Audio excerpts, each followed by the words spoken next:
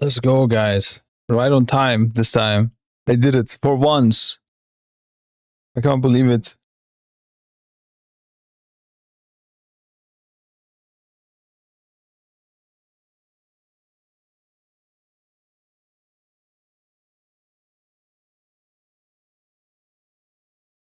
All right, chat. I don't know. Oh, we're on an ad break still, apparently. Well, that's easy. Farming ads during the intro. Good morning. Oh, Medic also here. Okay, everybody sit straight, guys, yeah? I feel like Medic might flame us otherwise. Good posture. I feel like I've never seen Medic in a bad posture. I feel like that's not possible. Not sure. Your lies. Okay. We'll see. Yeah, guys, today we're gonna go through the race, okay? I don't know where to start even, but probably the very beginning. Okay, I'll give you guys some inside info of what happened, things that people are not aware of, like on the Echo side. Nothing like that's gonna be like no drama or something like that, but just I feel like a lot of things that people just don't know about might be interesting, and then also just my thoughts on things, right?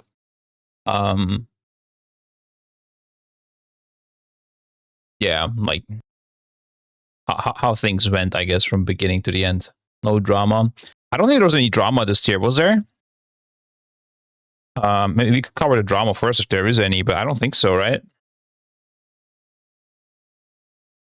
I don't think anyone got like banned or anything. Well, we're gonna get to that actually. Okay, but no deserved bans at least.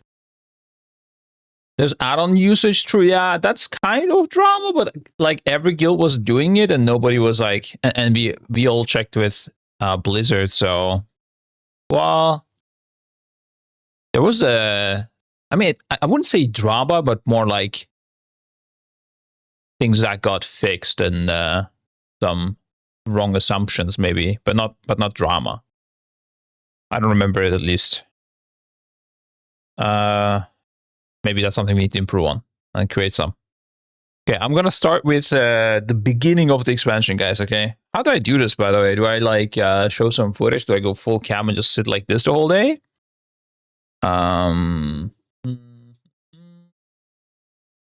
What would be nice is like a timeline of everything. Is there something like that out there?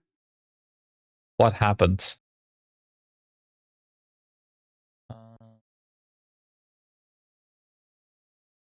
Maybe when we get to the actual race part, we can look at some leaderboards or something. I don't know. You can ask me questions, but ideally ask me like in this like moment of the timeline that we're looking at, because I don't want to go back and forth in the timelines. Like, oh, why do you think you lost the race? Oh, okay, that like the very fucking end, bro. Like, I'm not gonna answer that right now, you know. Okay, let's start with the expansion start, guys. All right. Expansion gets released. I'm going to tell you the dates as well. I noted some stuff down as well as this was happening, actually. So when did the expansion get released? Expansion. Maybe this is why we need the full screen, actually. Expansion release date, midnight. March. Early access, February 27th. Okay. Okay, I started noting things down on March, I guess. Oh, but okay. Expansion gets released. I think it was literally on the day of the expansion release, guys, okay? Let's see when it was. So as you may know, Star was handling our boosts, yeah? He carries a lot of gold with him, and when we do things, when we do like requirements with the raiders, or we want to have them prepared. So one thing we do often is like give bonus gold to people because they need to like buy their own shit, like consumables, like set up their characters, like everything, right? Or sometimes there might even be like a boost rate and then we split the gold, right? Because if you have enough gold, why not share it with people that are putting extra effort to do extra boost rates or something like that. So Servo naturally holds a lot of gold and distributes a lot of gold in the guild. I don't know. Try to find the exact release date of the expansion. Holy fuck, we chatted so much with Blizzard. It's mainly us sending messages to them, not them sending back. But still. It's supposed to be on the 27th of February. Going there. Okay. 27th of February, 6 a.m. Servo gets banned a second time. The first ban was before, I guess, the expansion release. Got overturned because we don't know why he got banned. It could be because a buyer bought gold, bought gold with RMT. Maybe a buyer was account sharing. I don't know. It has nothing to do with us. We didn't break any TOS. Okay, that's why I'm able to talk about this as well. And he gets banned on the account, and he needs to level up and shit. So it's quite of a tilter, right? I'm in shock that they are like able to just get this like auto ban going. So messages them, no response for like 14 hours. Obviously, I do understand they have an expansion releasing as well, but there's a lot of things going on. But what the fuck? Also, when you're expansion releasing, maybe don't ban people on the day of the expansion release if you can't handle the bandwidth of people complaining. Like, guessing this was something that had to do with the expansion release. Also, they wanted to clean up shit. I don't know what the fuck this was, but yeah. My message to them at the end, after they did not respond as well for a while, and me being pissed that Zero was getting banned a second time on the expansion release day, because it is very annoying when you get banned and you prepare like 6 months and you get banned the day of the expansion release. My comment is, what does indirect involvement in RMT even mean? I assume this is either because Zero sent a lot of gold to the guild or because a buyer bought his gold from third parties, both of which are not good enough to ban us for. I understand you guys have a lot going with midnight release, but at the same time, our team spent 6 months accumulating gold, advertising, and boosting every week. Gold being this powerful in the game is already crazy. You, on top of that, banning a top guild's character who you know needs his gold without any discussion, killing closer to 400 million gold on the expansion release is absolutely ridiculous. Looking for answers here. I was very pissed. Okay, this is not how I typically communicate with Blizzard, and they did resolve it after 8 hours or something, but definitely a big tilter. Yeah, I don't know.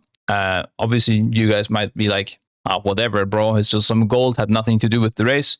But to me, this was very annoying when I see that, because we don't know. They might have just not given us the gold back, and we need that fucking gold, right? People have worked for months for that.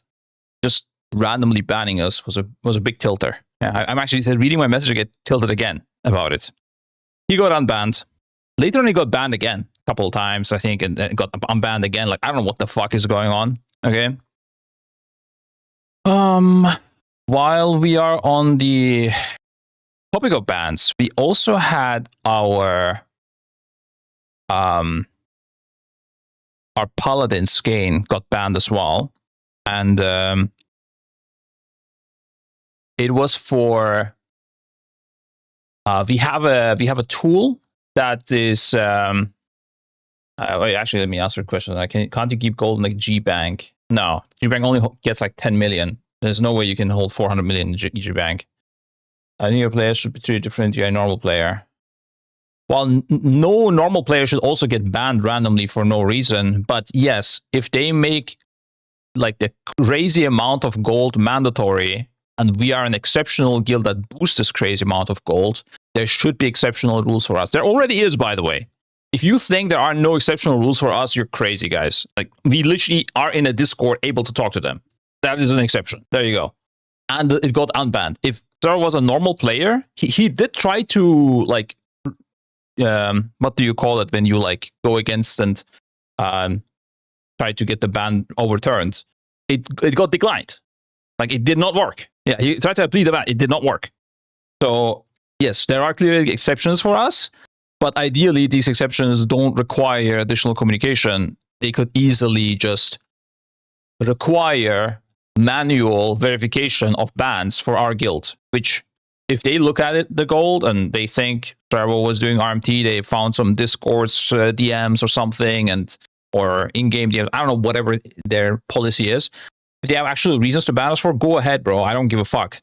But there should be exceptional rules in terms of like double checking that you're doing the correct thing. Yeah, for sure. Any other tournament is all about midnight release? Yeah, this is the start. We're gonna go through everything. This is gonna be a long sesh. I feel like the use of AI has probably gotten some people banned wrongly. For sure. A lot of people get banned wrongly, for sure. And I understand. I mean, it's really hard for Blizzard, right, to do everything correct. I don't know if I don't have a perfect solution for this, but at the very least, like, if you have a player that plays so much, if you have a whole team playing so much, and like, you can't tell me like, oh, just don't boost so much and don't boost for gold. Like, a lot of people are like against boosting or whatever. I don't give a fuck about any of this. I don't make the rules, guys. They make the rules. Blizzard makes the rules. They make the rules. They make the requirements. They make what is OP and what is not OP. You can't blame us for boosting or some shit like that. So I don't accept that shit. And if you have to boost so much, banning us because we have so much gold moving within the team is ridiculous. Yeah, it just cannot happen. Especially on the expansion release, bro. And this is even the second time he's getting banned here. He got banned again a couple days ago, by the way. Like, it doesn't end. Just put manual verification requirements on. It doesn't even have to be top teams. It could be like people. I don't know, but at least before the race, it should be on the top teams, for sure. And any like top rating guild, they should require verification. Because obviously they're playing 6 months for this moment, yeah? Like a transmog farmer, it might not give a fuck, about the raid release or their gold at that current point. They can probably get it at some other point as well. It's fine if they need to look at the appeals, which they don't look at the appeals properly either, clearly. But yeah, I mean, this whole system is fucked. I mean, ideally it's fixed for everyone. Don't get me wrong. But at the very least, it should be fixed for people who are required to make this gold so that they can compete, if that makes sense. They just ban first and unban second if it turns out not to be a real ARM team. I don't know. I don't know how they work things, but wanted to share that this is absolutely ridiculous. Okay, moving on to the next thing, though. Now, you might consider that an actual real ban, okay? But it will get spicy. So we had Skane, a player that got banned. I don't want to go into the... I don't know. It's like it's technically personal info. Maybe I shouldn't have mentioned his name, but a lot of other people could have gotten banned as well, right? And actually reading abuse of economy. Okay, so I don't know what the fuck is going on, honestly, here, because he was not abusing it has nothing to do with the economy, what he was doing. So what happened was we had, since a couple years, I think it's when when multiboxing was getting really famous, and I think when they also banned multiboxing software, we created a tool called the Echo Tabber, all right? Spilling the beans here now. Echo Tabber, what it does is, you may have heard of alt tabbing, yeah? And you are on a screen and you alt tab, you'll go to the next screen, right? And what it basically does is it puts the alt tab in as one keybind, so you don't have to do alt and tab. It does something in the registry variables, it changes something or whatever, okay? Very simple, does not hurt much, honestly. It's just one click instead of two. You don't get like the whole window. You don't have to release Alt, right? When you press the button, it will just move to the next window. My thought was on stream as well. That's good. Yeah. Yeah, I mean, all the top guilds are aware. They have their own version. Some of them still use Echo Tabber, I think. Or they were using it up until Blizzard banned it now, but we'll get to that. But we've been using this for years.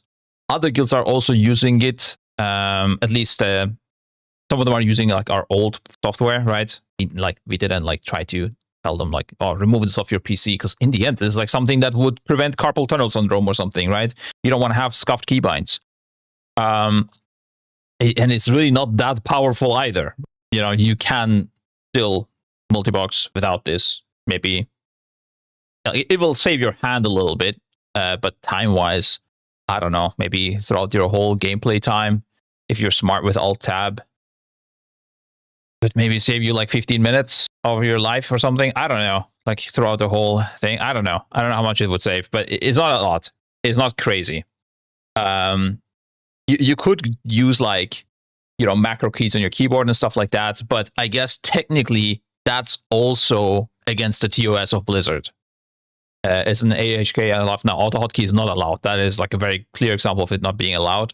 But same functionality is on hardware, is also not allowed. I think a lot of people are using it. I don't think Blizzard gives a fuck. We've been using it for years, but randomly, this guy gets banned, right? One player out of Echo. And the reason in the ban is abuse of the economy.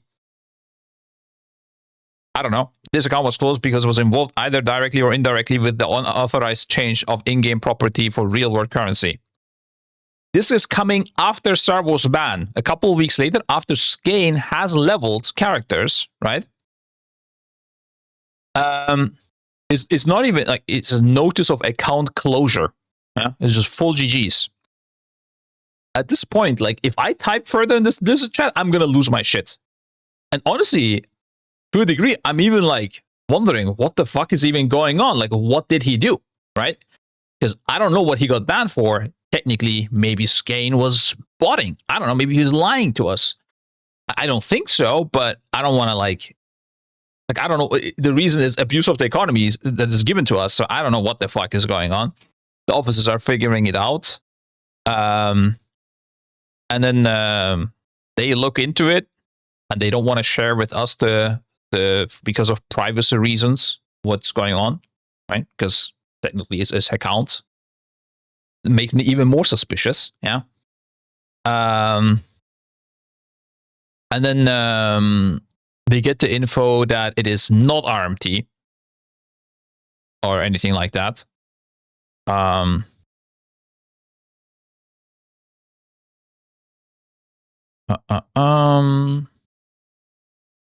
we talked to him. I don't know why we think it might be because of the multiboxing software. Wait one sec. Oh. What was it? I was like, they did like a post, I think, which maybe. Oh, I can't even find the post anymore. What the fuck? Is that deleted? Oh no, the link. I will just link the link. One sec. I need to find it, guys. I think they typed something like multiboxing or something this way is not allowed or something like that. I don't know.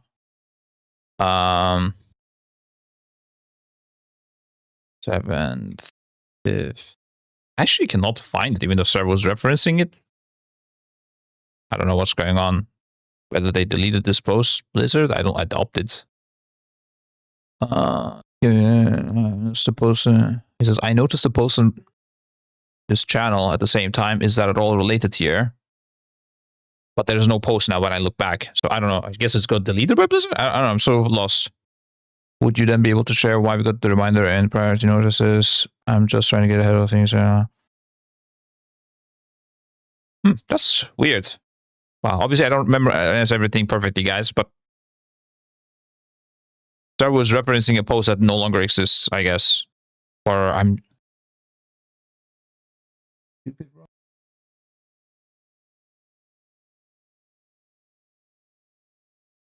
Okay, I'm stupid. I'm looking at 2002 for some reason. Oh, what the fuck?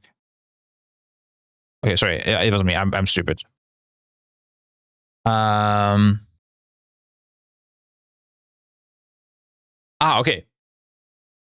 I don't want to read this quote per quote because we're not supposed to like quote things from here. I don't know why that is the case as well. Why this is not supposed to be public.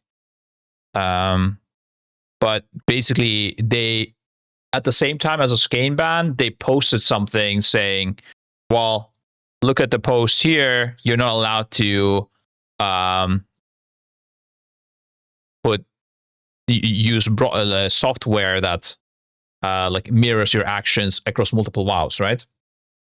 Which we're not doing at all. Just to be clear, like back then, multiboxing worked in a way where you could like you would have the same keybinds for similar things across multiple accounts, or you played the same class like 5 times, right?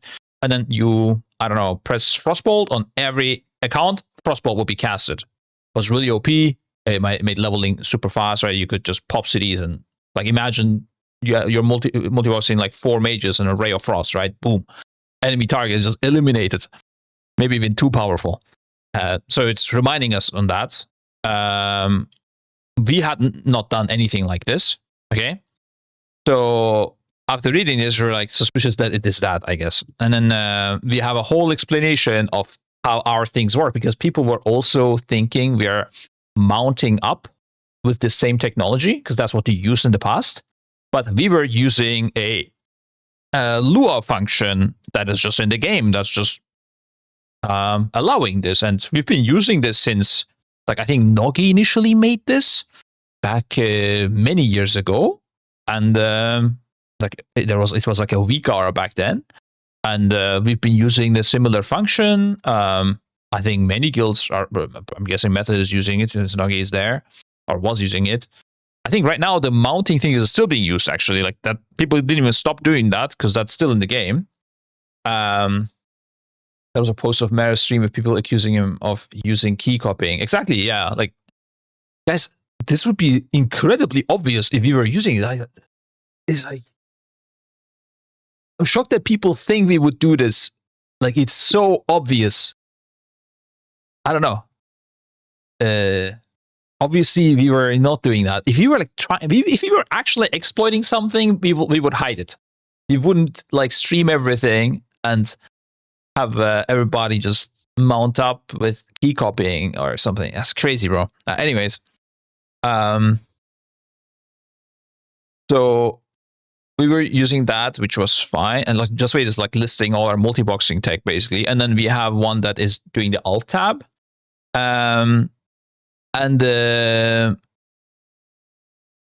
Instead of the alt tab is like a thing that combines the keybind and puts it to something else. Like back then when I was using it, I had on my mouse button, by the way. Corsair Scimitar allows you to do that. Was kind of nice. And I was just pressing it and it would go to the next mouse screen. Back. And then the registry edit, I think, so that I think the difference is it like jumps to the next window instead of showing the alt tab, and then you have to select which window you want. But whatever, I don't know. Nothing game breaking. I don't know. No like extra software, no hardware. I mean, okay. Registry edits maybe sounds spicy. I don't know, but it's just changing the alt tab feature. I mean, then Microsoft Power Tools is also spicy. Like what the fuck are we talking about? I don't know. Or 6 monitors is also spicy. I don't know what the fuck that is, but anyways, they discussed that, came back, and were like, yeah, we are against this. And I'm like, okay, this is where like shit hit the fan, right? So you're not allowing it. Like it was regarding the alt tab function. I don't want to read everything, and I don't even know which one. So we explain this further. This is not allowed. That's why Skane got banned. We're like, oh well, they're gonna ban all of us. So we go like first of all, like all of our players are using this basically, right? It's GG's then. Like it's over for us, yeah. But at the same time, there's also other teams using the same technology as well.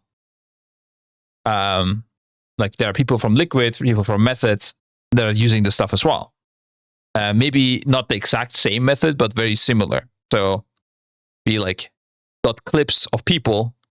I don't want to like name them, I guess. I don't want, it's nothing against them as well. We're using it as well, right? But we got 3 players from Liquid and their streams, and 3 players from Method and their streams, showing that everybody was using this. Because nobody thought it was a problem, right? So then what they did is they updated, and the message they sent saying that they are against this, but they won't ban people for this up until now, but going forward they will ban people. Which, much better to communicate like this. Much better if they did this from the start and we wouldn't have gotten Skane banned, because what happened at the end is Skane ended up leveling 1 million characters for no fucking reason. He was the scapegoat, right? I don't know if you're gonna see Skane here. You see Skane, right? There's no other healer that has this many characters, because you didn't need to, except for Skane, because he got fucked by Blizzard. Like real good, honestly, yeah? Like wasted his time. He was weaker in split runs later. Obviously, none of it like matters in the end for the Race for First victory. Skane was also benched a couple of times, so he had time to relax and, you know, chill out again. And also, who gives a fuck about the first week of split runs? He just got a nice tilt and just some of his good time wasted. I mean, if you ask about him, maybe he's going to be like, no, it didn't matter, Scribe, because he got tilted hard. But for me, I didn't feel any difference, let's say, too much. It was just on split runs, I remember him having definitely worse characters. And at some point, like, we didn't have one of his classes geared because it was one of the banned ones. So they had really shit gear, so they never joined the splits. But I don't think it, let's say, matters, yeah? But the big thing is, like, why the fuck does it even come to this? Like, what the fuck is Blizzard doing? How did they manage to find Skane out of everyone? He doesn't even stream, I don't think. Like, why did Gingy not get banned or something? I don't know.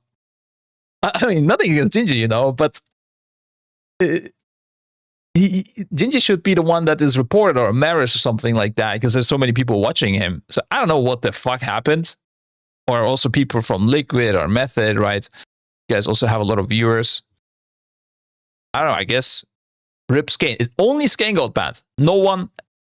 And his ban, how did it get overturned? Let me see.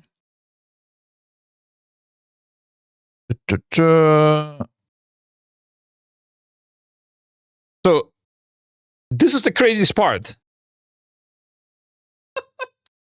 Reading this, man, I don't know, I'm gonna go mental, guys.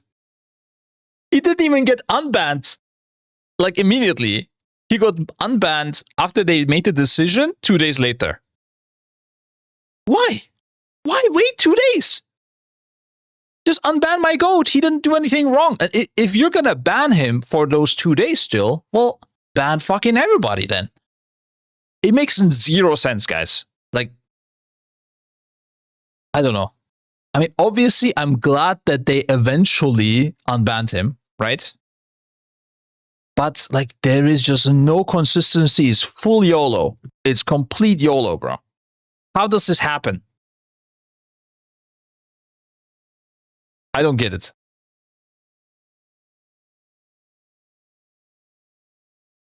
They told someone they were a poo-poo head in a dungeon, clearly. Yeah. He's the guy that would say that. Exactly in that way, though, not in a bad way. Started this by saying there was no drama. There's no drama between the guilds, or like publicly. Like, we had no problems with Liquid or Method or anything like that. I don't think, I don't remember anything right now, at least. But yeah, this was a tilter. We had drama with Blizzard, basically. And we'll get back to that later. But yeah. So good tilt start to the expansion. I'm not sure. Maybe the other guilds had similar issues. I have no idea, honestly, right? Like, if one of them got banned, I might have not realized it during leveling. Although we did have this tool, I guess. Let's see if there's any plus 15s. Maybe Firecat got banned. What's going on with him? What the hell? Yeah, I don't know. Okay, so that's the whole like leveling part, the ban situation there. Then a bunch of bugs and feedback posts to Blizzard. I don't know. Don't want to go through everything. Oh yeah, dude. Also, Hunter's Mark. Hunter's Mark was bugged. I don't know if people are aware. It used to stack. Okay, so you apply a Hunter's Mark, another person applies a Hunter Mark. So it's like, I don't know. I guess it stacks. Wait,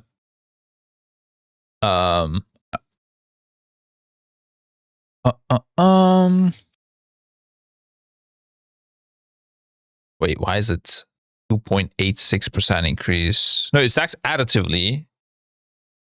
I'm a bit lost how that works. Because at first it says 2.86% increase and it says 3.04. It says added together as 5.99. I think maybe it's supposed to be 2.96. I just might have mistyped here. But apparently Hunter's Mark stacked additively, so you could exploit it. And we first didn't know how to do it. Then we figured out the exact way so we can give the best feedback. We've never done the exploit. I mean, unless maybe, because you could do it by mistake. So if there's like a hunter in the split run and he applies it in a certain way, it may have been happening. I don't know, right? We definitely did not try to or anything like that, because that is pretty big, right? It's 3% every time, and you can stack it. Like you could put 4 hunters and just blast it, for 12% extra damage. Pretty nice, I guess 9% compared to having 1. We gave the feedback on that.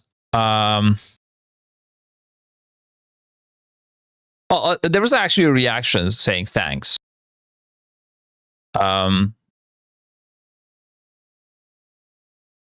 there was multiple posts there, and we don't know what the thanks was to. I don't know if they did something after that. We never got feedback. Return, like we never got a response to that. But the Hunter's Mark still worked. How do you figure it out? I have no idea. I did not figure it out. It was our hunters telling us. I don't know. Maybe they figured out in PTR. I don't know. Maybe it was the Hunter Discord or like some theory crafters that knew about it. I don't know how they figured it out. But like, I did ask, like, are you certain? They were like, yeah, this works. And they were like, okay, we will report it. And it was back and forth the whole time. Like, we kept reporting it and it was not getting fixed. Or it was getting fixed and we were, like, again, able to reproduce it somehow. I'm guessing it's fixed now. Honestly, I don't even know if it is fixed. I don't think we ever got a response, but I think our hunters probably said it's got fixed. Also another weird thing, I guess. Yeah.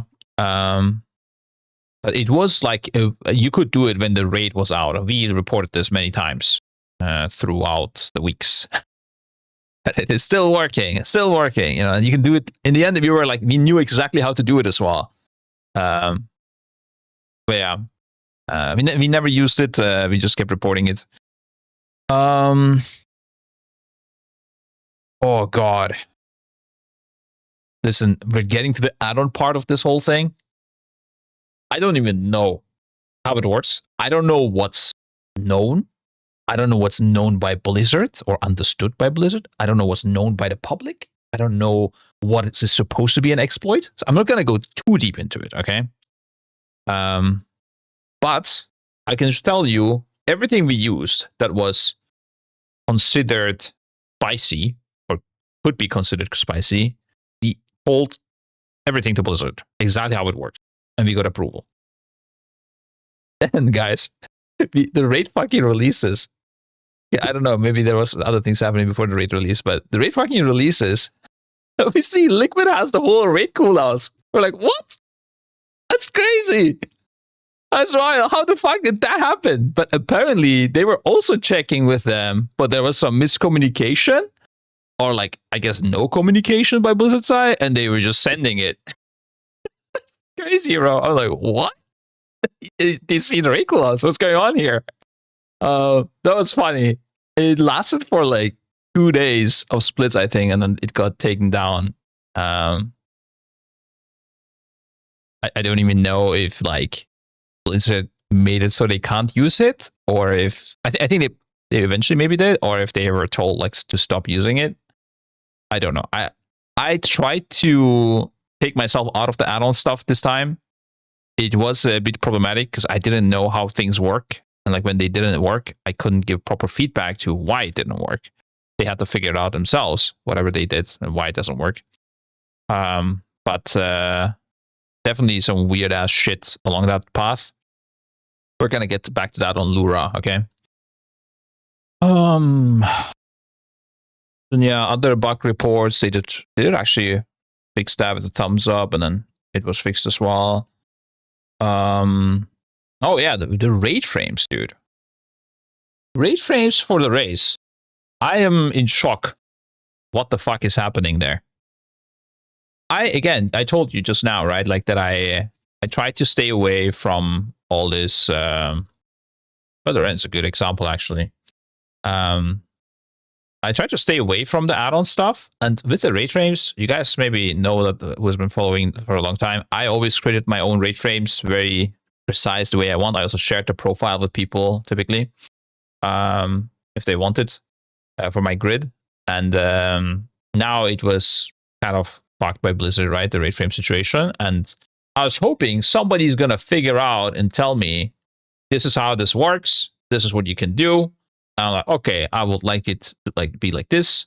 I set it up, and it's good, right? That's what I was hoping for. That's not what happened. I go in there, I'm looking at the rate frames, like, what the fuck is going on, right? People have it all over the place. This is including everybody in the community, honestly. Like, it's our raiders, it's Liquid, it's Method, it's healers, it's add-on developers, rate frame developers, yeah. Nobody seems to know what the fuck they are doing. Blizzard also continuously changing things, not making it easy. Yeah. I guess I don't want to go into too much of the details, but Aura filters Blizzard. Probably can find it like this.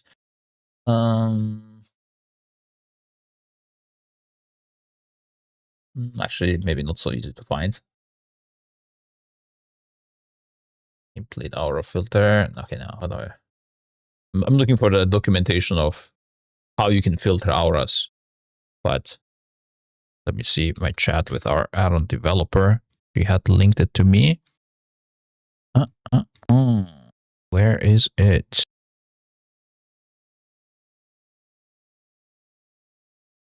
Here we go. Okay, so yeah, sent linked as well. Sorry, I did not see. You can filter auras by these things, guys. Okay, I don't worry. I'm not gonna make it too technical. I'm not gonna bore you to death. But basically, these are filters that are decided by Blizzard what they are. You can't know in an easy way which auras are in which. Like, I don't know how to do it. I asked them, and then I got just a list of spells. Or like, okay, it was literally in our Discord DMs. How do I show something quickly here? I need like a notepad that's simple, bro. The Windows notepad now stores information. One second, guys. Go full count for this. And then I don't want to open my old notes in front of everybody. Okay. There we go.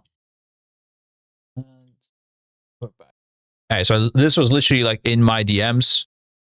Okay, this is big defensives. Where this got taken from, I have no idea. I don't know how to reach this. Like I should have thought to say. I don't know what that means, but oh,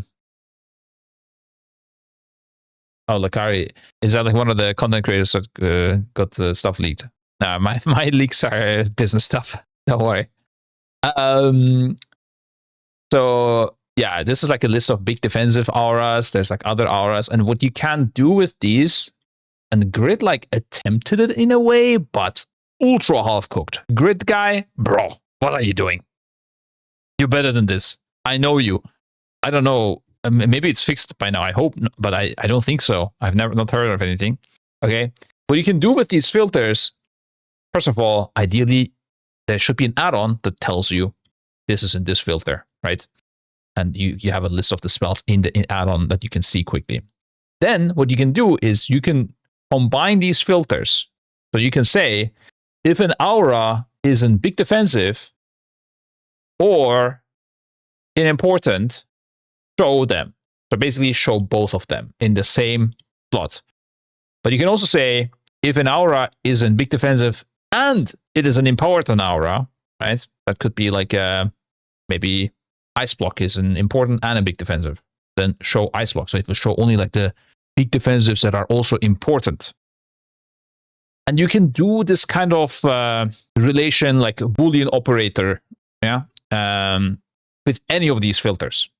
So you could say, if an aura is in big defensives, but not an important, but is a helpful spell, and is cancelable, but not in nameplates, like you can combine them all together and create aura lists that you want to show. Why am I saying all of this? This is the best way to do it if Blizzard doesn't change anything. Kind of horrible, honestly. But there is like a set for most bosses for the raid. What you need to do is you track private auras in one place, you track externals and big defenses on bottom left, let's say. You on the top right, you put typed debuffs. And now this is getting a bit interesting. A typed debuff would be also a private aura, which they stopped doing that towards the end. They made all the dispellable debuffs, if you remember, they made them private aura. Sorry, no longer private aura, but on some bosses it is. What the fuck, whatever. And then on the bottom right, I think I had Blizzard debuffs that don't fit into any of the other criterias and are not things like Sated or Demonic Gateway, because those buffs are actually not private, what's the word? Secret, or I think it's called secret. So you can filter those. Okay, don't worry, I'm not going to get more technical than this. So you could combine these filters basically to create out of this, and there was no add-on that existed. Nobody was doing it. The best way, honestly, was to just use Blizzard raid frames if you're not using any of this.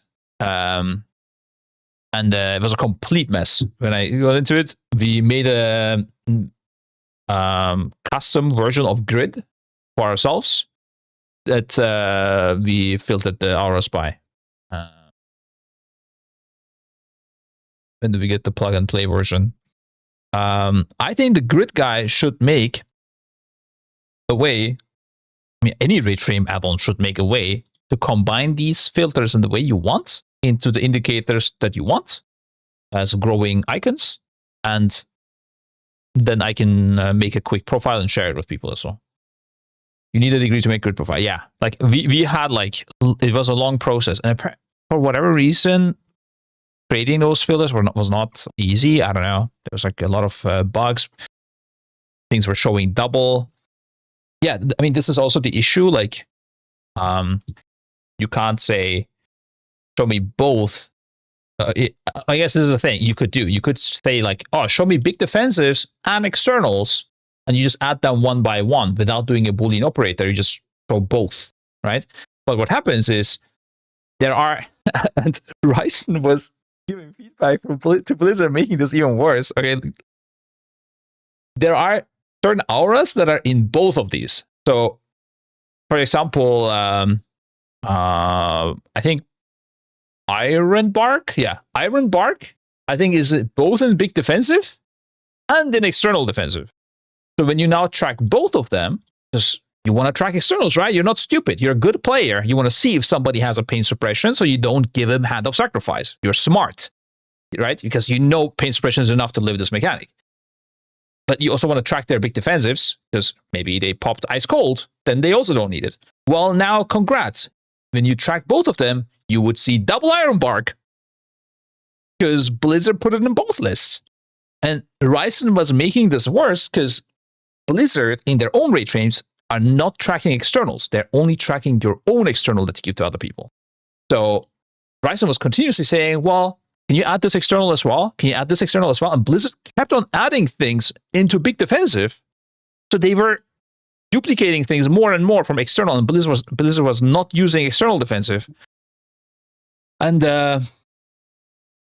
it was making things show duplicate, and which you can, if you have your own private grid version, you can merge these two lists. Instead of showing both, you show debuffs that are in one or the other just once. And that's what we initially did. But with the public versions of any add-on out there, there is no such functionality of merging these lists.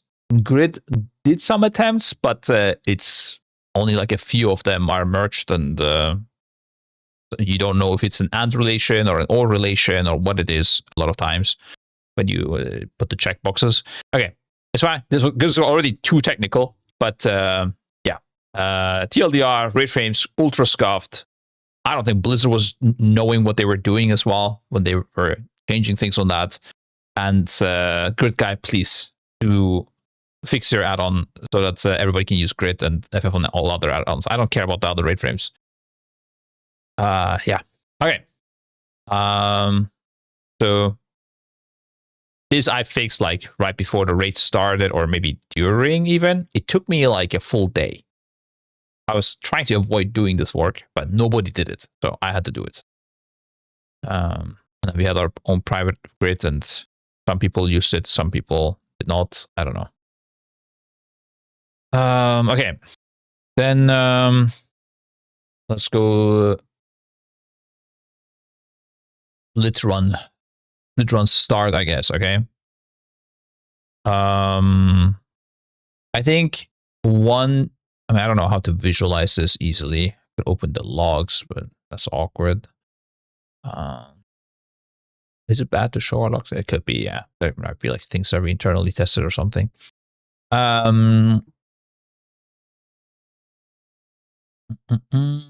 me open the in-game calendar. I want to see a calendar, bro.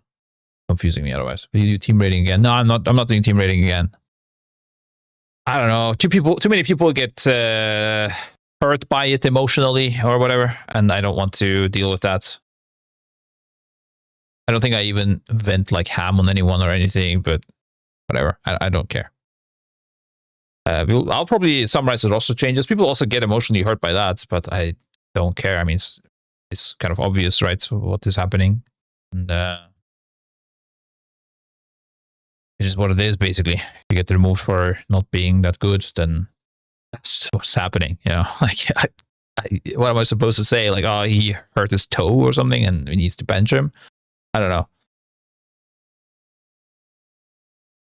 Any of the players left the team because of it? No. I mean, I would need to say really bad things about people, right? For that. And at that point, they probably wouldn't be in the team anyways. It's typically people that are no longer in the team that are Sag. I don't want to make anyone Sag. I don't think it's even the rating so much. It's the roster changes, but yeah, I don't know. I don't want to deal with it, bro. It's not worth it for me. Like, what am I doing? I want to live a drama-free life. I just want to spit some facts and don't cause any drama. Okay. All right. So, raid comes out. Holy fuck! It's been a while. Does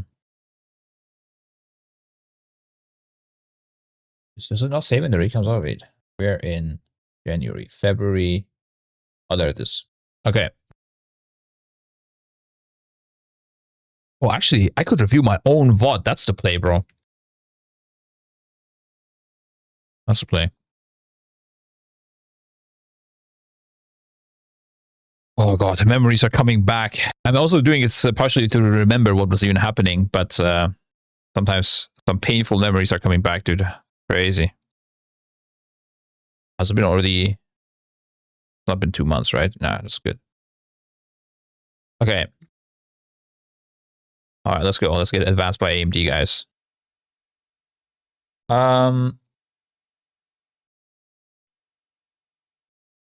Oh, they're just.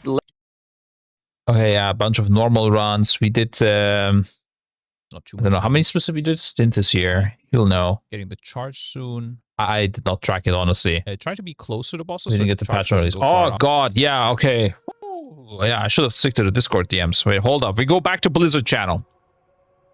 We go back. Yeah,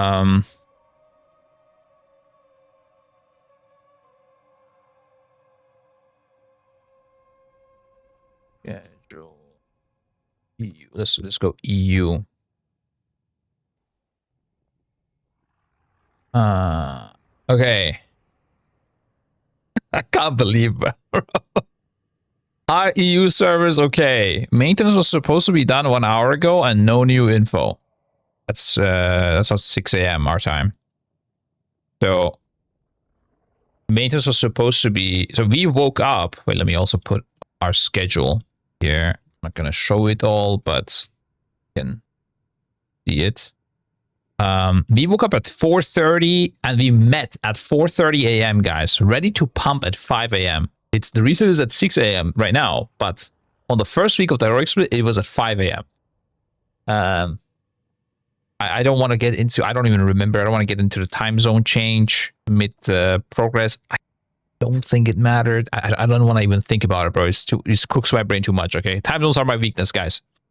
But 4:30 we wake up, ready to pump at 5 a.m. It's supposed to be released, and there's nothing. Just with us, are you service okay? Maintenance was supposed to be done an hour ago, and no new info. I say there was no mess up of time zones, right? Question mark. We start checking their like posts. Or it's communicated. It says all times are in CEST in their like public communications. Just says if it was, we're still in CET. The realm should have been up another hour earlier too. So they made the post wrong. So if what they said would be true, we would have had an hour even extra, which not the case. But we were also not expecting that because the reset should be at 5 a.m. So it's just a wrong post. I hate people that mess up CEST and CET, by the way.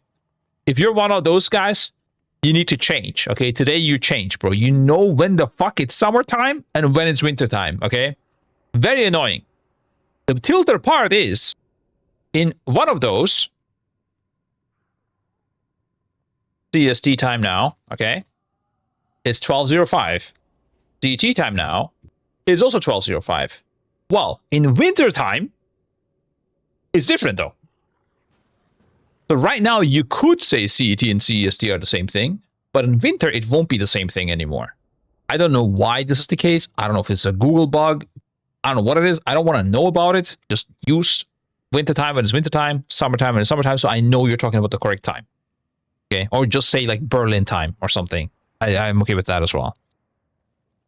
An hour passes. We are still on the old build 2. Roger links this. Oh wait, this will make me download things. Nice trick. I don't know how to show it. The Pablo Escobar gif where he's sad and waiting. I ping them at the end. It's any Blizzard response will be great, and we get the response that it will be fixed very shortly. Not sure why. Another good tilt to start of the day. We had lost, I think,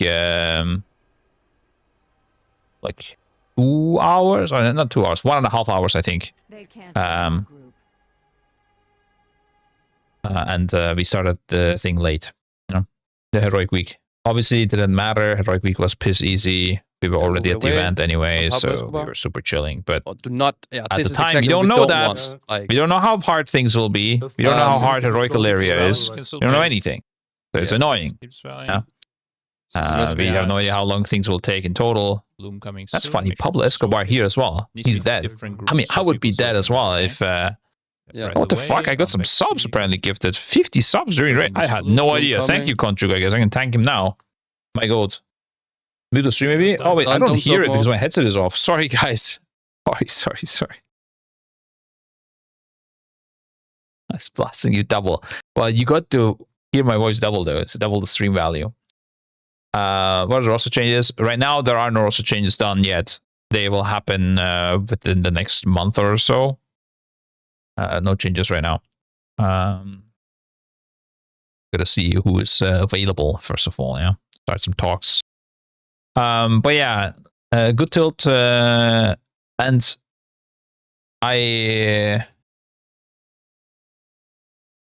we never got clarification to why this happened. We don't know.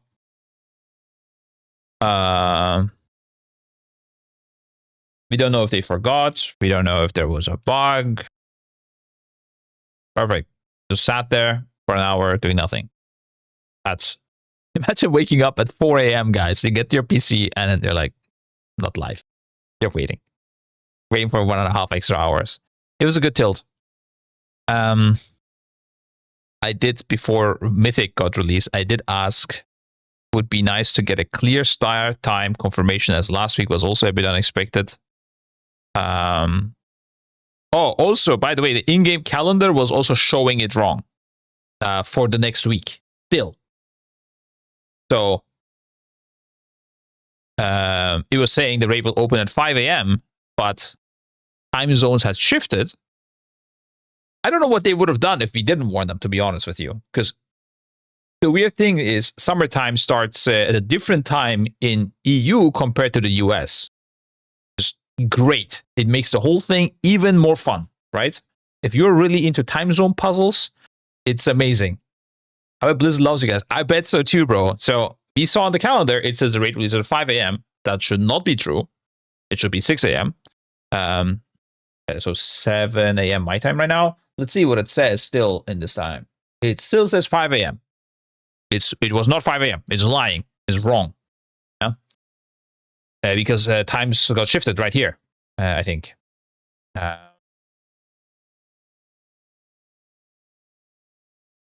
Is it actually true? Wait, when did the time zone change happen? 1 sec. Oh,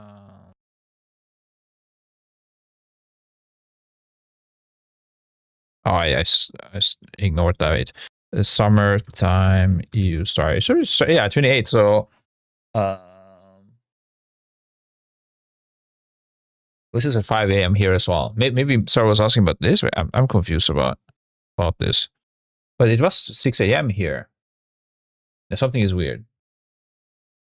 28 at a.m. Yeah, 5 a.m. Yeah, it was great. But so why was this at 6 a.m. then? Oh, sorry, of March, opening of March. Sorry, we just asked about it on the 30th, actually. Yeah. We were talking about March. Yeah, March is also 5 a.m. We were talking about this. Sorry, I just looked at the date wrong. We asked this question on the 30th. It still says 5 a.m. It was released at 6 a.m. It should be released at 6 a.m. I don't know if they knew. I don't know if we prevented the catastrophe. I have no idea.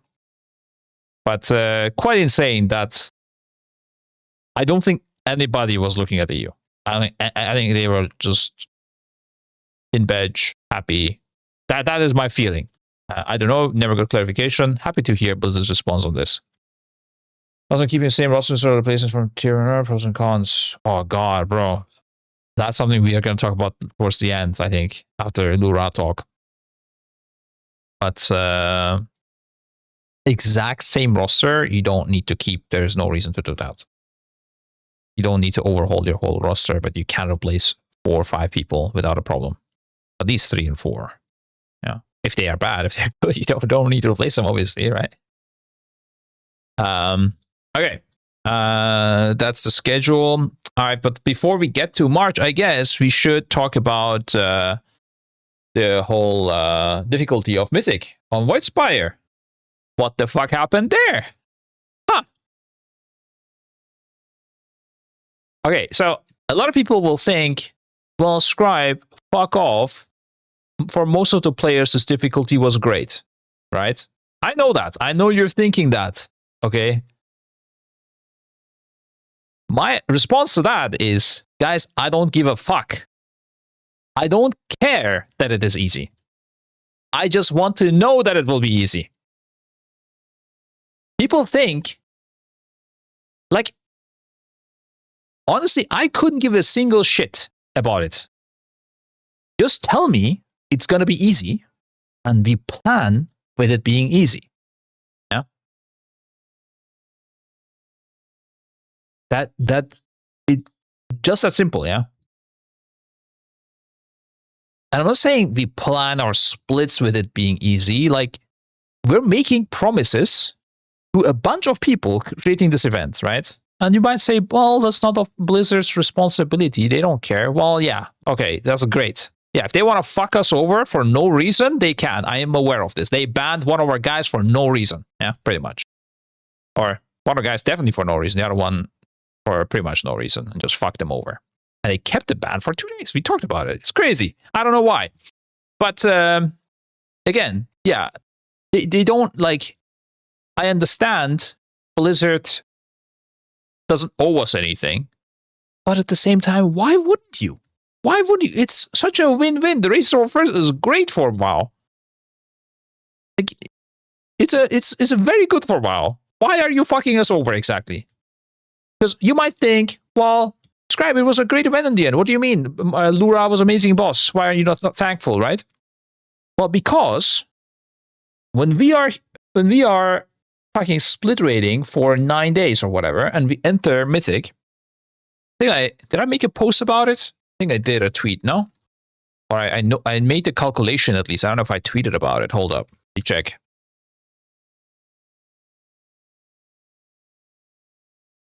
Makes me annoying. It's a rant stream a little bit. We're gonna get to the fun parts eventually, hopefully, talking about the bosses and stuff, but oh,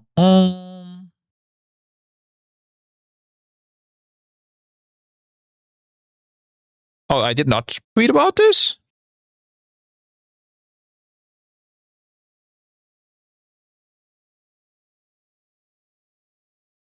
I just saw the Shadow Priest notes, man.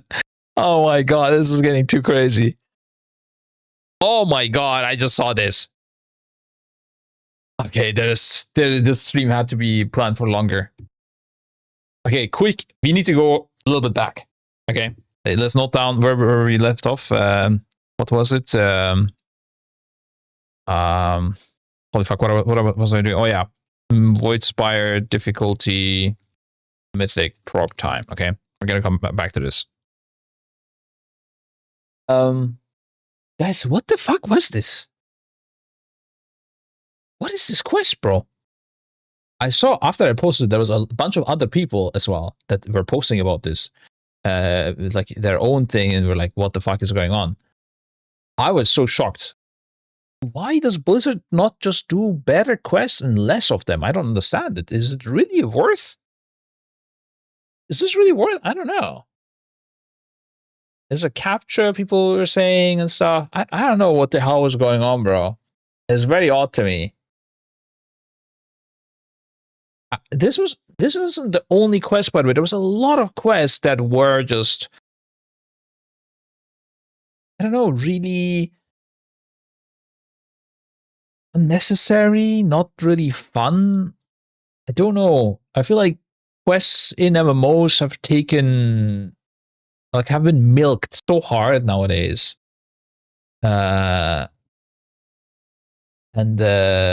Really, they turn every bullshit into a quest. Man, use Bloodlust. They're like, okay. Plus 12 H quests. Bro, I don't know, I'm guessing you're not dealing with a lot of kids, but this can be done by a 4-year-old. My daughter can do this. Like, no problem.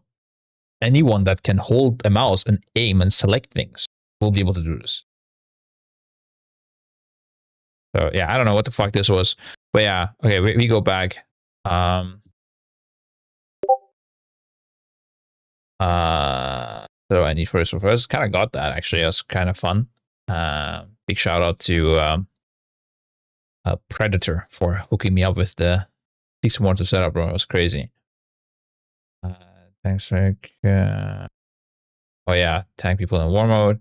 Okay, wait. I guess I didn't do the tweet, but again, before this also, the Shadow Priest pose. So this was crazy. This was absolutely crazy, by the way. Wait, do I have this in the priest Discord, maybe? I feel like I was going to... Oh, yeah, here. Okay, this is going to look ugly, okay? But, I don't know why. I need to just download this, I guess. I don't know how it works. Maybe this is my post. Okay. Okay, this looks really ugly. I'm sorry for it, okay? But I was doing it quickly on a spreadsheet to show what the fuck was going on. So this was the nerf that was done. Return increase was done here.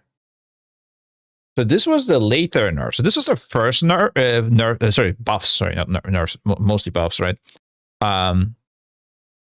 But I think Psychic Link was only nerfs or something. This was the first set of buffs on Shadow Priest. And then they did like post another thing with only slight changes and like the exact same numbers. All damage increased by 60%. Mind Blast damage increased by 30%. Exactly the same thing. So now we were theorizing they either just buffed those exact spells again, B, is Psychic Link is unnerfed again, because what was happening is now Psychic Link was missing in the later nerf. So they could have just reposted this without the Psychic Link nerf and just done a change to Shadow Word Death change. Or nothing changed, and I guess maybe only Void Torrent damage got increased. That was the only new thing.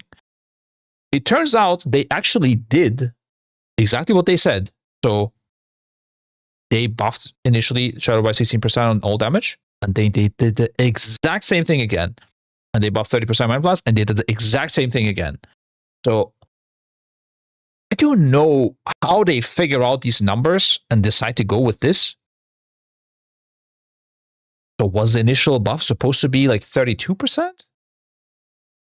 I have no idea, bro. This is the weirdest way to buff a class.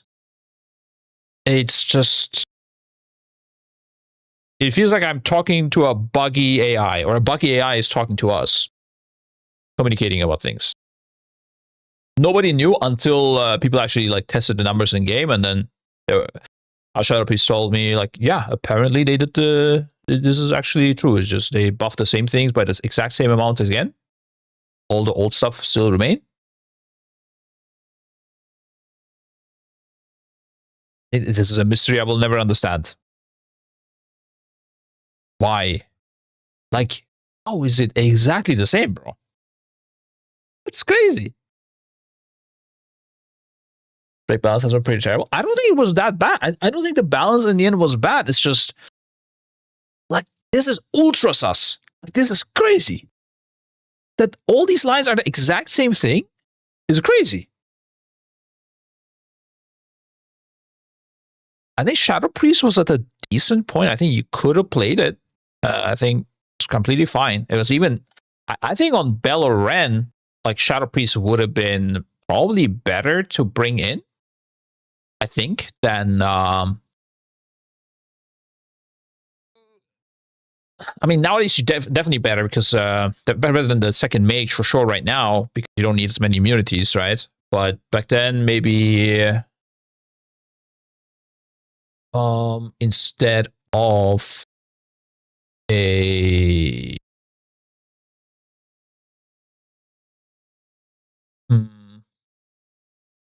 probably instead of a mage again. You can't really take anybody else out, right, from the kill setup. So I have it right here.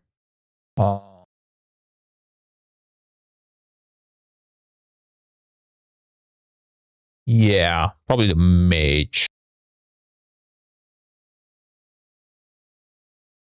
Yeah. Yeah, anyways. Because you could, like, semi-immune sometimes with a dispersion as well, so it's kind of okay. And with the hunters doing both jobs, both clearing the bolts and then also immune soaking, you could sacrifice a mage immunity, I think. I'm not 100% sure. Like, DPS-wise, it will be better for sure. It's just it will be a bit harder to play. But if you need the damage, Shadow Priest, I think, would definitely do more in the intermission than a mage. For sure, with the PI value as well. Okay, but anyways, let's go back. We got sidetracked. Okay, going up 18th, Volkage. Volkage into wait for 2 hours. The adventures say. Wait, why did this stack up at 25th? I don't remember. Was Mythic Void Spire delayed? Wait, was it Mythic that was delayed? Oh my god, it was Mythic that was delayed. That's why I messed up with the March thing as well. Tilting right now. Yeah. Okay. True. Now that I think about it, guys, maybe Heroic was delayed as well, but we were asleep because we were on Heroic. Our guys didn't want to scuff the sleep schedule, and we decided to start it later. This way we also get easier helpers and stuff. Maybe this was already fucked on the 18th. Bro, how do you mess the Mythic one up, Blizzard? Come on, bro. This is crazy. This is wild, man. Ah. I'm getting angry now. I had forgotten about this. This is the problem. I re-remember things, and I thought I had closed this chapter of my life. They fucking delayed the Mythic release, bro, on EU.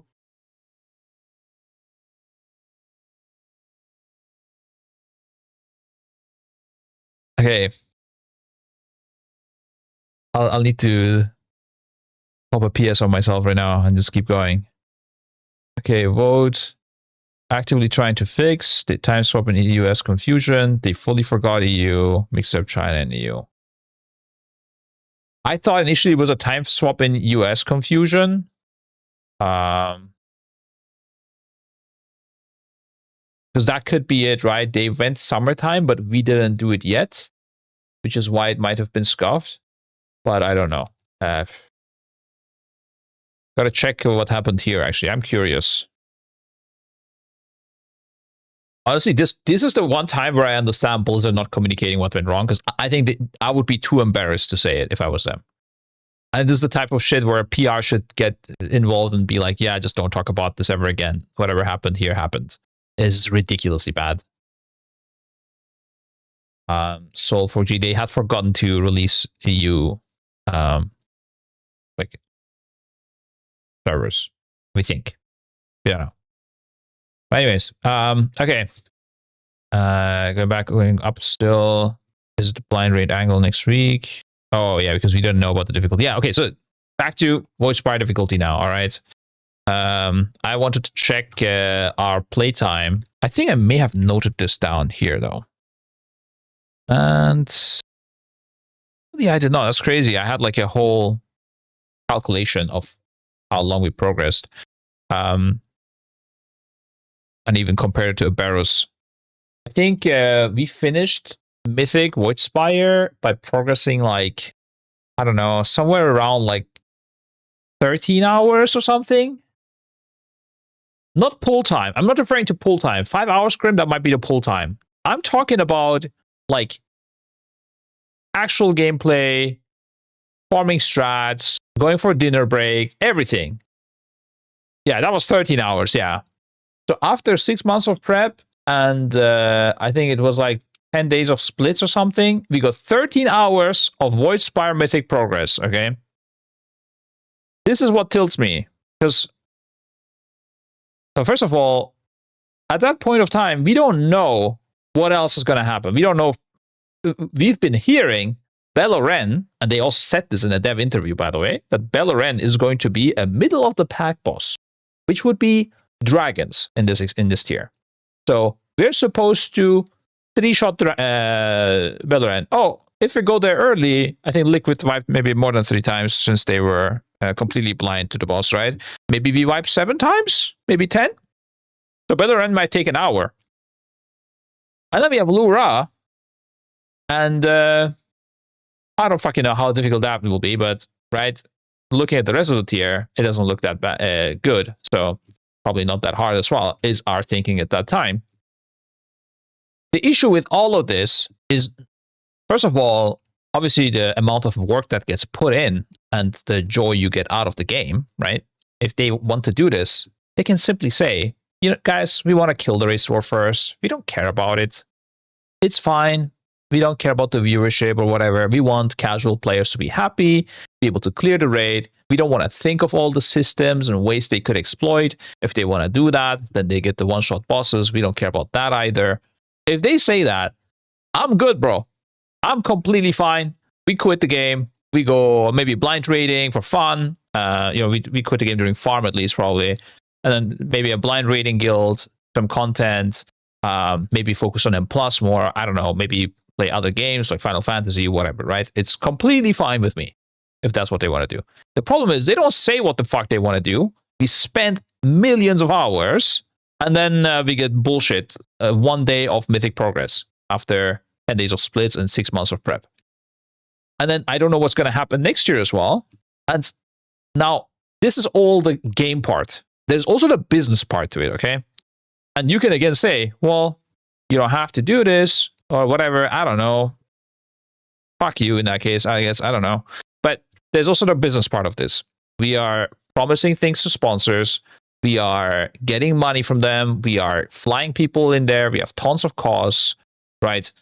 We expect something that's at least mediocre, right? Like it doesn't, we don't expect 7 Luras or something, right? We don't expect a Firak here. That was amazing, by the way. But at the very least, even if it's not even a narrow bar, like something better than a Barrows. Okay, a Barrows was one of the lowest tiers of progress. At least like a little bit better than a Barrows. So like 5 days of mythic proc at least. You know, the Barrows was like 3 days. After 3 days of splits but that was only mythic splits. So the Barrows was 3 days of splits into 3 days of prog, by the way. And up until now at Voidspire, it was 10 days of splits and 1 day of prog. Like complete disaster. And it obviously makes us look really fucking bad, right? The raid is over. There's only 2 bosses left. We have nothing to do now. We're farming M+. Content is absolute garbage. Like obviously casters are doing their best. Also, it's horrible for the casters as an experience as well. I mean, I guess they figured out a way. They did content and stuff. But obviously, it's not as good as casting the event and actual bosses. Like a complete disappointment, honestly. Yeah, like it's horrible, man. It's horrible. And we are hearing that Beleren is middle of the pack boss as well. So just hope is completely lost right now. Yeah. And then Roger made a big feedback post on Blizzard channel saying, we think, you should really consider buffing Beleren after hearing that it's supposed to be a weak boss. Consider if Illyria would have been strong, it would have been fine if Beleren is a 10-shot boss or whatever. But considering Illyria was poop, yeah. And God bless, they eventually, and we see this very late, they buffed the loot on Beleren. So it's becoming obvious that it's going to be harder. We're hearing some rumors that it's going to be a harder race. Roger saved the tier. I don't know if they would have done it without Roger's feedback. Looking at how EU servers didn't manage to come up, I would say no. I think Roger did save the tier, yeah. I mean, it would still probably would have still had Lura the way it is, so it would have been still a good end fight. But Beleren would have been probably a poop boss, yeah. That's my guess. My expectations are very low from Blizzard at this point. You may have noticed. But there is reasons why, yeah. You see how I got here. We went into P2 the very first time they did Illyria. Yeah, no, Illyria was... Yeah, I mean, also at the same time, the communication on Illyria was that it's going to be as hard as the previous to last boss of a raid. We just came out of Mana Forge Omega, so Nexus King is what made sense, right? Nexus King difficulty. Nexus King was unkillable on the first week. Like, literally unkillable. You could argue that's because we were holding crafts and stuff like that, but in the end, that is the meta, and you know, that's a stupid way to argue, I guess. You can also say we have new gear from the expansion. I don't fucking know. Like, we have praise now. I don't know. No add-ons. It means the game should be easier. I don't know. Like, I could find a million arguments. When I hear previous to last boss difficulty, I expect Nexus King difficulty. I don't expect 20 balls. Or whatever Illyria was. So again, I don't know what is causing this communication. If they thought Illyria was going to be really hard. A theory I have is also at some point they nerfed Illyria heroic and normal. The scaling of void expulsion damage. I think maybe when they nerfed that, they may have nerfed mythic as well, because void expulsion did a lot less damage than what we expected. So I don't know if that was related. So I guess some like big healing numbers, maybe forcing us to 5 heal would have been a good struggle then. I don't know. But yeah, complete disappointment on the difficulty of Wisefire and the communication.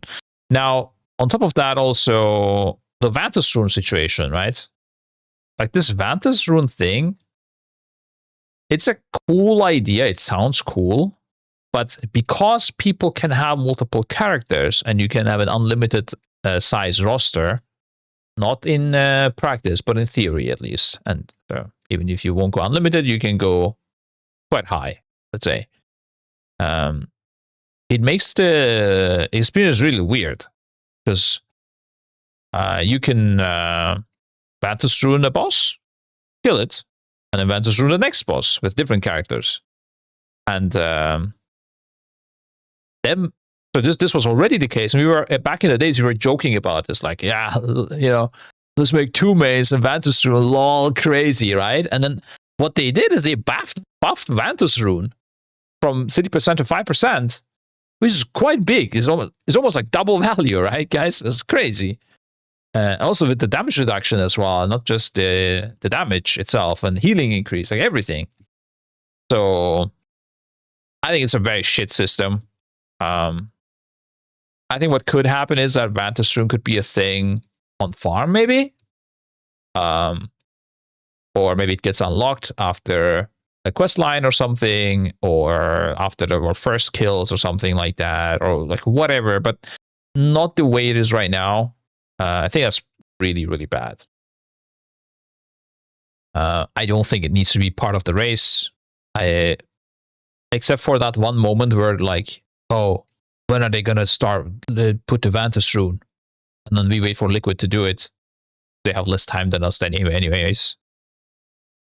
The EU advantage, because like they are like later in the week, right? And then when they do it, we do it. Aside from this, like interesting moment, it doesn't add much. 5% damage and is 4 million items, but 4M items or mythic items from most classes. I mean, that is a weird way to describe it, bro, because it depends on the upgrades you're getting. Yeah. Like the eye level. I guess you're referring to 4 times 13 eye level upgrade. I don't know. I don't know if that's true. Because an upgrade is like 0.2% on most slots.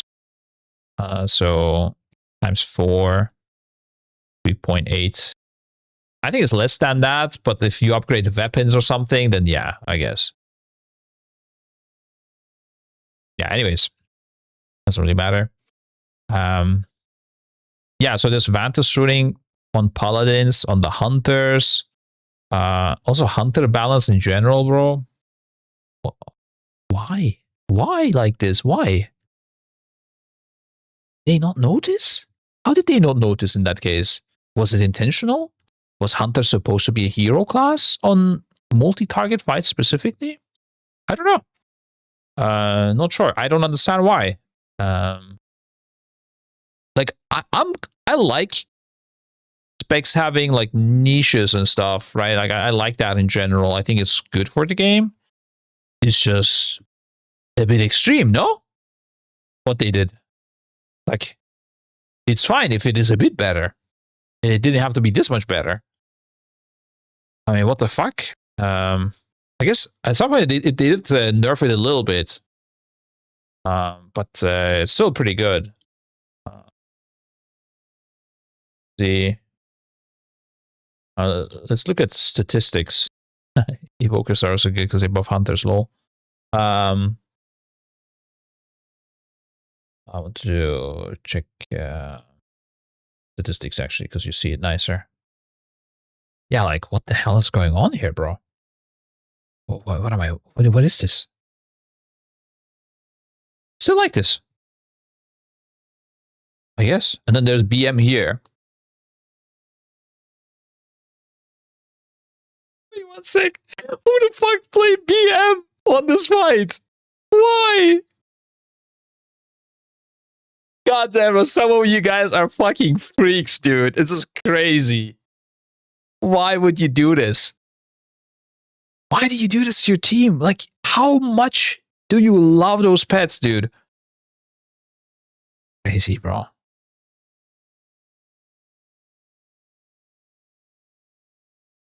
Oh, shaming enthusiasts now. Nah, it's I get the idea, like, if it is like within 5-10%, right? Like you really love the spec, it is what it is. But bro, median 130k, median 186k. I mean, how much is that worth? Let's see, 186 times 130. That's 69%. Nice. Yeah, I guess I get it. Okay, maybe that's why. If they really like it, then yeah, maybe. If they really like the 69 number. Okay, I guess that's could be it. Oh, no, it's crazy for sure. Yeah, like I get the Havoc and Devourer. Like you might not like the play style or whatever. It's still quite good. You should play it, but you're that stubborn old guy, you know, doesn't want to change stuff. Still lives in like a hut in a village, you know, and you just stay. You say, I'm Havoc. I'm gonna stay Havoc until the end of my life. But as a BM hunter, bro, come on. Crazy. Does you need to add one more person when your hunter plays BM to equal out MM? Yeah. It's wild, dude. Okay, but sidetracking. Okay, we're Void Spire difficulty. Well, anything else on that? Oh yeah, also, I think it would have been really cool to play more bosses that are harder. Like, it's not about just Illyria difficulties, what I'm trying to say, you know? Like, the dragons being a bit harder would have been cool. Because this fight also could have been interesting. Now, with, like, Chimeras, like, I would like to say I wish Chimeras was harder, but that fight kind of sucks, bro. Like, what are you going to make harder? Make more interrupts? Like, I don't know. Like, I don't think it would be an epic kill. But this one, this guy, just by making these circles like this much bigger, this could have gotten quite interesting. And also them like lasting a bit longer, so you keep playing with like 4 of them in the screen, maybe even 5. That could have been really, really interesting. Not sure why. Interrupts as a mechanic is always ass. Yeah. I mean, Chimeras is just a bad boss. I mean, I think that's an intern design or something. I don't know. Why they popped the Hall of Fame on that. Oh, by the way, is that real? Did China win the prize money from Chimeras? Is that a joke? Did they actually get money? It's real. God damn, bro. What about this? Wait a sec. What about this next solo flex raid? Are we sending it, boys?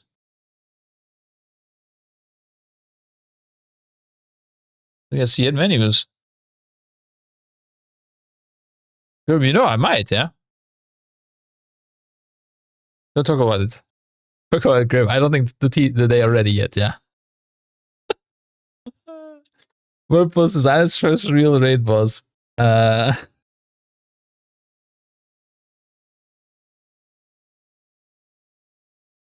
Chat, this is good. I'm gonna talk about this later. Okay, so all good. I can move to China for the prize money. Yeah, I mean for that one boss raid, I don't know. It could be interesting.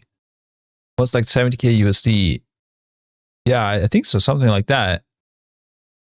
I'm gonna look into that. If there's gonna be a Hall of Fame for that boss, it could be actually no meme and a strat, right? Just make some extra cash. I can speak Chinese.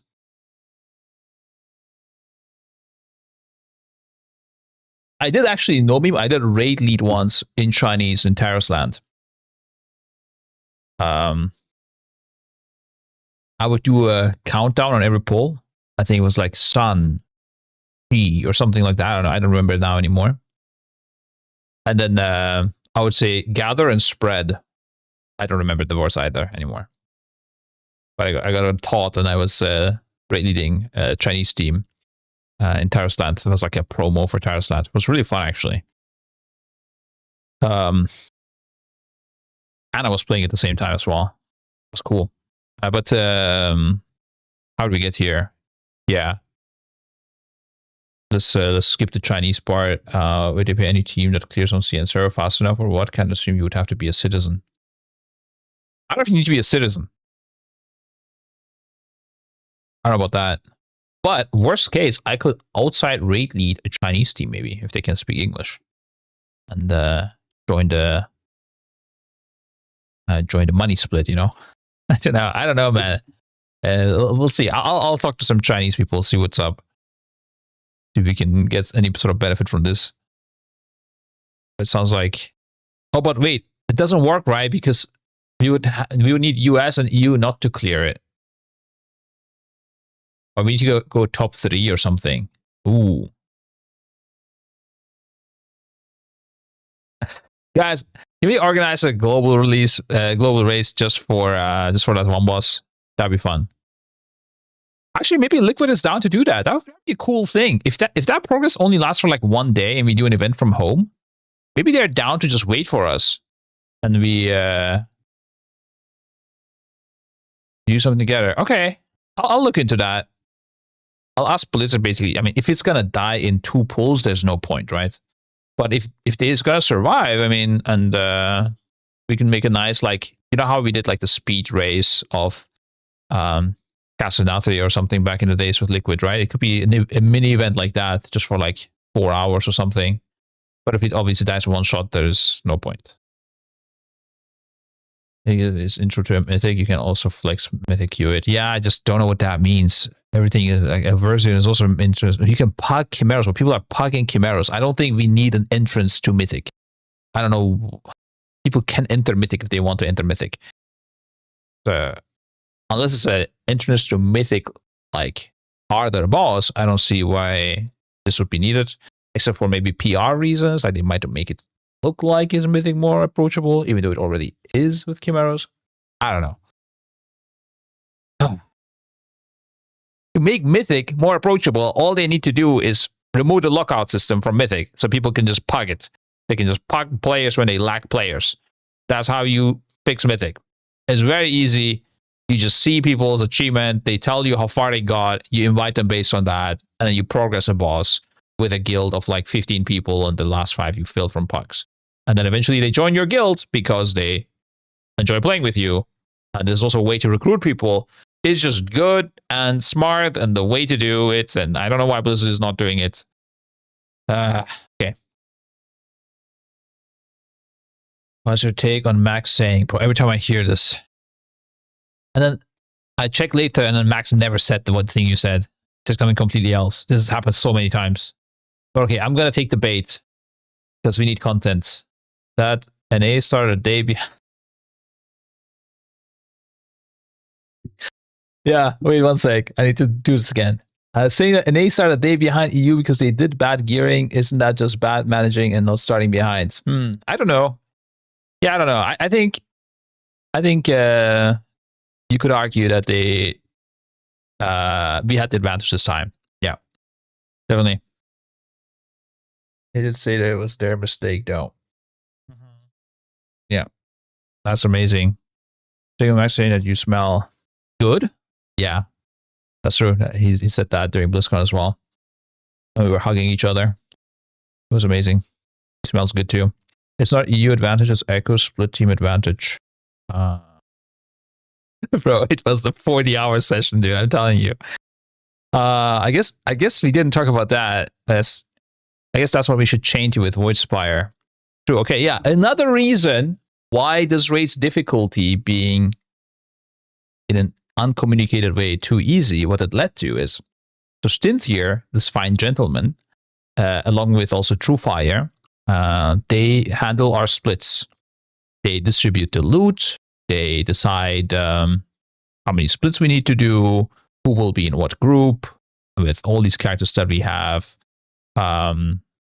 They know which trinkets are the best for each class. They know the current state of things and who needs more. They know who has like a good class already and who could use a reroll. They know fucking everything. Obviously, it's a lot of info. Sometimes they can forget things. It's a really hard job, but they will have a much better grasp on everything than anybody else. And the plan was they're going to be here for the first days, and then they're going to be gone because they have other responsibilities in life. They don't want to sit here and watch us progress. When splits are done, if they have the time, they'll help with random things, but otherwise, they'll just do whatever they want. Truefire is also raiding himself, for example. Stint has a job. They have families. They have things that happen. Yeah. So what ended up happening is we killed Ilaria, and our split run team was not available. And well, we knew we have to gear for the next week, and what the fuck do we do? Yeah, like not great. And the worst part of all of it, in the past, I did do split runs. I am capable of this great ancient technology of using it, but I was more and more trying to distance myself so that I can focus on winning the race, raid leading, and such things, strats, and giving it more and more responsibility away. And this was the tier where I had the least amount of a clue, because I also was doing a lot of business sides before the tier. Least amount of clue about split runs, if anything changed in our tools, in our spreadsheets, if anything, like which trinkets are really strong for what classes, what the status, all of those things I mentioned that the split run teams know, I had no idea about. We killed the boss, and nobody else knows either. Yeah, it's only the split run team, but I'm the only hope left. Yeah, like, and I know nothing. Like I'm the hope, and I have no idea what I'm gonna do. So I start cooking, and wait, you can probably see this on my stream. Hold up. How long did the cook take, bro?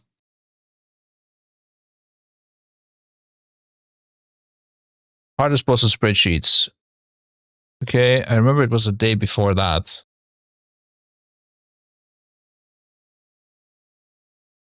Mythic day 3.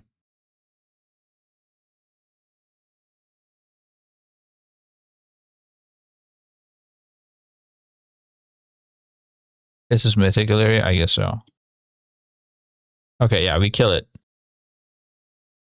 Let me put my camera here.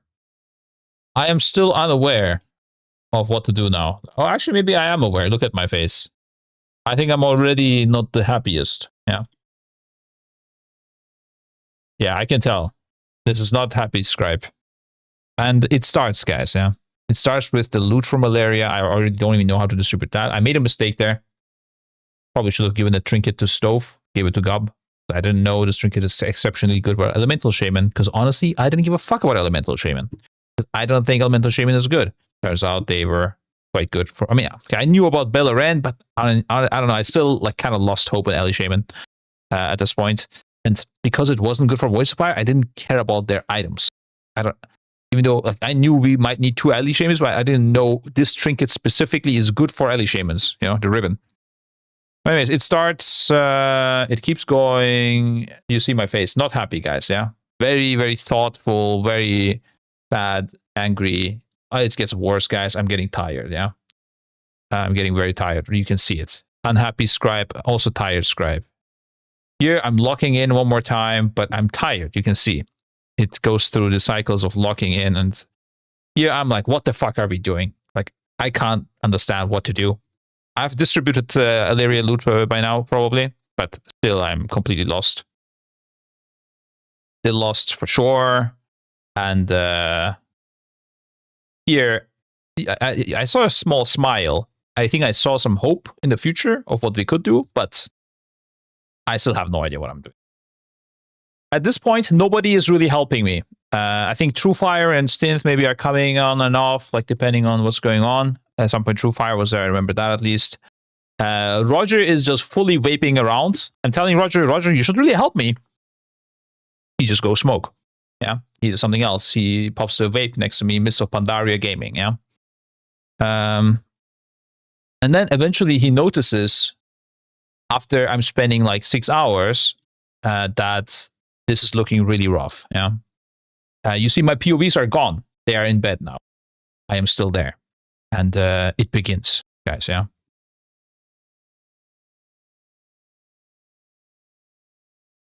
It fucking begins.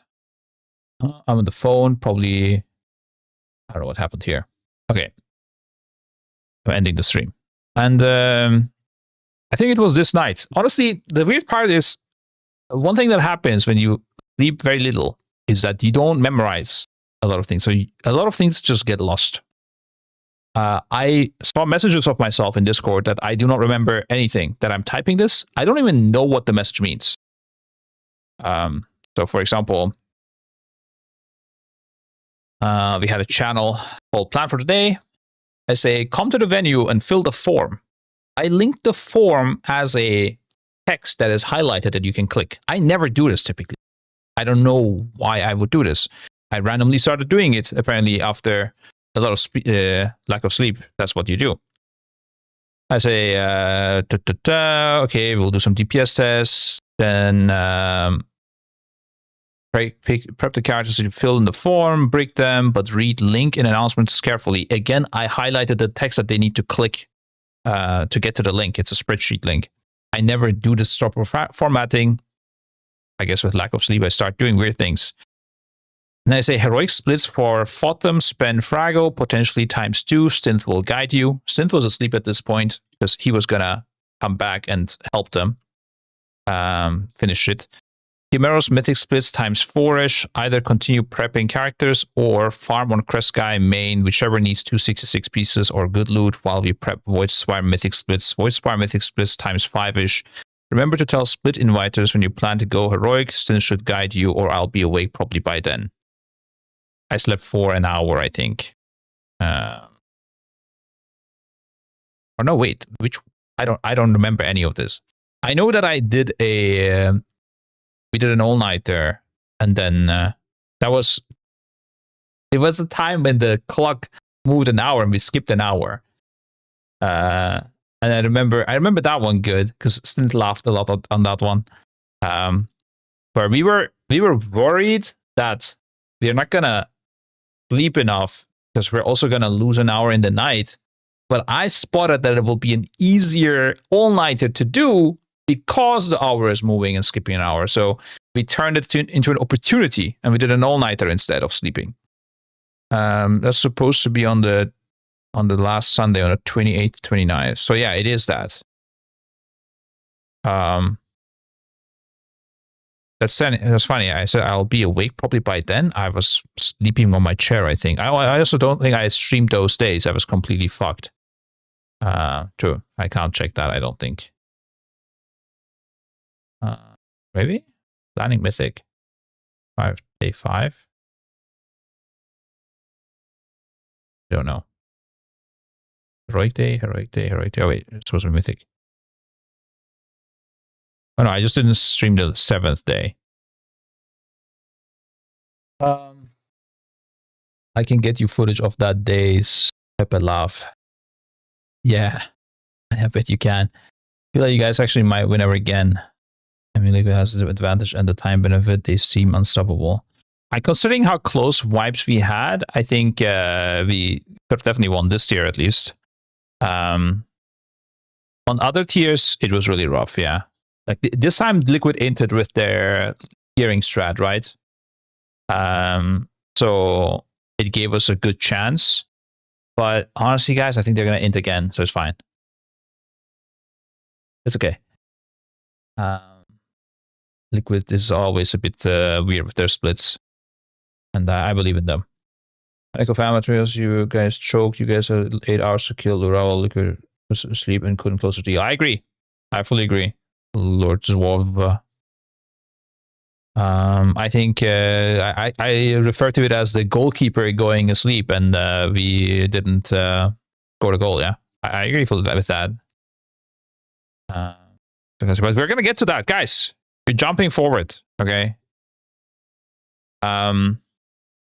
Yeah. So basically, what happened was Roger eventually joined me in the prep. We did an all-nighter.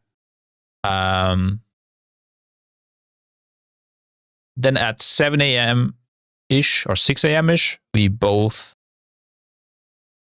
close to 7 a.m., we both slept for an hour on our chair. With my last dying breath, I wrote that message that I just read out. I remember Roger sleeping next to me. My eyes were like this, leaning back, and I'm just typing. And then I wake up, I finish the message, press enter, and I wake up an hour later, and then we go for another full day. And that was the longest. I mean, you can count that 1 hour of sleep, I guess, as sleep, but that was the longest amount of time I was awake in my life with that amount of sleep. Now, again, I don't want to blame Blizzard, but if they literally just told us, right, this probably gonna die a bit early, this boss, like, that would have been enough, bro. And I don't need to go through this. And you can always say, well, Scribe, you didn't have to. Liquid didn't, right? Liquid didn't do this. I don't think Max had an all-nighter as PC, okay? But at the same time, our gearing strat was better. It didn't work. It was worth it, yeah? It's just, ideally, they could have just told us. They just had to tell us.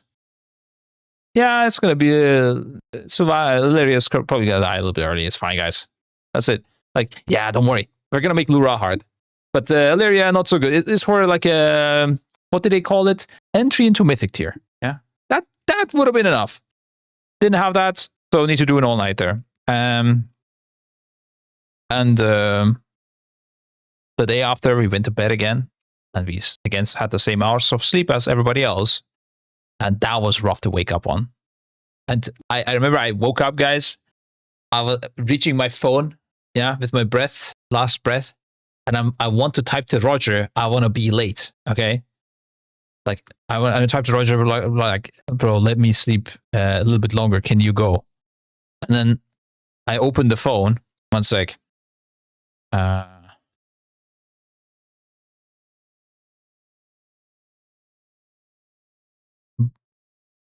6:55 a.m. So that's 5:55 a.m. from Roger. He was ahead of me, guys. He typed, bro, I'm not sure if I should come to the venue, feeling sick. And I CBA having this as reset. You want me to come or do I stay bed a bit more time? And guys, this is my response. Here. This is my response. This is 1 hour earlier, by the way, because it's Turkish time now. I can vo all good. I opened this phone to tell him that I feel sick and I want to stay in bed.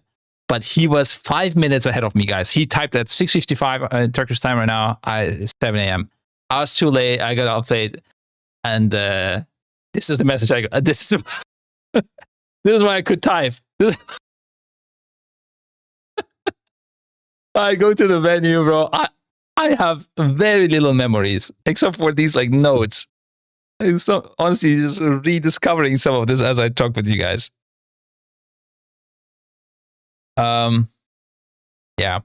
And then we had some time to look at, like, once the split runs were prepped, we were kind of good.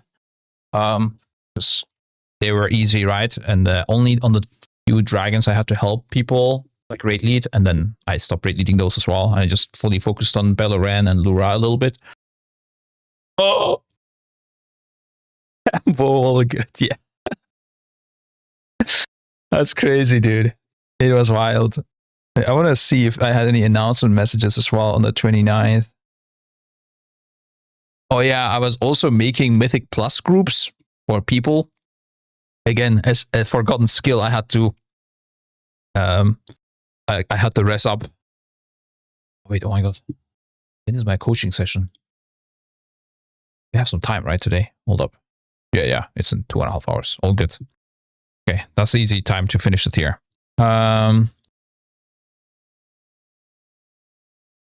Okay. Yeah, checking if I posted something on announcements on that time as well. Or what else was posted.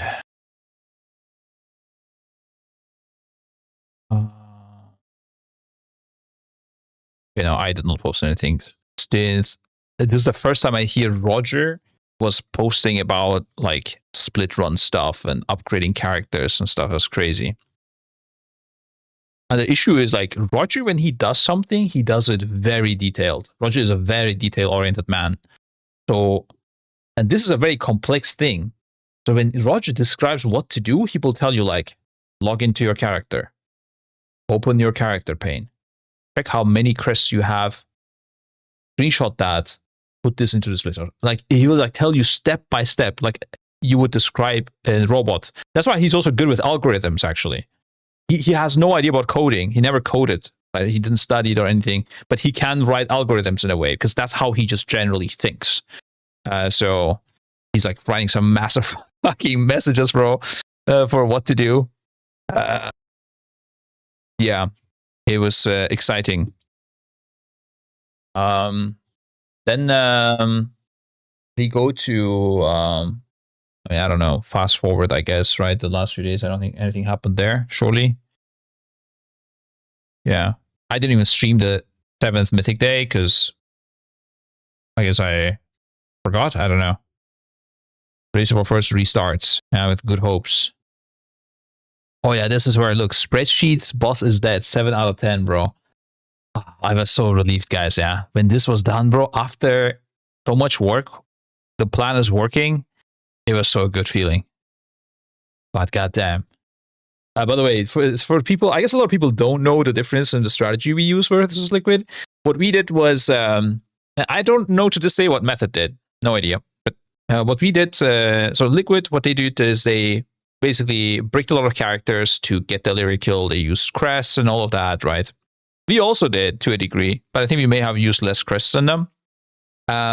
And then what they thought was, well, we're going to just reroll all our characters that are bad and that wasted crests. Because the way crests work is when you upgrade items, you can use your mythic crests and heroic crests in a suboptimal way and upgrade your items. I mean, you guys probably know to a large degree.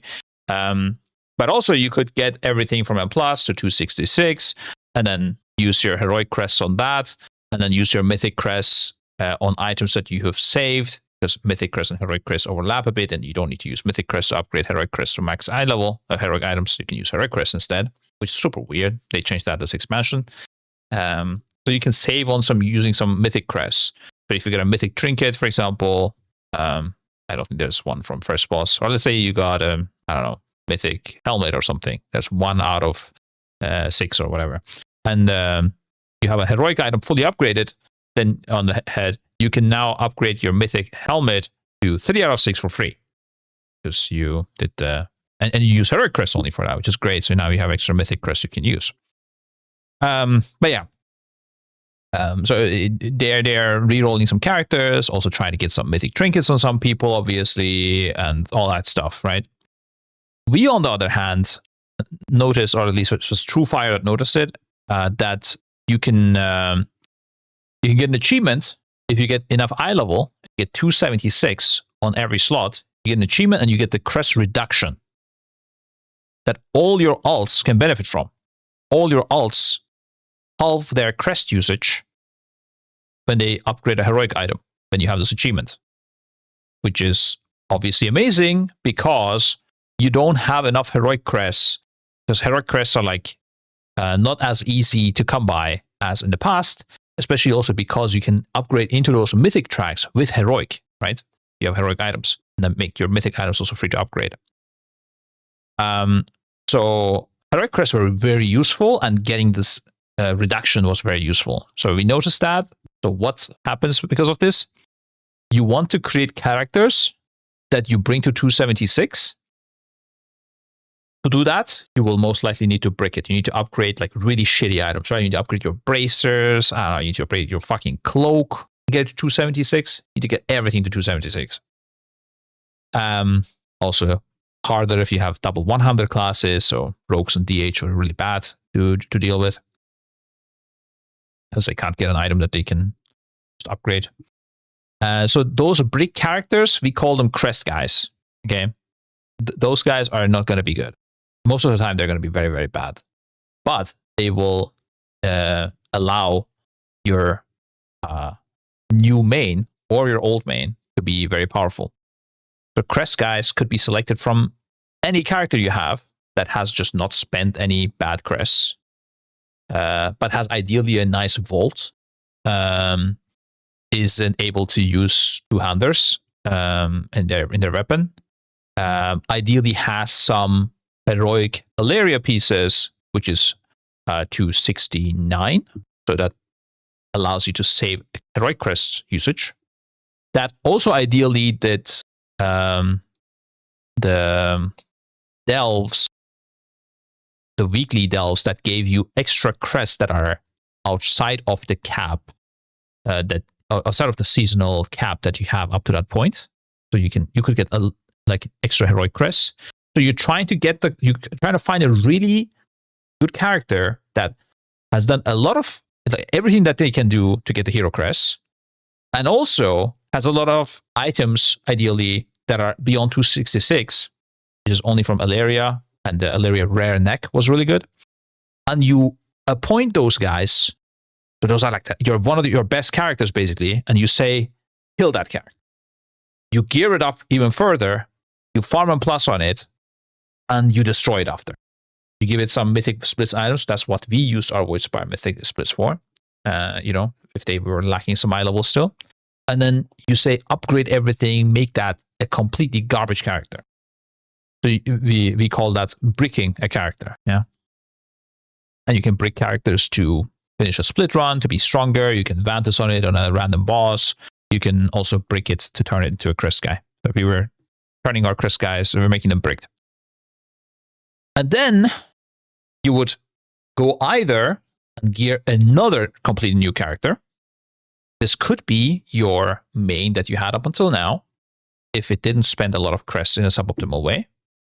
It could be a character that is, some people had mains that are unsafe to Mythic. So for example, Camille, right? He didn't play Mythic at all because Shaman sucked in the first year. Well, he's a perfect character. He didn't spend anything. So the people that you benched on the first week became the strongest in the second week, kind of, because they didn't spend anything. Even if they didn't have any loot, that also meant they could get a Void Spire split now on Mythic. So you give them a split if you can. Else you tell them, stop upgrading anything. We're going to give you a crest guy. You're going to get the reduction. And then next week you can upgrade everything. Or at least almost everything. And this way you got a lot of eye level upgrades very quickly, because you could do all the work already this week. You can farm and plus this week, right? All you need to do next week is just cap your crests on both characters, both your crest guy and your main, and send upgrades. Done. You don't have to do anything. And that's why we entered Beleren first compared to NA, because they were busy doing splits. They also did a lot of heroic Luras. I don't know what the hell was going on, because I think that what might have happened is that they prio trinkets or something on their new mains, because what they were doing is completely different, right? They just had like shitty mains. They were like, okay, let's make new mains.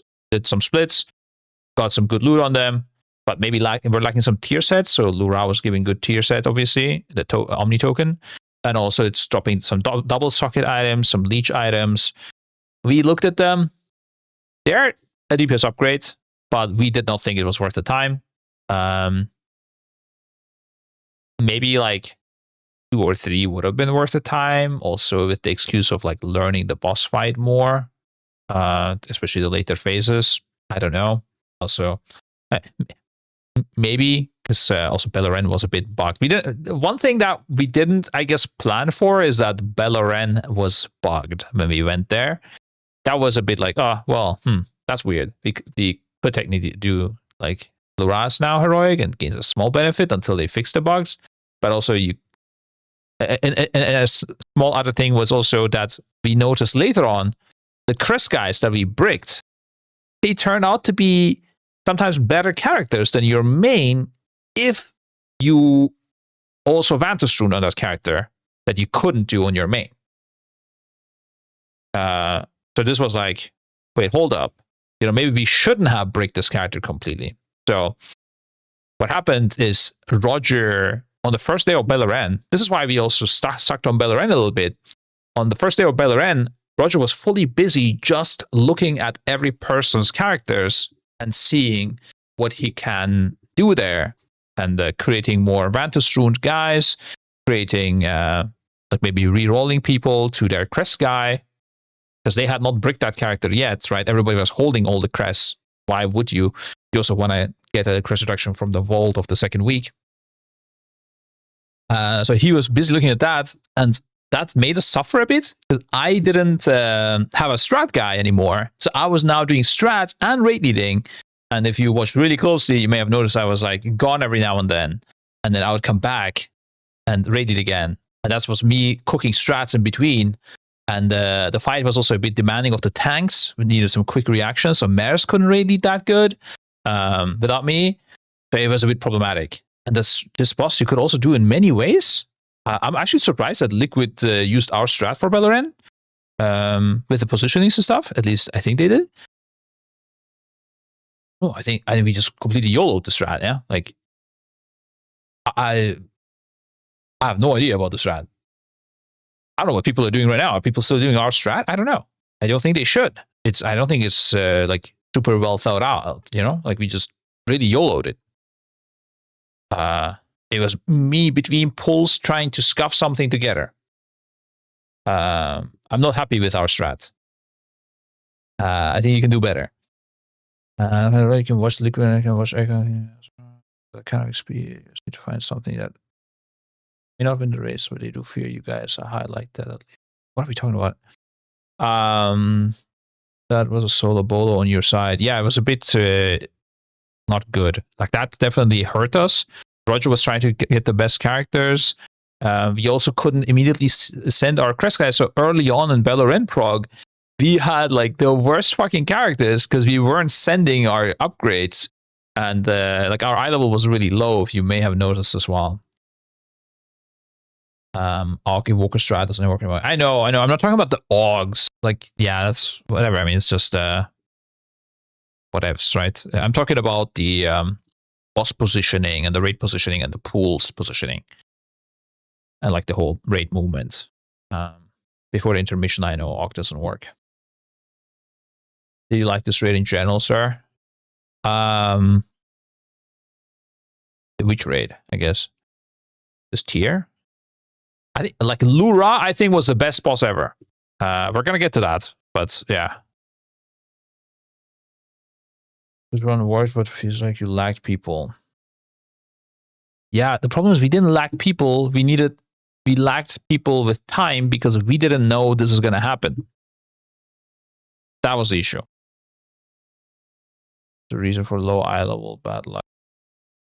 No, as I was saying, we were holding our upgrades because we wanted to make sure the crest guys, like we picked the correct guys, and like, I honestly I don't know because I stopped carrying and looking at things once Beleren started. I had the raid lead. I don't know what happened in the background. I know to a degree, obviously, but like I don't know the intricacies, so it would be hard to tell why it took so long. The tanking splits screwed over Travis DKs. No, it has nothing to do with tanking splits. It's just that when well, first of all, we're going to fix it. We're going to have Revis in the tier, okay? I'm going to make sure Revis plays next year. Now, regarding his, like why Revis ended up being benched. So, we had Revis as warrior number 1, right? Like we had, Karash was a trial, so obviously not going to put him in front of Revis. So, Karash was warrior number 2. And when you're warrior number 2, it makes more sense to give you also the DK number 2. Because if we need to play a warrior and we want to play 2 DKs, we can't do that if we give Revis warrior number 1 and DK number 1 or 2. I mean, we would not take it from swag, so it will be DK number 2. And then Karash only has the warrior option. But he's also the second warrior, so it's a bit shit. Yeah. So then we would need to do some weird gameplay, basically. And like, Karash only ever steps into the thing if second warrior is needed. But Karash is not a bad player, we know that, so we can trust him with the second DK, was the idea. And we didn't expect the warrior to be this much benched. Also, honestly, I did not spend too much time on the... Like, this was also another difference. This tier was the time where I spent the least before the tier on classes and like who is going to play what. So I don't even have proper thoughts on it. It was mostly the officers, and I think they did a good job. Having Karash in was not bad or anything, right? Karash will pass his trial. He's a good player. But yeah, obviously, like not having Revis in is a problem. So this needs to be something that we look into. But like, I didn't help with anything, so I can't comment. The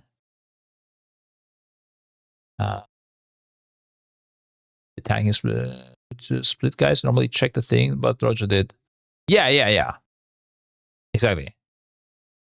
The split guys would do everything regarding splits in the past and character progression, basically.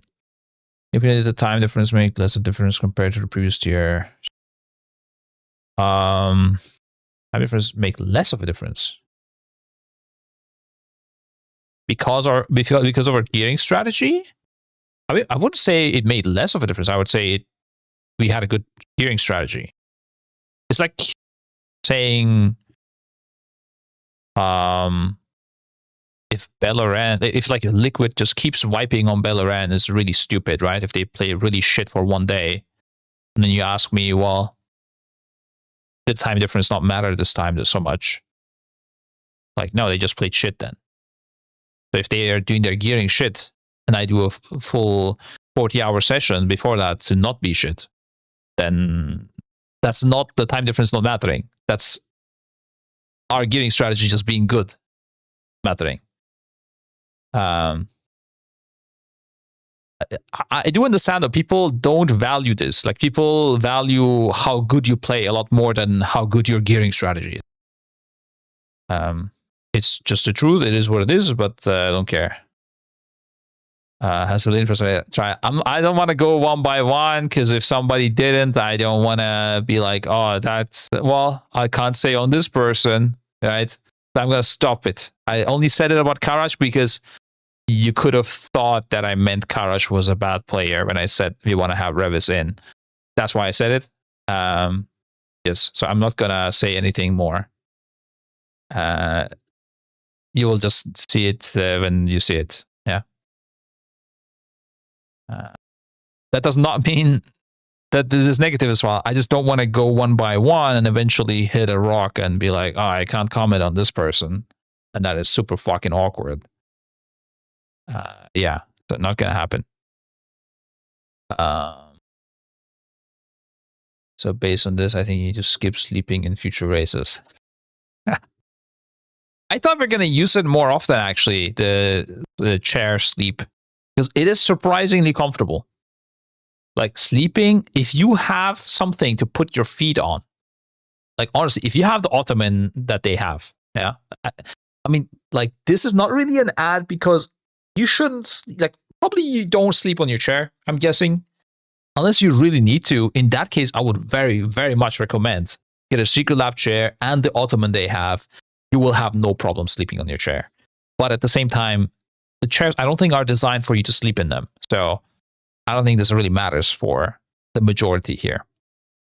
What class are you most surprised about being good for the race? Bad, good?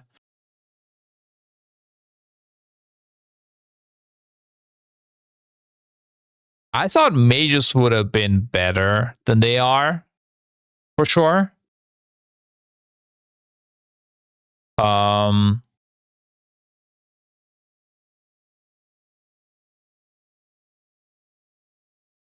thought Feral would have been better as well, but honestly, I don't know how good Feral is because I haven't ever seen it. Maybe they are okay. We will never know. Same with Balance, kind of. Like, I don't know how good it is. I even sleep on a table PC, it's okay. That's crazy, bro. And then about the good classes, I was suspecting Windwalker and Windwalker, Guardian, and Ellie to be good on Beleren. But for some reason in our testings, like something went wrong and they didn't look good. I mean, not Elemental, we knew about that, but Windwalker didn't look good, and I don't know why. Like, when Norskin was in, he did pump damage. It's something that needs to be investigated. We did also do it a bit in a scuffed way because beta was down and stuff, and something maybe went wrong there. I don't know. Need to see about that.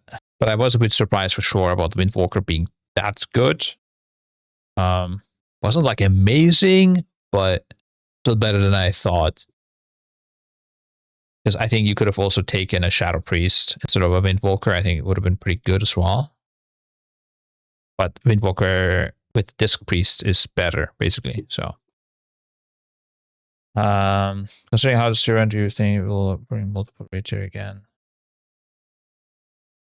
I don't know. I think they should, but I think they should just unlock the second part as soon as the first part ends. I think they should have raids that are like differently split up. I think it's some nice immersion that you're doing something different or you move to a different location. But I think delaying the raid makes no sense. One raid could be the attunement to another raid as well. I think that's also fine. But just delaying it, I don't see the reason. That's what you think standard healer was. If you already answered, I just joined. The standard healer. Oh, I guess I also didn't think Mistweaver would be as good as it was. I thought it would be good, but I thought like it would be still a little bit worse. Let's say just a little bit, like 3% worse, 4% worse, something like that.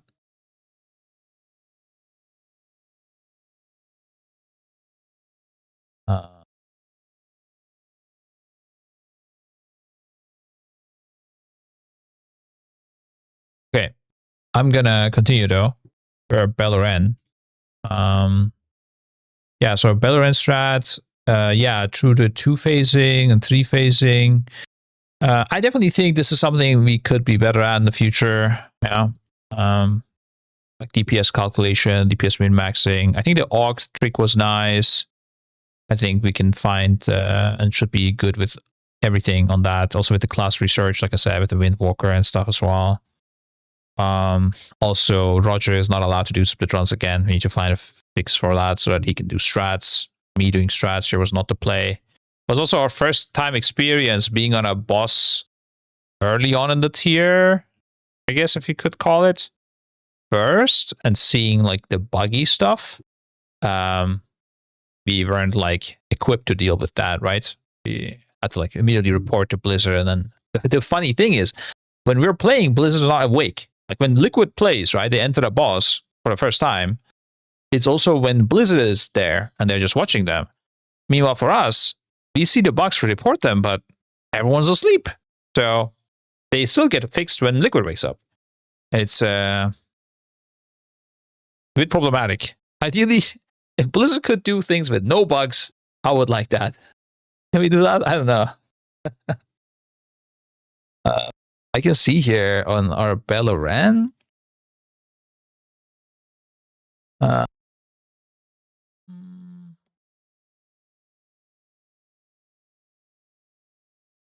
Did it actually fix some things?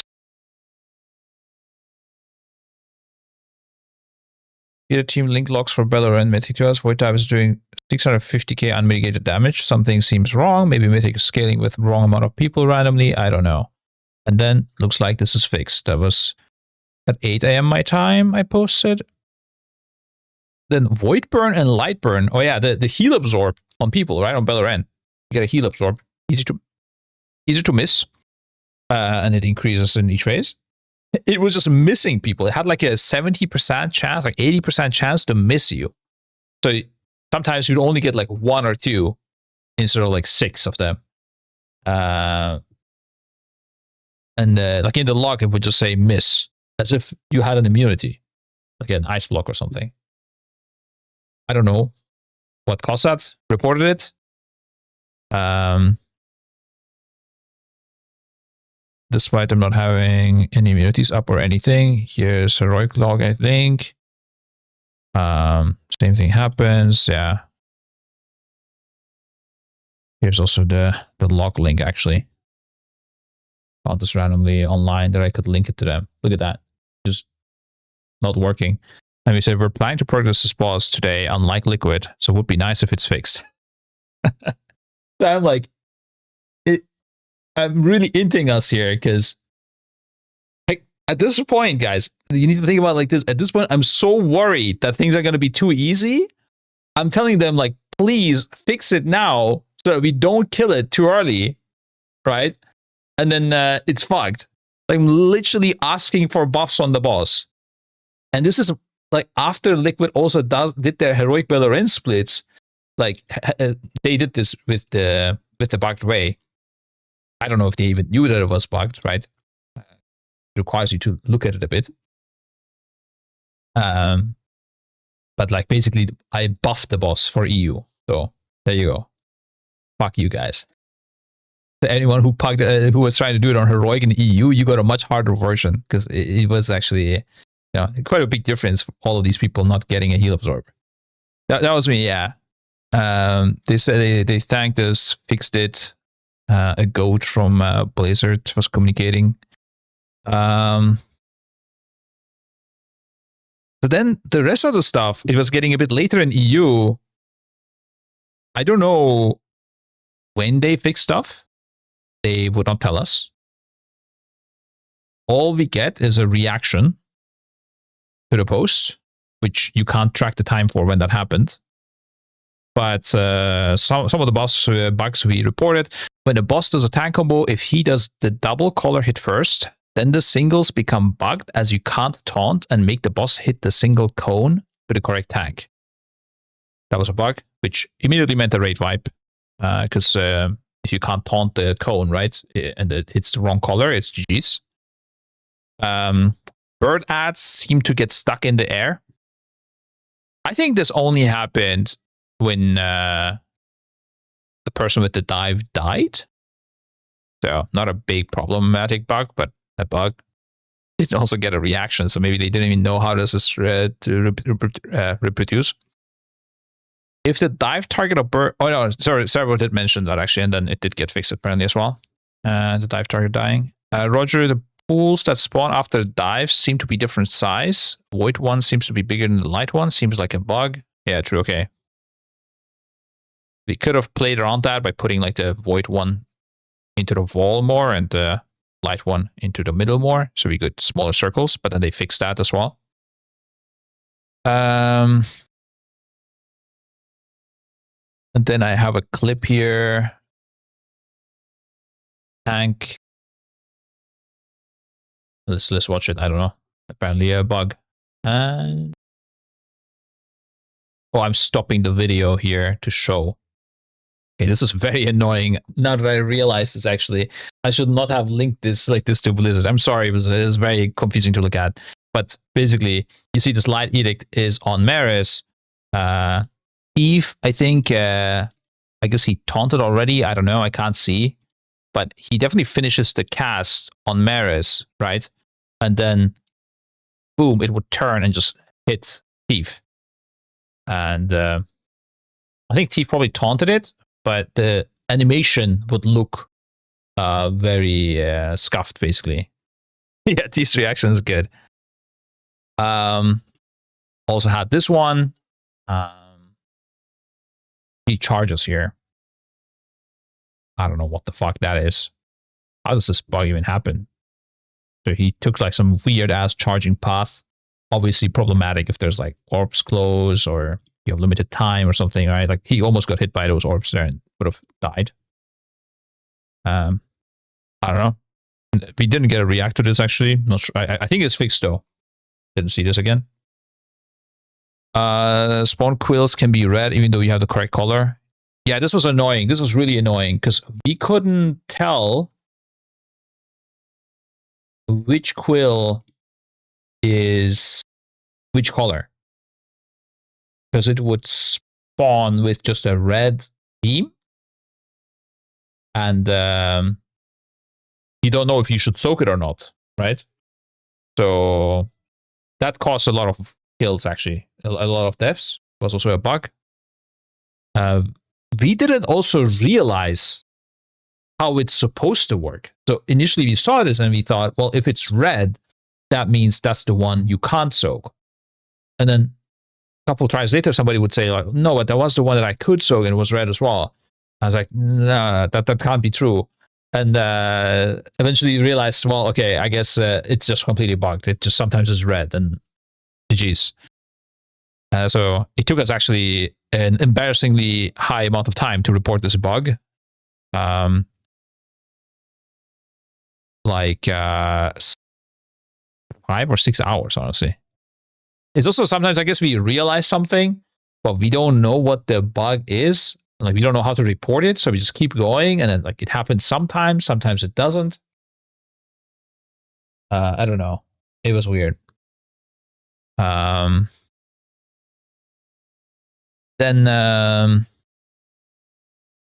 tank sometimes get same color. Oh, yeah. Yeah, that was a tilter. So you would get sometimes this, which you cannot play. Like, if this happened, it was a wipe. So if because if the boss does like a blue cone, right? Who the fuck is gonna soak it? So whenever that happened, I would ask like something like, and it was very try hard, guys. And the players didn't know what to do as well, because it was like I could ask like, give externals to Karash and Karash taunt now, and then he needs to do some shit, and he's obviously not prepared. It never worked out. I think we saved a wipe once or something. It's like narco bubbling and standing in one, and then somebody else died though because it was such a distraction. What the fuck was going on? I mean, this is not supposed to happen. Tanks are supposed to have different colors. So this wiped us, I don't know, a couple times, like 5 times or something, I would say. That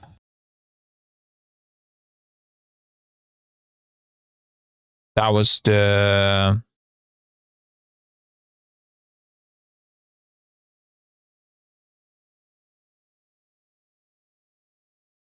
I think that was it. There was other like class-related bugs that day, but nothing really boss related. Yeah, that's it. So that is also one thing that led to a bit higher pulls on this. I think we had like around, I don't know, what pulls did we have on this compared to liquid? I think like we had around the same, like maybe a little bit more or something. I don't know. But considering we were dealing with the bugs and we also progressed the strategy, I think they should have a definitely lower pull count than us anyways, right? Do you know which bugs Liquid is reporting? No, we don't know. But I don't think they... Like, we cleaned this up for them, basically. This was... I'm pretty sure. Right? We had we have a lot more progress time, like early progress time than them on this was, so... What's the easy way to check the pull count on this boss? I don't even know of the different guilds. The Warcraft logs or something?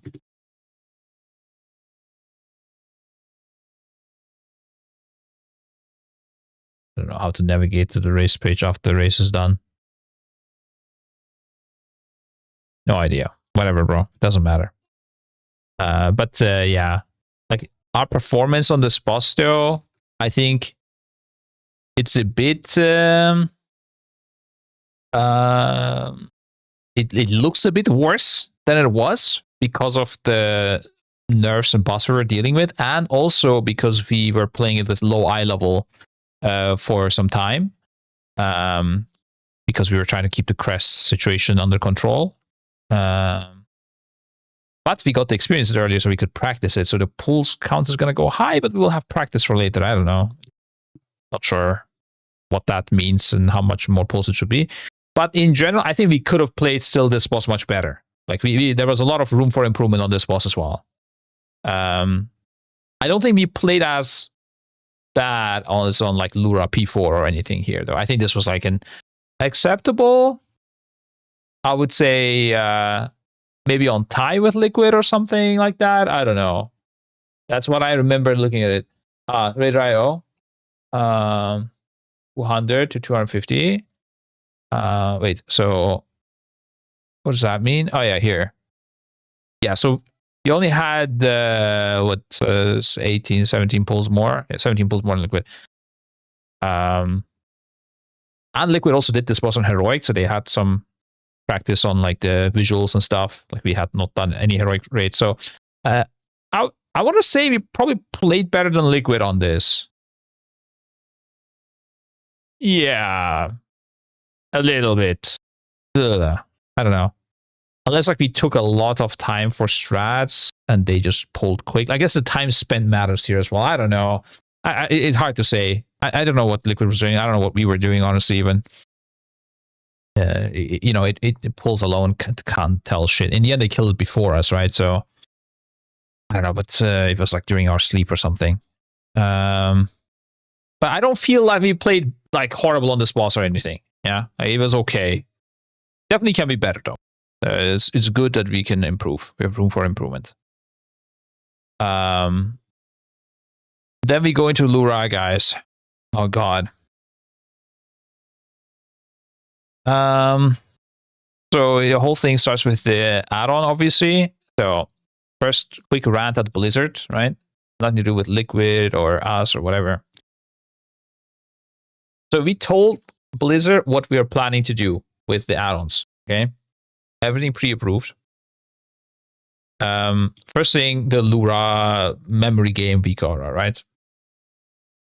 I don't know what Liquid had. I don't know what Method had.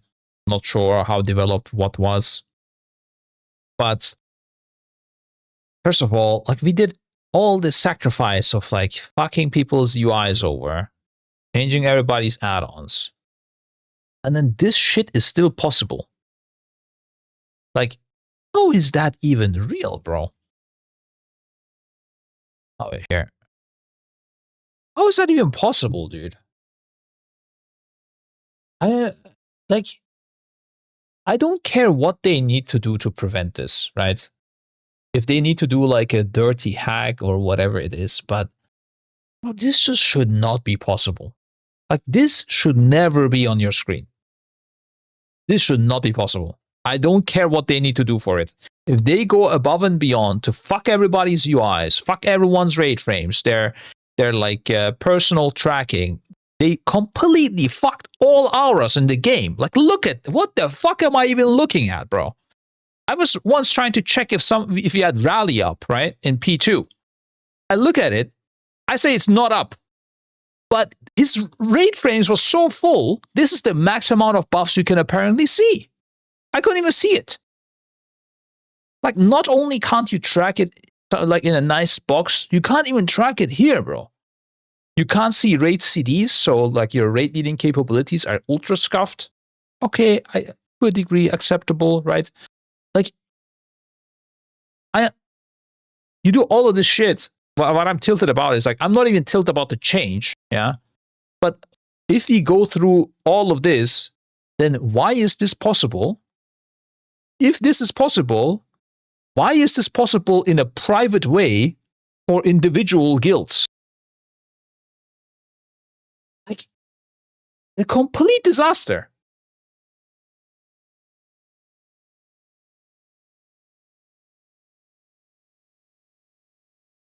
I don't know. Like, there is just many things that should have been done to stop this as a result. Yeah? They could have even just said, do not use it. And we would have not used it. like worst case, just do that. Tell us what we are allowed to or we're not allowed to do. But they gave us permission to do it, and obviously we're going to use it if we're going to have the permission, because we know other people are going to do it. Like we can't fall behind, right? We're going to do everything we can. It's how the race works. Just very sad, like very, very fucking sad. And for the people that don't know, the way this works is we have an outside person that pulls up every healer POV, and we have Maris in game. Maris clicks the stuff that is outside, because tanks never go into the inside realms. So again, many people might not even know the mythic mechanic. What happens is you have 5 people go into the red realm, 5 people go into the blue realm, and 10 people stay in the outside realm. If you have a crystal, you stay in the outside realm. Or if you're a tank, you're in the outside realm. And then the few people that are not picked that are also in the outside realm. In the outside realm, you see the symbols, I think for 1 and 4. If you're in this, when I say 1 and 4, I'm talking about this symbol and this symbol. If you're in the blue realm, you see this middle symbol, and if you're in the red realm, I think you see 2 and 5. I'm not sure if it's 1 and 4 outside, or like it could be 2, 5 outside and 1, 4 red realm. I'm not sure anymore. I think it's 1, 4 outside though. Shuffle would correct me otherwise. Yeah. Okay, so we have Maris marking, like pressing a button showing this and this on everybody's screen. We have Shalfu from the outside, who's still outside. He's in the chat right now, still watching. Watching all healer POVs, because the healers will get naturally split up, and you will have at least 1 healer in each realm. In fact, you will have 1 in the blue, 1 in the red, and 2 in the outside realm always. You can force the healers that will go to the specific realm by giving 2 of them a crystal. That means the other 2 healers will either go to the red or the blue realm. That's how we played it initially, and the healers were clicking it.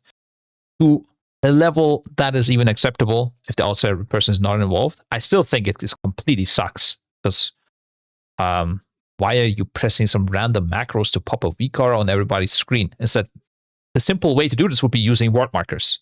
And like just reduce this count by 1, with 4 symbols only, and or remove duplicates and make like 5 markers match the 5 symbols, and it's easy, right? But anyways, we're not doing that. We're using the macro already. On top of that, we don't stop here. No, instead, we're getting an outside person, because you can do all of this from outside the raid as well. So the players don't have to do it. They can focus on gaming. Assigning this on the healers, they already have a tough job. Healing gameplay is harder. Dodging glaives at the same time, holding the crystal, potentially playing it like that. Super hard to click also on top. Actually, the crystal holders wouldn't be clicking. It would be Maris clicking, but still, it's hard, so you don't want them to do it, so we put it on the outside person. Except for Maris, he's a tank. He can live a glaive even through him, so we just say, fuck it. Maris does the job. He's a good gamer. Like, what the fuck is an outside person doing?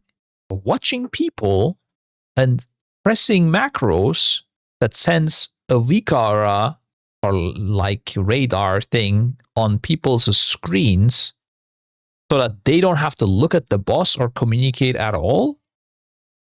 What is this, bro?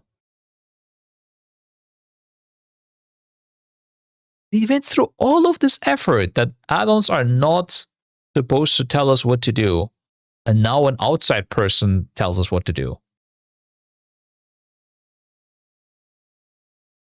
I would rather just have the VCAR solve it. And this way, also probably everybody could have the same thing. And now, like the normal guilds, they don't have, okay, Northern Sky, I think, released their version. I think maybe it's working already. I don't know what they got. But what if Northern Sky didn't do it? What if they didn't make an add-on? You only have Liquid and Echo and Method with their own coders making private add-ons. What the fuck are private add-ons even, dude? None of this should be even allowed. Even if an add-on exists, it should be usable by anyone. Look, I don't know if you can hear, my son is crying, yeah? He can't handle it anymore. 23-man rating was, yeah. Imagine an outside person calling out 5 mechanics so you don't have to look at their primers too. Brightland, honestly, I'm with you, bro. I think outside rate leading is also garbage. I'm completely with you. I think it should be against the TOS. Put me back into the fucking raid, boys. Let's go. Max goes back to tanking. I go back to mage. Get Gingy out. I'm coming in, dude. He can go back, reroll Hunter or something. Know his place. Roger's still outside. He needs to do tactics. We need a tactic guy, guys. I can't raid leave without being in the game, so I gotta play it. You know, it is what it is. Unfortunate. He can do split runs if he wants as well. I don't mind. All the stuff is caused by Echo. What? What does that mean? Everybody had the radar recar, huh? Not caused by us. Liquid showed it first. There we go. Nick.lua. Bro, I'm telling you, like, all of these things are fucking exploits. Don't need to single out Sneak.lua.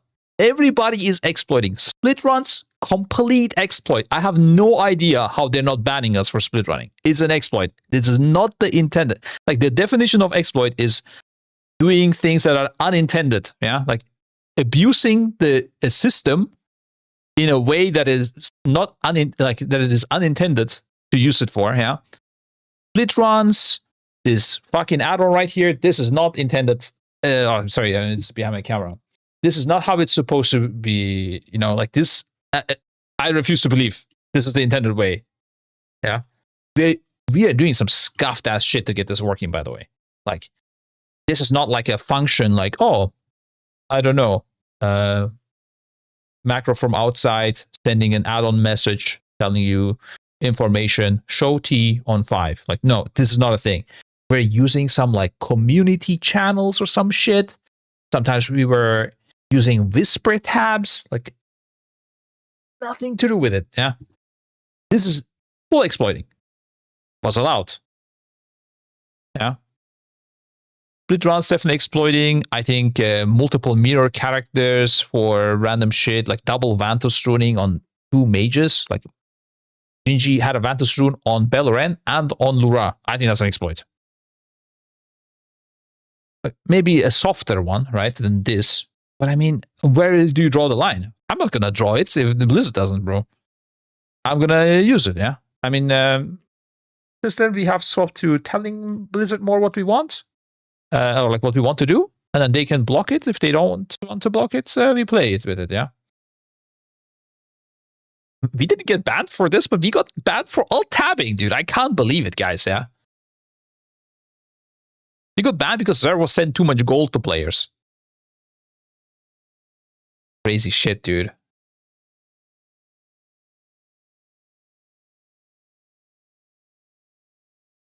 Got mad for no reason. Like cringe to you, but I'm following him because he didn't win the race. I need him to win the race. I'll follow him back. That's good story, bro. Can't pay out. Bliss banned you. Unlucky. No, we got the gold back. Don't worry, guys. You're gonna get paid. That help us getting paid. Zero was pushing to get you guys paid as soon as possible. I can ask. Do we have a post out for when helpers get? Another person, people DM me about this, bro. I have no idea. Like, are people asking this in the Echo channel and get no response, or what's going on?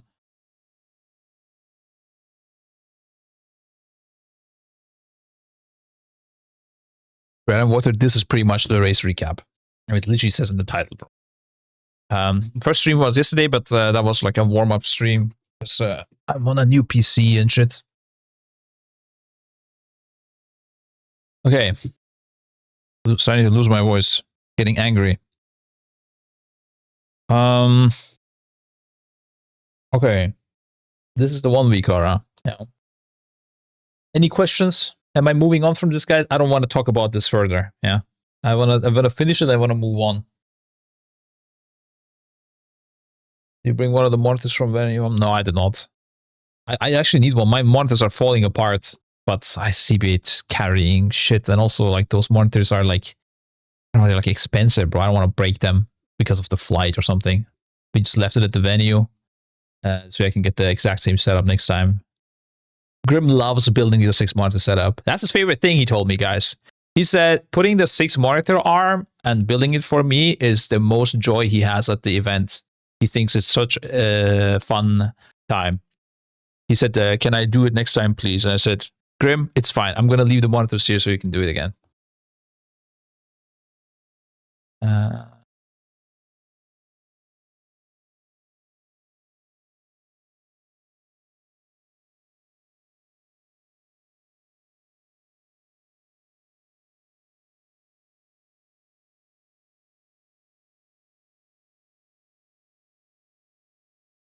Apparently, the calculation has been done for how much gold needs to be sent out to who. Because like that needs to be calculated depending on how many bosses you played and stuff, right?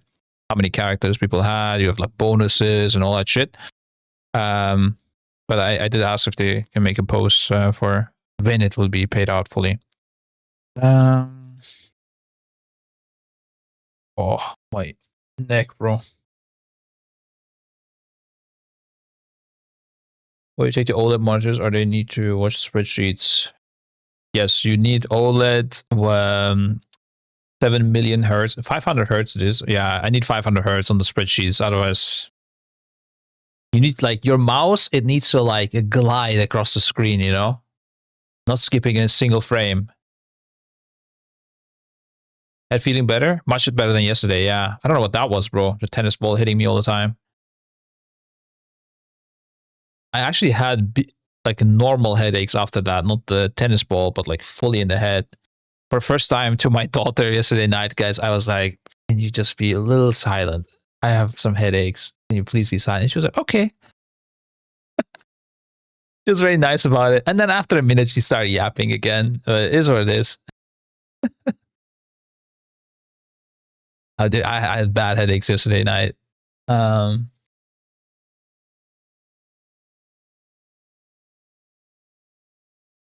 People are going with this season and want money before sub. So I already answered within 60 days at race. So I don't know why people keep asking. Ah, okay. Yeah, I don't know if that was done. Current circle set within 60 days or something. Okay. Are we done with the VCR? What do you feel about the state of the mage? I think I need to play it more hardcore to tell, but I don't like it so far, Frost Mage. I'm not a fan.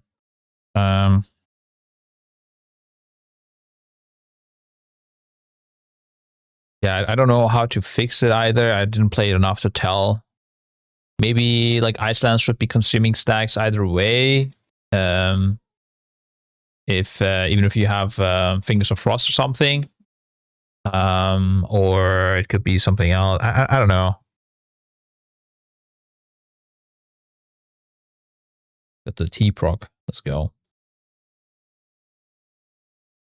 What's the bad things? Some good things on the race, please.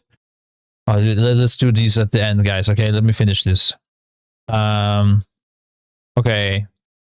Then the next Recora, guys. Okay, next Recora. All right, so we're starting. Actually, that's the first one. That's at the start of the fight. This motherfucker.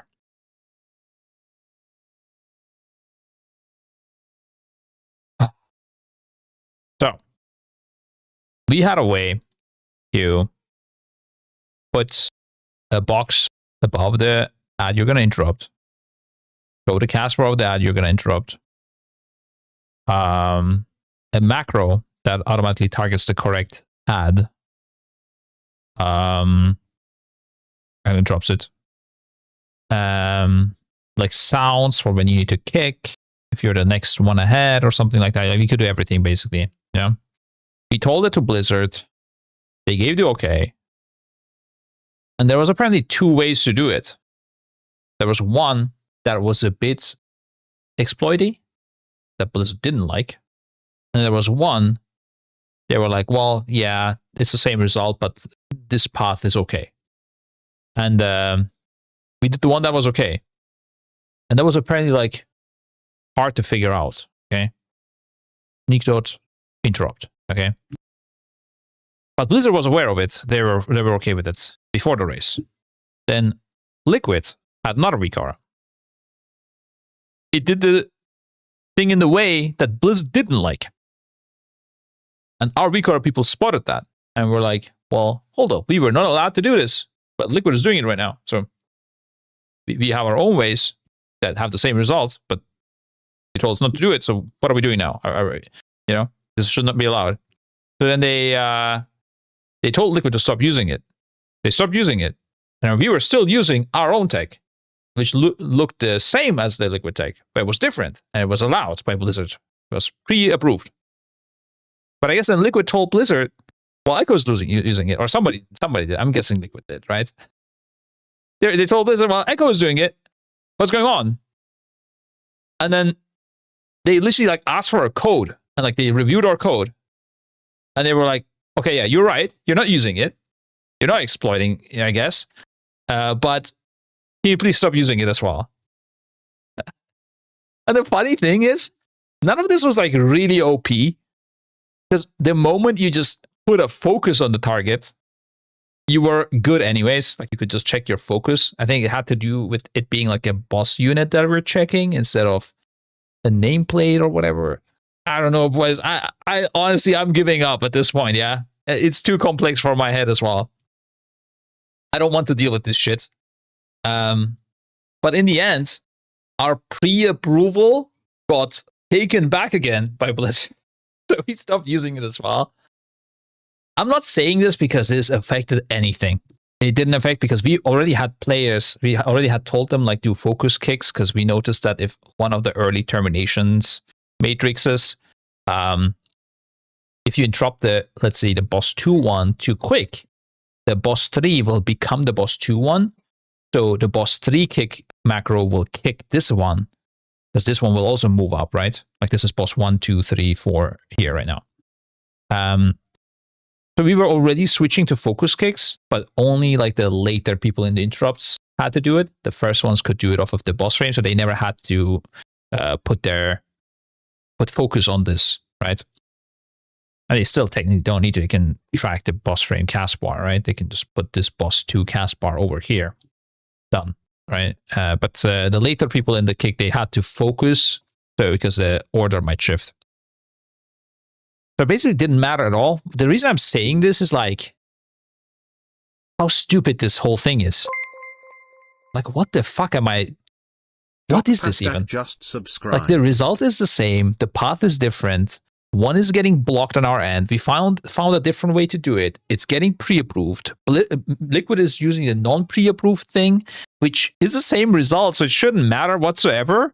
Then we tell on Liquid, they need to stop using it. They tell on us, our pre-approval gets taken back. We stop using it as well. All for like, you could have just put fucking focus on this guy. Like, you don't even have to mouse over it. You can just initially just have a macro that focuses boss 3. It's so simple. Like, Blizzard is just making this so weird, bro, this whole thing. I don't know. I don't know. But, yeah, this is, I guess, a little story from behind the scenes. Do with that what you want. I don't know. Just very awkward. I recall they weren't on boss frames initially, right? They was not fixed in. No, they were. I think that's such a weird thing also. I think Liquid wasn't aware or something. They were not? Oh, so they were on the Heroic League testing. And then you guys pulled the boss. They weren't in. I see. Because Liquid suffered from success. Because they killed Bellerin quick, the boss frames, like they played the bug version of Lura and they got hotfixed in, and then I guess they didn't instantly realize also? I don't know. Are boss frames weird though the order of boss frames show different per player? No. Boss frames are same for everyone. That is the part I had not realized. Like, why is Liquid not using boss frame kick macros? And now it explains it that it was initially bugged, I guess. Okay. Shows how sometimes how little impact it has that Guild is forward, actually, because you miss a lot of things when you're not the one playing. Like, I don't have the time to watch Liquid always, yeah.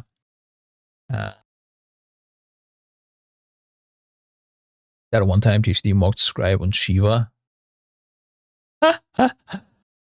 That's crazy.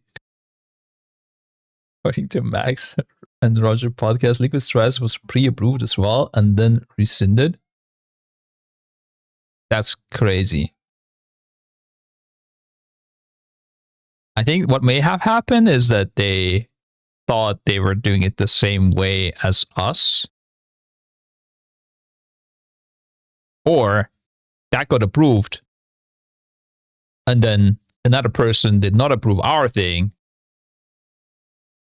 And then instead of saying, okay, you are allowed, they rather take their thing back. I don't know. I don't know what if, who the fuck knows, honestly, yeah. Could have been a bunch of things. Look at that GUID attached to all units in Luros fight. Matrices did not have a unique GUID. They fixed that by giving the same GUID to matrices, but instead made a display on both streams. I don't know what that means, bro. It's fine. Honestly, I don't want to know. I really don't want to know. Okay, I'm going to look at this very briefly. I don't want to see this. I'm being forced to watch this by THD. I'm only watching this because they won, guys. He has a right over me to watch this, okay? What is this? The quality is ultra low. Hold up. By the way, okay. No flame. THD, no flame, okay? But are you guys, like, forced to have this L shape, or is this, like, a design choice?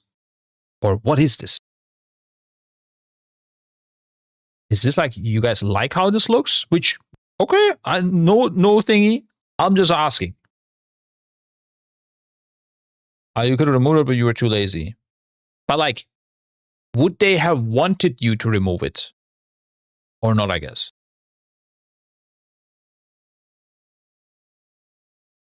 It's a liquid stream overlay.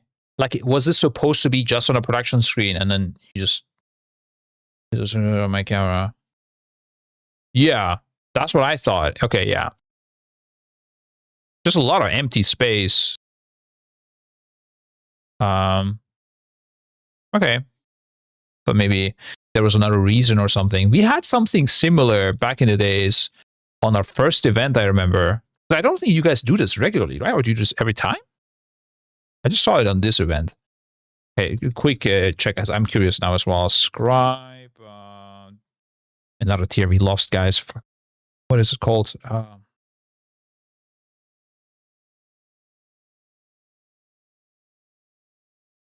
Bro, what is the Casanate boss called? Maybe you just say Sunking, okay? Oh, wait. I don't know if I have my own watts here. Gingy. Let's go. Yeah, you see, we had this thing. Even thicker, bro. Back when Gingy was young and muscular, actually. Crazy times. But yeah, it reminded me of this. But we did it because of the sponsors. And we had no idea what we were doing, honestly, also. Yeah. I mean, feedback from me, I'm not a big fan. Okay. I think maybe if this thing here gets adjusted to the complete left and this thing here to the complete bottom, so you don't have the purple space, it could look okay, but this I did not enjoy. I had I saw some THD clips, and every time I saw this LG, I was like, nah, don't like it. I would, as a Race Warforce viewer of Liquid, I would like this changed. Fire abuse thing. Oh, okay. We're lazy. Yeah. Okay, what am I looking at? 0A, 0B, 1A. And you had to focus them based on this or what? I guess so. If you don't have any boss frames, you want to have something that assigns people to things. Interesting.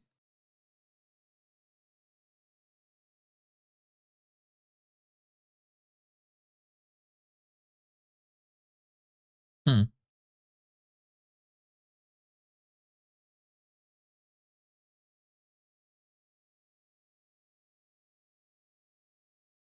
I'm trying to think if there was like another easy fix to do this, but I guess, yeah. Indeed, guys, the boss frames are not there. Yeah, I can see it. He's not lying. Yeah, no way to otherwise identify. Yeah, that's an interesting thing. I guess that was just a bug, right? That's funny. We saw obviously the leaked footage and then there were boss frames there, so we just assumed it, and it was right. We never had this issue, lol.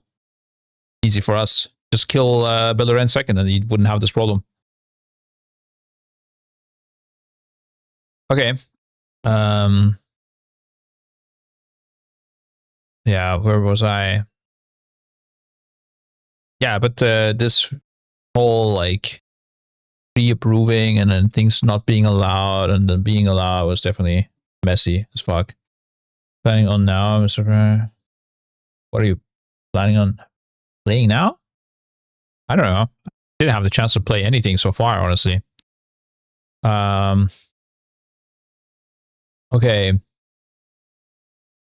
While we're on the topic of add-ons, also can I say also what one thing, guys? The fact that reminders work, I don't know, bro. Like, is this supposed to be the case now for forward? Like, reminders will just work, and you can also make weak auras again. I don't know. What about bliss timers? Yeah, also that was also really weird. The bliss timers are there. Some people are actually using them, I think, but they are not good.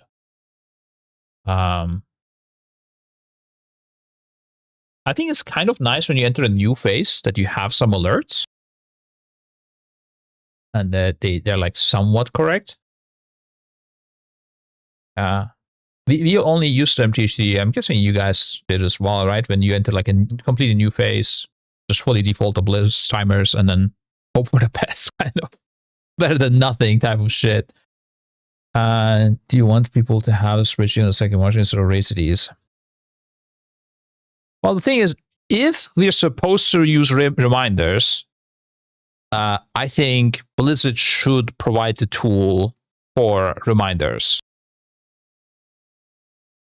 Like, I'm coaching some guilds on the side, and they don't know what the fuck to do, bro. Like, they are completely lost with the reminder topic, yeah?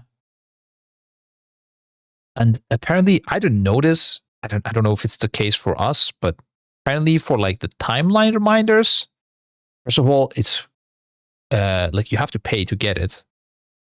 Which, yeah, I mean, I guess, right? I'm beyond fighting that battle, but apparently you also need to give your IP or something. I don't know. Is this true? That's what I was told, but I've never set it up for myself. So I don't know. I guess. You probably need to give them your IP? Is this a thing? No. To like prove that you paid for it or something? Just put a code into WoW app. Your own IP? Yeah, apparently. I don't know. Some guild told me that. That was not a thing. Okay. I don't know.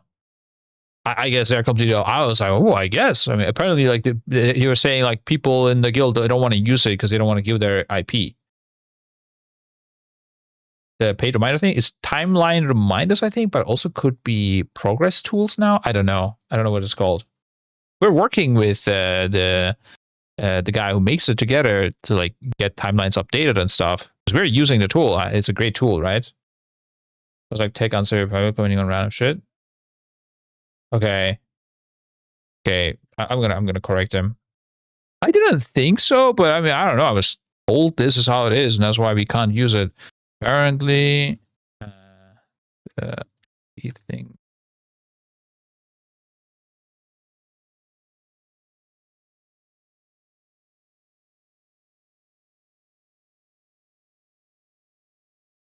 Oh yeah, thank you.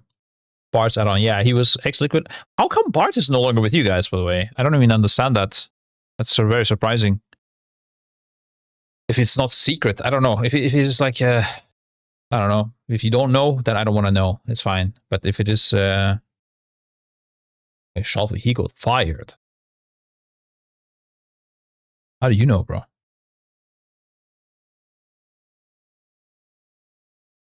If it's like drama, I don't want to know. I just wanted to know if there is like a reason, I guess, that is known. Really, the guy from Liquid said it to us. The IP thing was apparently told to them by a guy from Liquid. Not sure who the guy from Liquid is. Who is the guy from Liquid? We're gonna out him on stream. Does his name start with THD? Wait, hold up.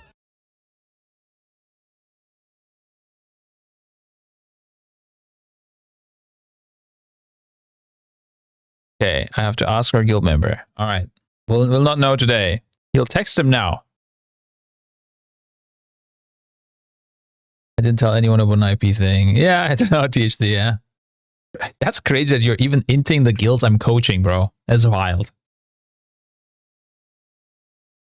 Anything to ruin my life. Okay. Our guild uses it. Yeah, I mean, we're using it as well. Gonna keep you down. Yeah. Okay. Yeah, reminder topic. I don't know. All this shit, bro. Either make tools for. I don't want to use any add-ons, man. I don't want to have coders. I don't want to have private add-ons. Please, Blizzard. Please, I beg you. Just make all add-ons public. All profiles public. Fuck everybody. That is like getting private gains from add-ons. Please. Enough. And you know what's going to happen next? People are going to make software instead. Like third-party apps, spreadsheets with formulas and all that stuff. I know, but at least it cannot be stuff that will help you in combat is the idea. I hope. I don't know.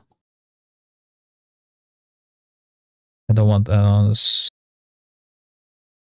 AI screen readers. Yeah, let's go, bro.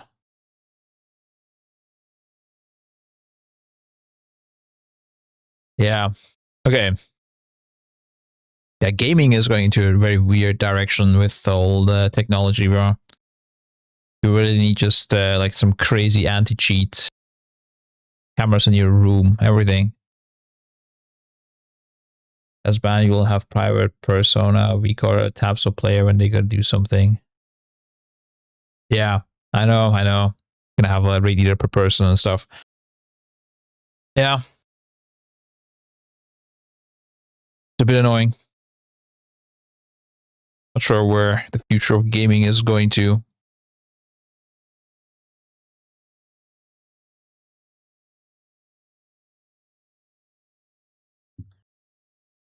Someone using sprays to mess with AI screen reader aimbots.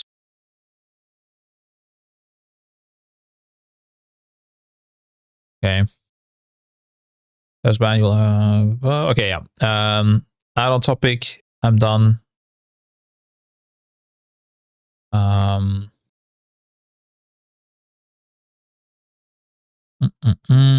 Yeah, about this boss. Aside from this, yeah, the one thing here, the glaives nerf was a bit of a tilter.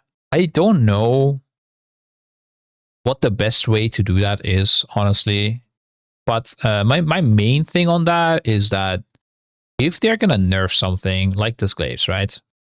This is a nerf. If they want to nerf it for heroic and normal, by the way, I have no problem with it whatsoever. Completely fine. Yeah, I think they should nerf it even harder. I'm surprised that it was so hard on heroic. But on Mythic, if they're just gonna do a nerf that is not like a bug fix, that is not like an unplayable thing, you're not able to progress.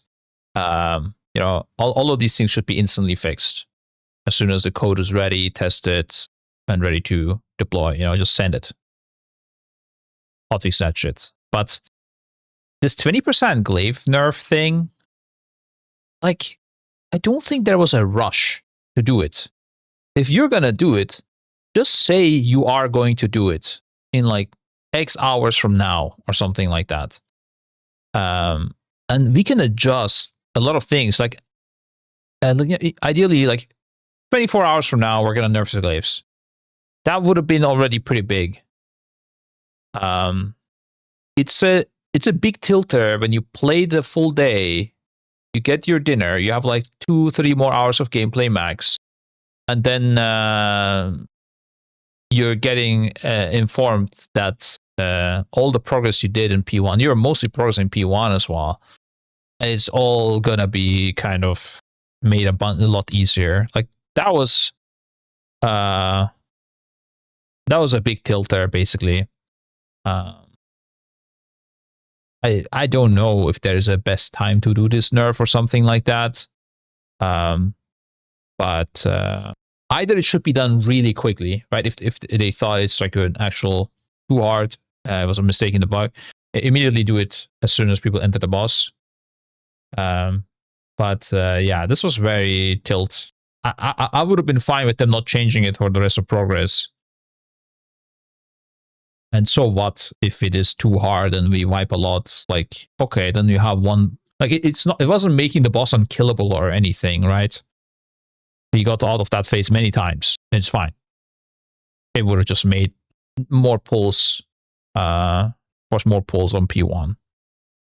So, how impactful do you feel this nerf was? I don't know. I have no idea, guys. Honestly, like, I know for a fact. The thing that tilts me is like I know for a fact that we could have killed the boss while Liquid was asleep. So I don't care about this really so much. Or at least I don't care about it in terms of the result of the race. Like, oh, would we have won or anything? I don't know, but does it really matter? Like, we had the kill available to us anyways, you know? Like, because it could have like triggered a chain event, right? Maybe because of that we see a phase earlier, but then Liquid sees the phase strats, and then they can go into the next phase earlier, and then maybe we're asleep and tired by the time they kill the boss. It could be so many things. You know, I don't know what it will lead to. It's more about the principle of like, why are you? Like, it's just such a pain because we were playing those glaives pretty good, I think, and them nerfing it really fucked me up. I don't know. It just really tilted me. Like at the end of the day, and we took that break, and like we come back and we see this glaze. Like it would. I was fuming, bro. I was so angry. I can also say my message that I wrote to them.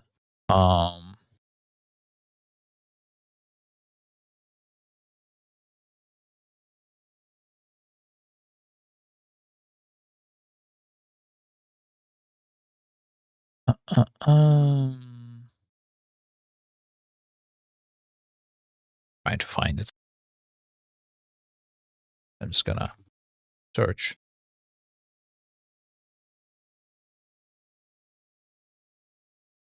So should we expect further hotfixes? They did not say anything in our private chat. They just posted this is hotfix now. So should we expect further hotfixes on EU evenings? Mostly. Not sure why we never get any heads up on these. I don't think there was a rush on this change. Could easily be communicated ahead of time if this is planned. And then, well, they said they won't plan. They're not planning to do further hotfixes at this time. Okay, whatever. That could mean anything. And I said, unannounced sports nerfs are just horrible. This was a defeated phase. On top of that, zero consideration for EU, nerfing it 13 hours after reset time. Yeah, that's it. That's the other thing.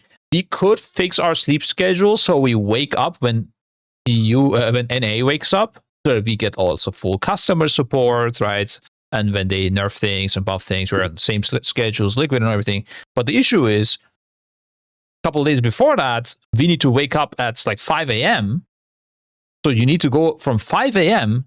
to 13 hours later to like 7. Like I guess wake up at 6 and then 7 at PC. So you need to go 13 hours forward in your sleep. If you do that within a day or two, you're gonna play shit during that time. It's really bad. Like I just don't know the outplay to this. If they intend to keep hotfixes at this time slot, they did that on Max Z as well. Like, what the fuck? What are we supposed to do?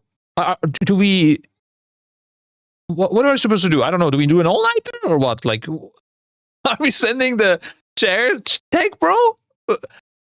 I honestly don't know the solution to this. They keep sending hotfixes at 7 p.m., like 7 or 8, and we just always wake up, like we always go to bed as the boss is getting nerfed. Is a full tilter.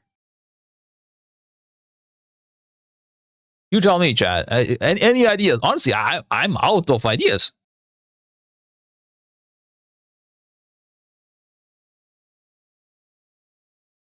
I really have no idea what to do. The weird thing is, it feels like we have some control over what we could do here. Like, we had this discussion before the tier.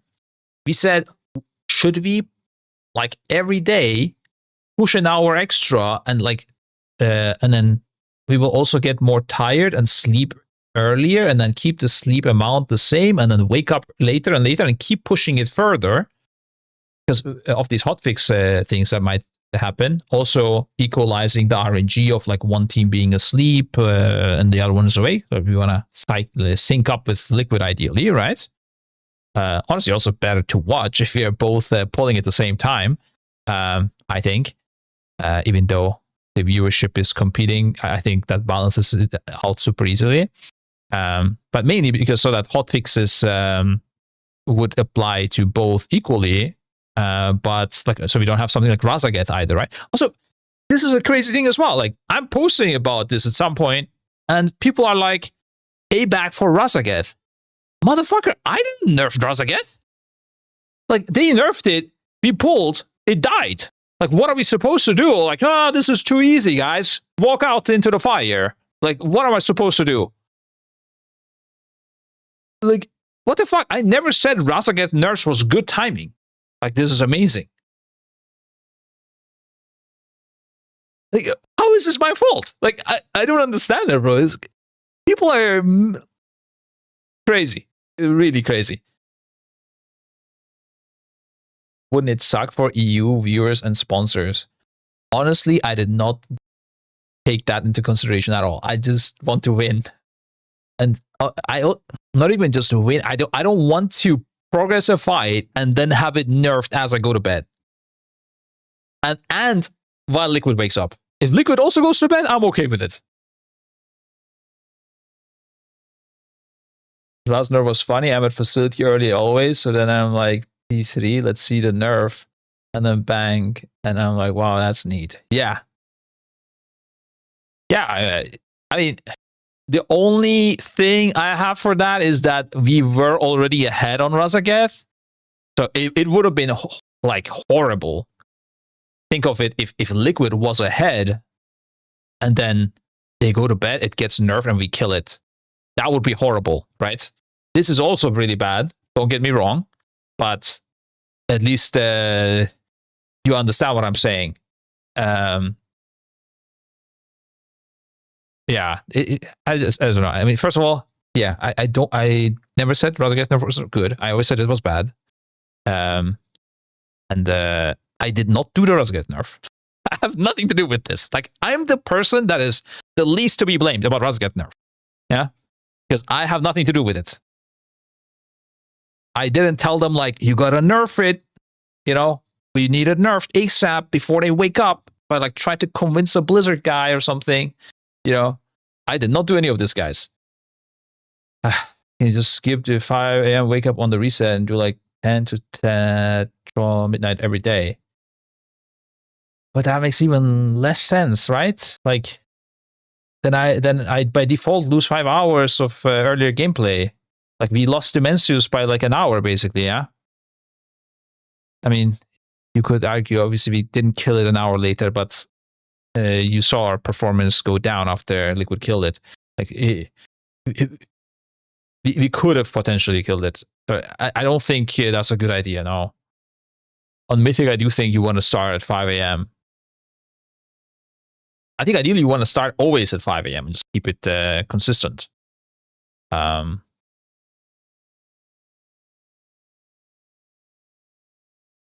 But what am I watching here? First, what the fuck? Just auto gaming.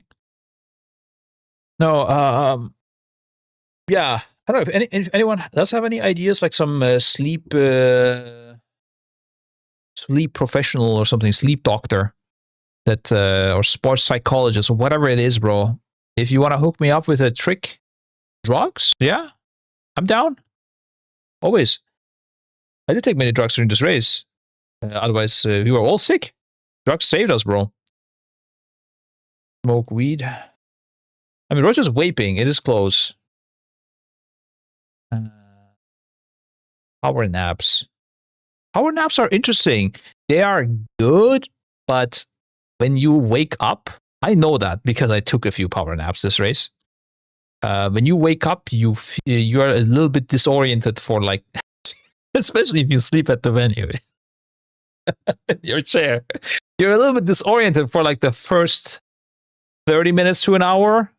After that, I think it's super worth. But it does fuck you up a little bit. Like if you power nap, you want to kill it on that day in like 4 hours, something. Then it's worth just power napping and then go. But otherwise, you want to kill it like within the next hour or two. I don't think power napping does much. If you're gonna kill it within like after like 8 hours, I guess then like a 2-hour power nap might be still better. Yeah.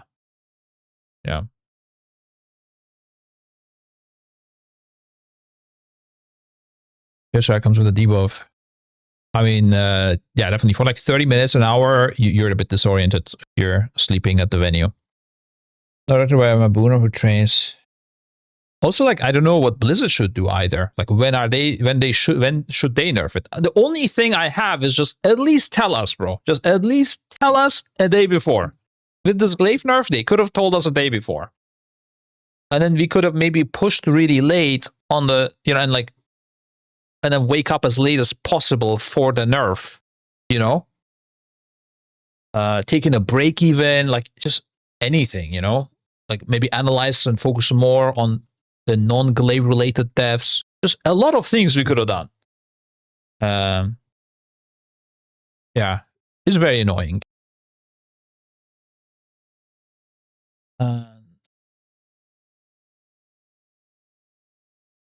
Coffee and work out, plan the caffeine crash timing so you sleep hard as fuck in a short window.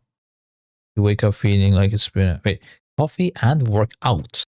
I think working out during the race is a full troll. Working out makes you really tired. Which makes sense because you work out.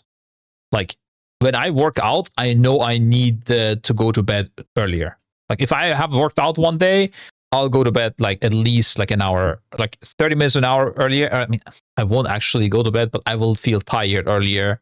I have to stay up because of responsibilities, obviously, but I would like to go to bed an hour earlier. And I think you're going to play worse. I'm telling you what reduces tilt. Yeah, at least I'm not tilted as soon as the nerf hits. Like I'm tilted while it's still hard, maybe. I need to figure out the sleep schedule stuff. But yeah, I mean, we literally had plans for this. I was actually one of the guys saying, like, no, we should not change their sleep schedule for this shit. Like, who the fuck knows even, like, what if they will do something and how it will even affect the race. And, like, let's just stick to our sleep schedule mostly. We slightly shifted it forward, but very slightly, like 30 minutes a day or something like that. Yeah, but then Glaive nerf did happen. It tilted the shit out of me. Also, like, if it is for an undefeated phase, I also understand it to a degree, right? But we were already in P2. Everybody live. Like, there's no reason to nerf at all. I don't know. I think it's troll. The way they did this was definitely troll. Doctor here, honestly, sleep cycle changes won't be effective with sudden changes. You'd essentially need sleep preparation 2 to 3 months in advance, and even then you can't really benefit from changing sleep times day to day during a race. Wait, what? I didn't understand it. It won't be effective with sudden changes.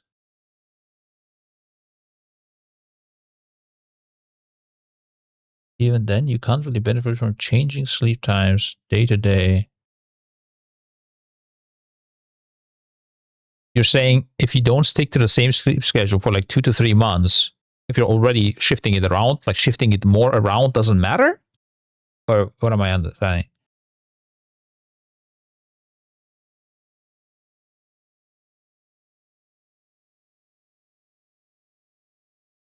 Concern Gaming. The reason is because we had a couple of races for first where we were both pulling at the end with very low percentages. And the idea is that if you start 2 hours earlier, that you can potentially kill a boss.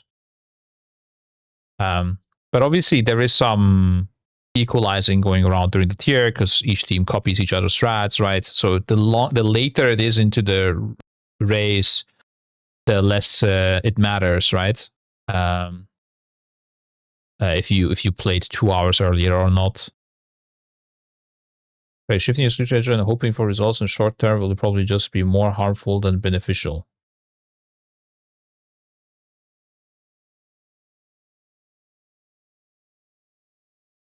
I guess what would you recommend? I don't know. I'm not sure if I'm understanding it right. What would you recommend we do?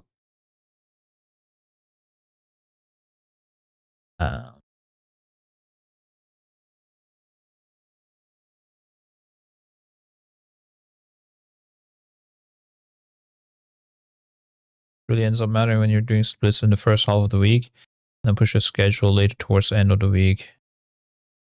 That's the thing. We didn't really do splits this time, right? We went for I mean, okay, Void Spire, you're right, maybe.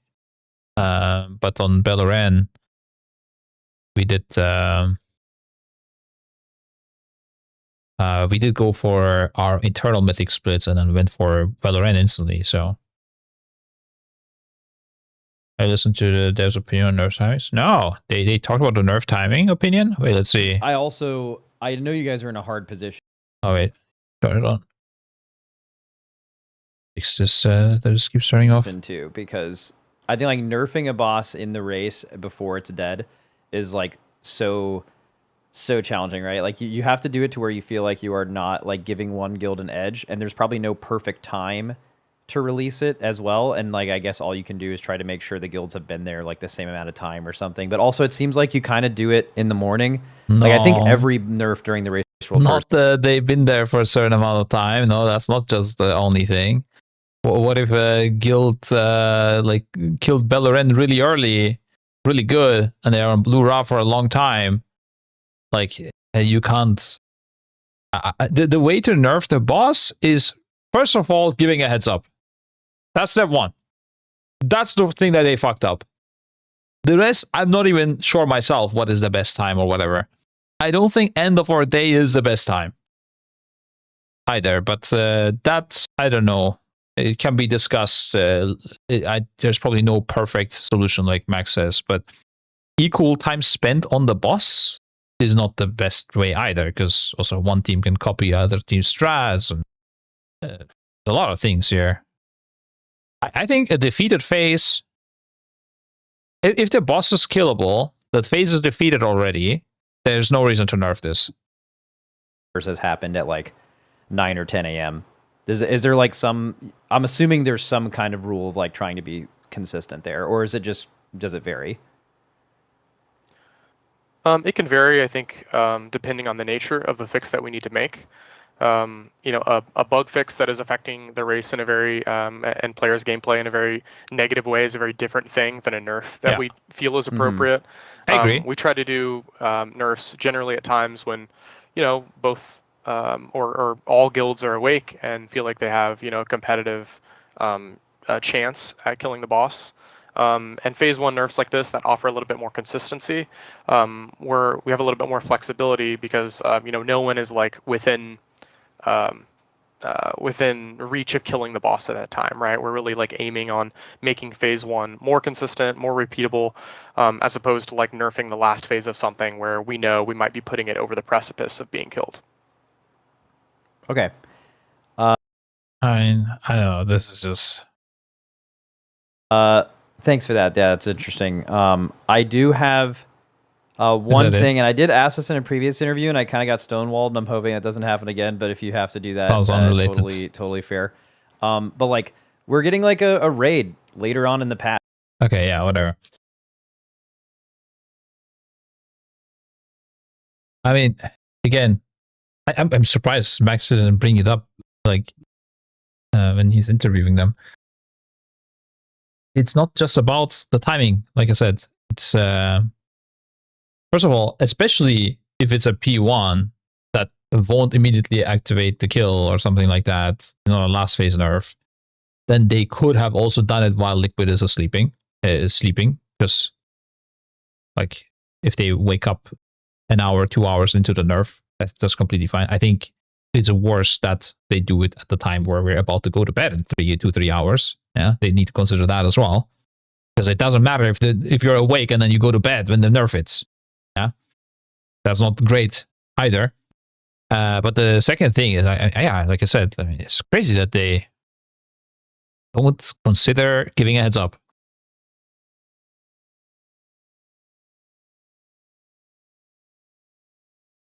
I don't know, bro. Very odd. Global release, they accidentally released some things at the same time this patch. World Boss was up for both regions at the same time. Some other things. Maybe this was the test. Holy shit, that's some crazy copium, bro. Holy fuck. Oh my god, dude. That's the craziest copium I've ever heard, dude. I'm so sorry, man. It's not happening. No, I don't think so. They probably just messed something up. Is it probably testing flex or materially? Do you think if it comes to main group, you would rather have 15 or 25 people in a raid group? I mean, for fun wise, I prefer 25 people, but for winning wise, I prefer whatever makes the boss the easiest, because if you do it for 15 or 25, one version will be easier than the other, for sure.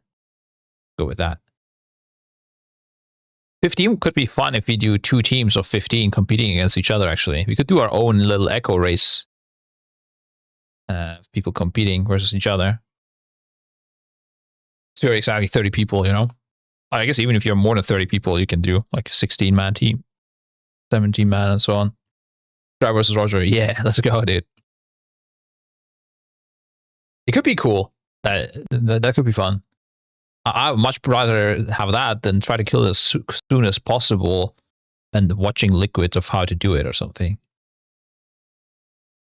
Should I do a new ultimate? I don't know. Failed. I have no idea, man. I want to do E on in Final Fantasy, but I would also be more relaxed if we had one. That I would be more down to like experiment around with other projects. But now we have to like focus on winning more, right? So it's a bit less time for fun, basically. That's what it is. I try to win is also fun, obviously, in WoW. I'm not gonna act like it's not fun. That's why we do it. But yeah. Blind Tea would be so good. Yeah, that was the idea. But I don't know. Need to first of all find new players that want to play Final Fantasy. We've lost soldiers along the way. Yeah. And we did the Final Fantasy event that kind of killed our progress team, right? Because we got the new team, and then we were outside analysting with Roger and me, and all the players, they stopped playing Final Fantasy because we were no longer playing it. Now it's hard to get them back into the game again. Winning is a lot more fun than trying to win, though. That is true. Yeah, I can confirm. P4 nerf, do you think it was needed? I don't think that was a big nerf at all. Yeah, it would be the difference between that 0.1% pool and not, but wasn't it that you just get an extra initial tick, plus when you get the rest, you have the debuff? Isn't that it? Or what other P4 nerf was there? Or are we talking? We're not talking about post race, right? That was yeah. I don't know. I mean, I don't think it changed anything. Let's say.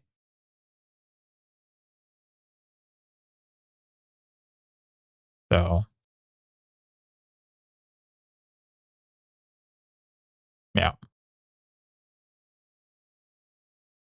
I think my guess is they really wanted to make sure it ends before the reset, right? Because if Liquid gets the reset and can extend, they have a bunch of items, and then that would look really bad for Blizzard.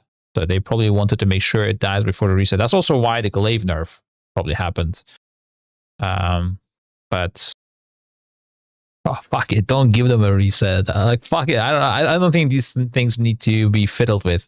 I think there should be more hardcore solutions for these instead of trying to keep everything within the correct system. Find quick and dirty solutions. Fuck it, delay the US reset. Like, I don't know, do something. I don't know. Yeah. What else again? Exactly.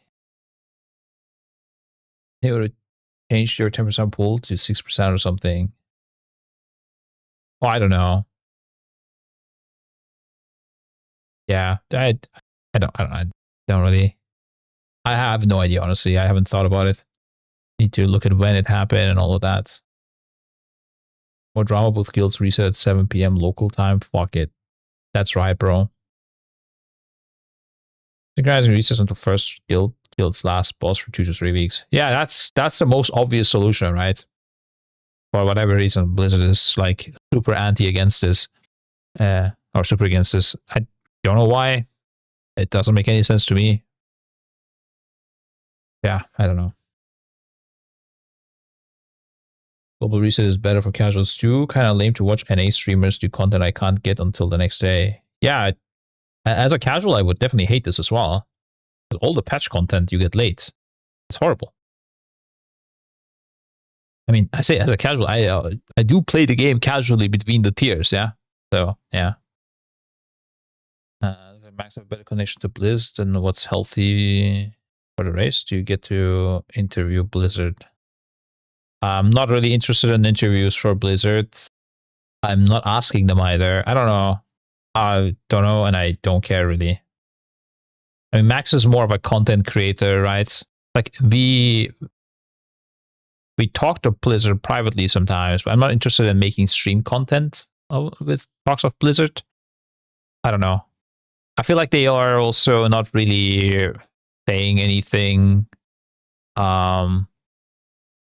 important in these interviews. I don't know. They use you as like a way to market their product, typically, from my experience. I don't know. I have done an interview once, and I kept having to like remove questions that I wanted to ask because they didn't want to reply to those. Like the interview, I did it, and then the result was just like, I don't know. I didn't learn anything from this interview, basically. So, not really interested in doing more interviews with Blizzard. But I don't know about his connections to Blizzard and how big it is. A completely pointless shit security. You're never gonna get honest answers from anyone. Yeah, I mean, honestly, it was the interviews that debated us into thinking Alaria was gonna be harder as well. They said it's gonna be the same difficulty as Nexus King, and Bellarem was supposed to be middle of the pack Voidspire boss. So interviews did not work out. Yeah. Would be more like an interrogation with you. Yeah, that's what I tried, but they shut down my questions, basically. Yeah, not really interested. Imagine there was a plan, but when it failed, they buffed the fuck out of the bird.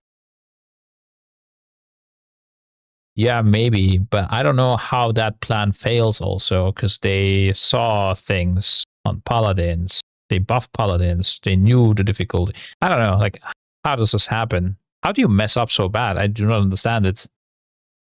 It's like, we didn't even do anything crazy up until Voidspire was cleared. When we killed Alaria, like, I kept sending them warnings, like, we're gonna do some crazy-ass shit to have some good gear next week. Like, we're doing mythic splits, we're doing our crest stuff, like, we're doing a lot of things. We might have, like, double Vantage Rune for Bellarem, like, please, like, it's gonna be wild. But Voidspire, we didn't do anything amazing. Like, what? There was Heroic Week, okay. They know how to deal with Heroic Week, typically.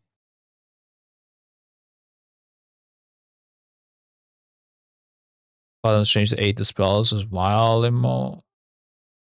I think that's okay for the race, and but like, I don't know why this has to be like a panic thing, kind of. I don't know. I think this should have been very easy to figure out for Blizzard. I don't know. Like, we haven't done any new tech on our splits, nothing, yeah? Like, why is it so hard to tune?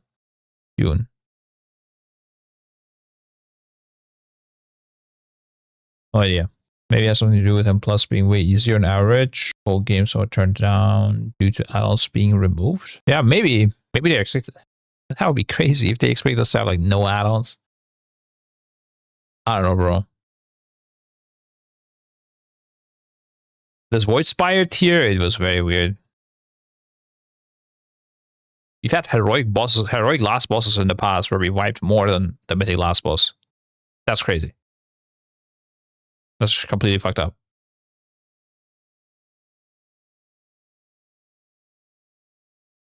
I don't know. Anyways, okay. Continuing and finishing Lura and finishing this whole thing so we can just keep doing any random questions. Maybe, I don't know what time it is. Check my calendar again. Okay, we won't have time for a viewer raid. I'm gonna do a viewer raid. Fuck, my character's not geared again. Coaching in 40 minutes or something.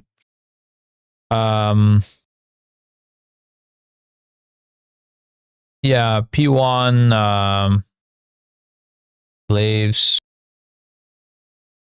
Nerf, we talked about, whatever. Melody marks, I think this mechanic would have been really fun, actually, if we didn't have an add-on solution. Maybe a little bit simpler. And it would have been really cool. The crystals, I'm surprised you could drop the crystals, by the way. I thought you won't be able to drop them. I mean, I found the button that you can drop them, but in Wowhead, so kind of knew that the spell existed, but I thought like maybe on Mythic you can't drop them or something. Kind of like Galavix bombs, if you remember. I don't know. This was a bit weird that you could like avoid the tear soaking. You play good. Although it was like fine to play, I guess. It was the way it was good. But okay, I guess I thought it would have been bad, but it was good in the end. Let's say it like that. Yeah, because I think the end result was actually fine. This intermission, I felt like we should always just wipe. I don't know how we are living this. It feels so random and chaotic.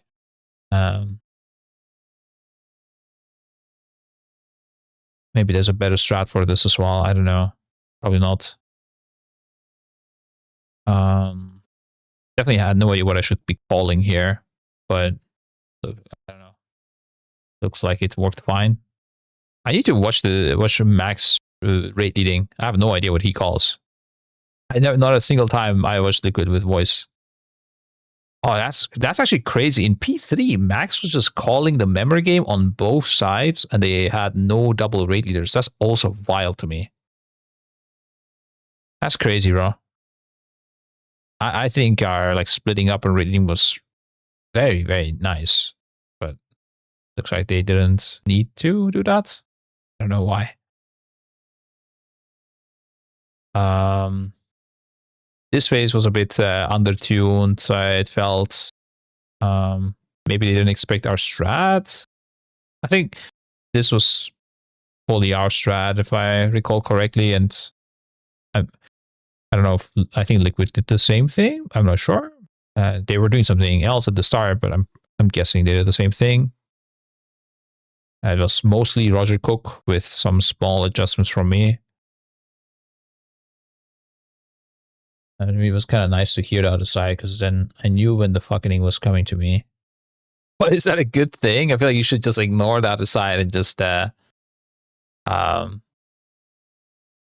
your own thing, right? Like, you shouldn't be affected by the stress of the other team.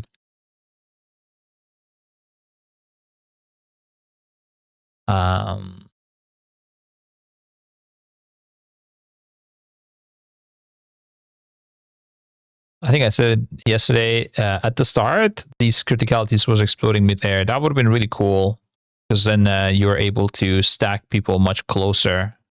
Kind of nice. And the boss will spread you out with the knock. Hello, sir. Hello, sir. Oh, this was a spicy mechanic, dude. I think this one we tried to...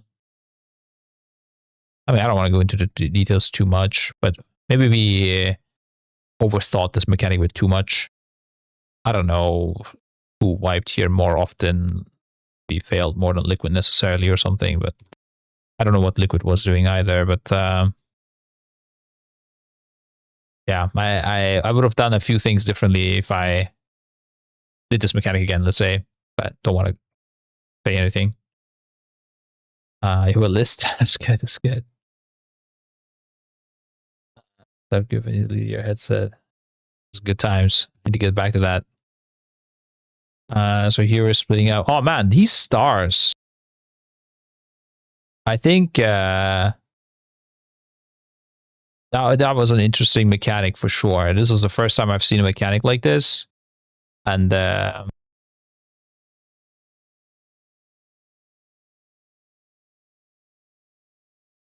sure. I'm trying to think what I can say. Because I can't say much on stream. Not because we're trying to hide a strat or something like that. Just, yeah. Interesting mechanic. I would love to play it once to see how it feels. It's very annoying when it's hiding behind things, though. This was actually quite hard to see sometimes. But I personally don't mind that. But yeah. The memory game changing to touching each other instead of the boss laser. I like that a lot. I don't know. I like this memory game a lot. That was a cool mechanic. It's really awkward that like people aren't allowed to blow up these crystals, right? That was definitely feeling a bit random sometimes. Like I feel I don't know if people were doing it good or doing it good by mistake or what was going on sometimes. I don't think we played this phase like worse than Liquid though. I think our P2 was really fucking good.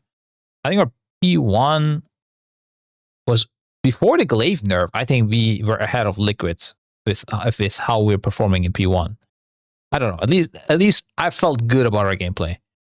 I don't know if we were actually ahead. P3 I would say somewhat equal, but the issue was that we didn't have the monk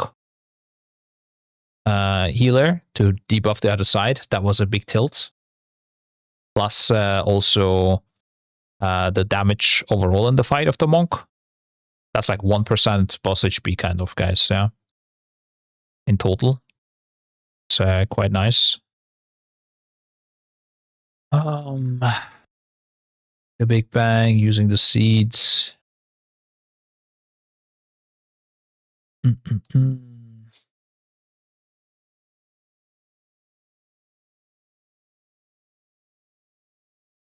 I guess I also don't know what is known publicly, so certain things I'm still trying not to talk about. Weird. Here, this is the one thing that I don't know if Liquid was doing it intentionally, but we did actually take from them, or like we thought about it looking at their stream. I don't know if it was intentional though. We were planning to put this boss on the edge more, but then we realized that Constellation can't spawn at the wall, so by having it further here, you increase the odds of it spawning far away and not affecting the other team. Whereas if you have it closer, the chances of it affecting the other team is higher, like just probability-wise. I don't know if Liquid was considering that at all, but we saw them tanking it there, and then and we saw like a star set. Or when I say we, Roger noticed it. And then the star set spawned like this completely to the other side, like did not affect any player here. And we were like, wait, if we put the boss here, the chance of that happening is way lower. We should not do that. Was that intentional, THD? With the boss positioning, that it will give you less likelihood, or would you just keep it there because why not? Like, didn't really overthink it.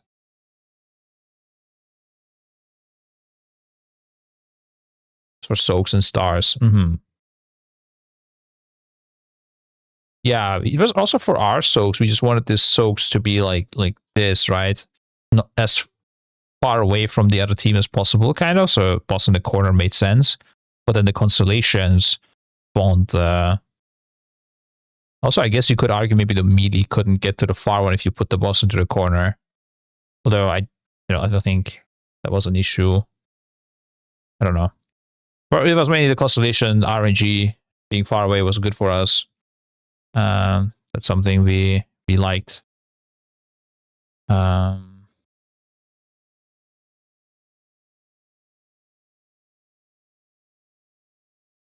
you guys noticed that? Actually, okay, this is public info now that I think about it. Have you guys noticed that if you didn't get a mark, you were guaranteed to get it the next time if you're not holding a crystal anymore, THC? So whoever used the second crystal also was guaranteed to get a mark. And that guy also is going to be the first one. You notice that? When did you notice that? Before the kill, yeah? Last three pulls. Oh, okay. We noticed it like decent time early before the kill, honestly. But I think we didn't do much with the info for like a couple hours. And then like Mason actually noticed it. I must give him credit. Okay, I mean, I have the timestamp of when he put this info, but on 6th of April, 11:47 in the morning. 6th of April is, I don't know. This is, what? It's just 20th. Wait, something is weird. What? What is happening? What time is it, bro? Oh, it's the 7th. Oh, so we did it the day before, I guess. Our kill.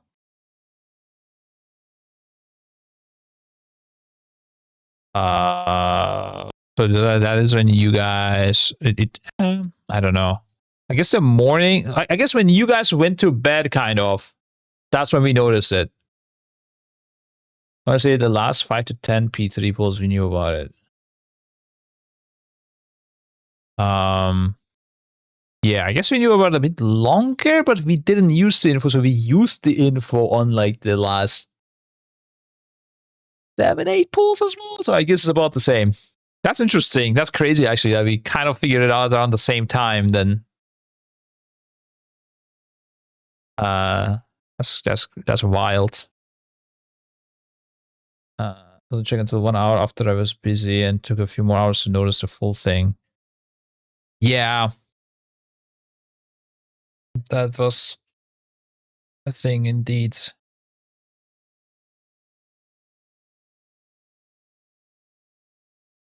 We had other suspicions how the marks work, but we didn't realize it was this exact way.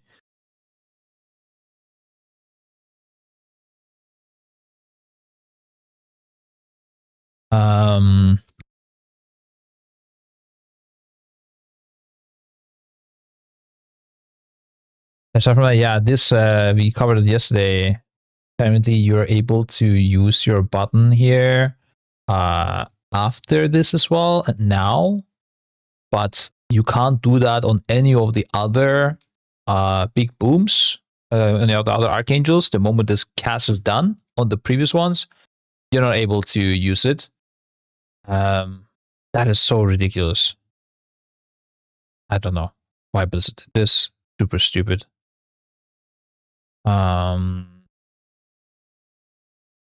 And then this phase, guys, yeah, this is where it all crumbles, bro. I think up until, like, you know when the goalkeeper went to sleep and we could kill the boss? Is when we got here with the Disc Priest. Because when we made the Disc Priest swap, or when we saw that we need to get there a couple times, right? The way, like, because Liquid saw the secret phase, right? We're like, oh shit, we're not gonna one-shot it. This P3. because the idea was with the Monk decision on our side was also, well, okay, we're gonna have a bit less damage than Liquid, but it's okay because we only need to kill it once. And we're gonna have like a one good pull and we're gonna kill it. It's fine. It's okay if we can get consistently there and we just kill it once on one of the good consistent tries. But when we noticed, oh shit, we're not gonna one-shot it when we get there, we've had to find some more damage to make this not only consistently getting there, but killing it consistently a few times so we can get to P4 multiple times. With that, we needed more DPS, so we looked at things and initially was thinking about the second Monk, but then we were like, fuck it, why don't we bring a second disc instead, right? Because if we bring the second Monk, we would have to get in Skane, and he had no practice with the fight yet, whereas FTM was playing Druid, so he could just go Priest. And even though he's not like as comfy on his Disc Priest, he's comfier with the fight. And we did this swap, and honestly, it wasn't that bad either. Like, we were living fine, and the moment we got to this phase, I think it was our 20th pull, and it was our first P4 as well. Liquid was asleep. Right next to me, I'm like, God bless, we did the right decision. We got the Disc Priest in, we go to P4, Liquid still long asleep. P4 doesn't look too hard. We got the kill. We can do this, yeah? That is when the goalkeeper went to sleep. If we had issues with the Disc Priest, if we were like dying all the time in P1, P2, whatever, or if, like, I don't know, some other reason, like Disc Priest would suck or whatever, right, for a certain phase, I don't know, like the movement or whatever, and the Monk was necessary and we made the wrong decision, it would be GG's, yeah? There was no return from that. But this way, we were like, God, yeah, it's now the hand is in our, like the kill is in our hands completely. And yeah.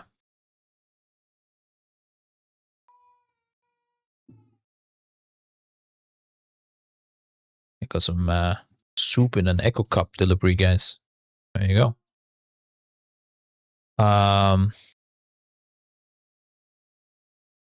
Okay, what we're saying. So yeah, that's where the goalkeeper went to sleep. I'm like, yep, easy, we can do it. And we did not do it. Let's see why. Okay, we go to P4.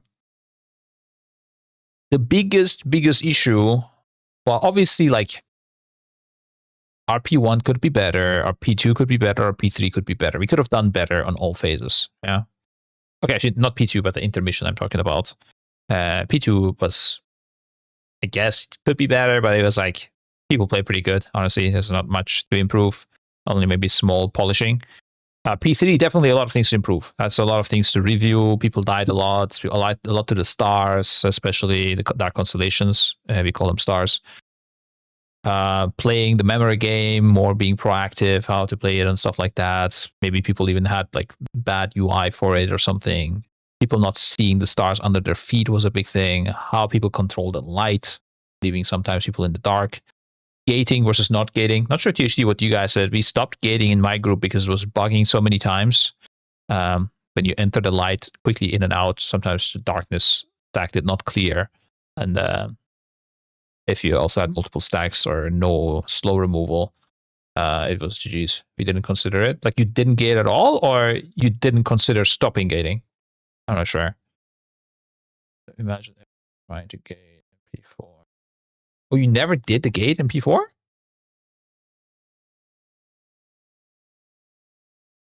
Gate later. I don't think the gate was needed, but I do think it was like the obvious thing to do, no? After the boss hits, you just gate. I guess was the idea to never receive a darkness stack. I don't know. Gating was definitely felt nice if it didn't fucking bug for us. The bug was annoying. And we lost people to the bug a few times, and then we said in my group, fuck it.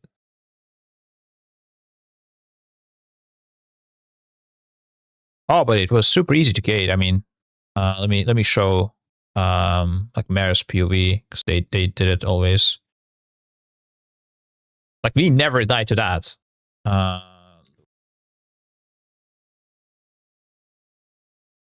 But does he not have kill videos? Echo Lura, maybe? Surely we see it in the... Bro, why would I type Echo Lura? I cannot find Echo Lura. I just find Method Lura. What kind of rig is this? Something wrong with our, like, the search. Midnight Falls, but surely it's in the search things or whatever. Which, how do you find it here?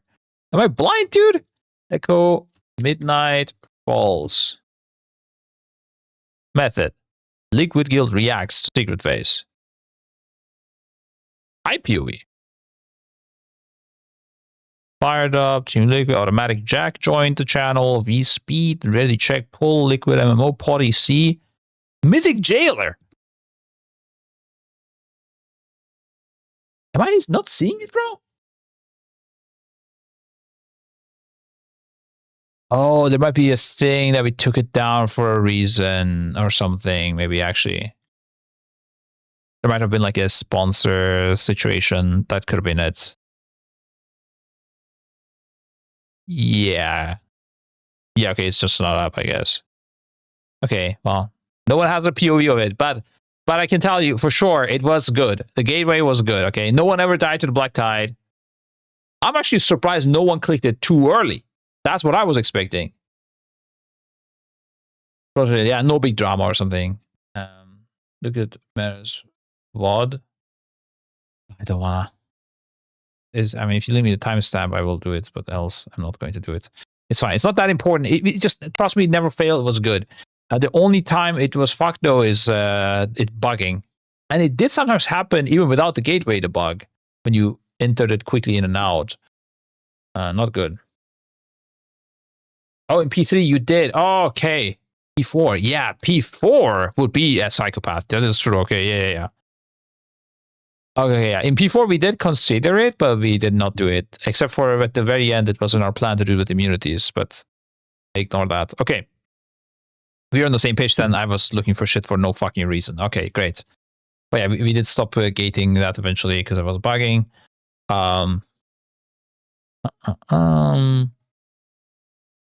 Yeah, okay, P4. So this is where we definitely lost the race. This was where we could have done it. I think our Vikara was quite nice with the blazes. Told you when where you had to go with what. I know there was some confusion with people. They had like a lot of big sounds as well or something, like the standard blips and blops. I think that may have caused some issues. I think we got at some point like when we were going left, right, left, we had like a really bad dog or 2 dogs or something coming. And I think that made us like a bit desperate at some point. We're like, oh, how do you even play this? And then eventually we went with the back front back strat. But in the end, I think you can always get a little bit RNG, like this guy in the... Oh, actually, yeah, like there could be like a dog right here, right? Like there isn't right now, but there could have been. And then it could be going back. And then you still, again, need to dodge the dog, kind of. But I guess the assumption is the pixel stack would all dodge it together, and then the back would again be at least protected. I don't know. The thing I don't like with the back front back strat is that moving back is much harder than moving left, right? That's the only reason. But I mean, it obviously did work when we played it properly.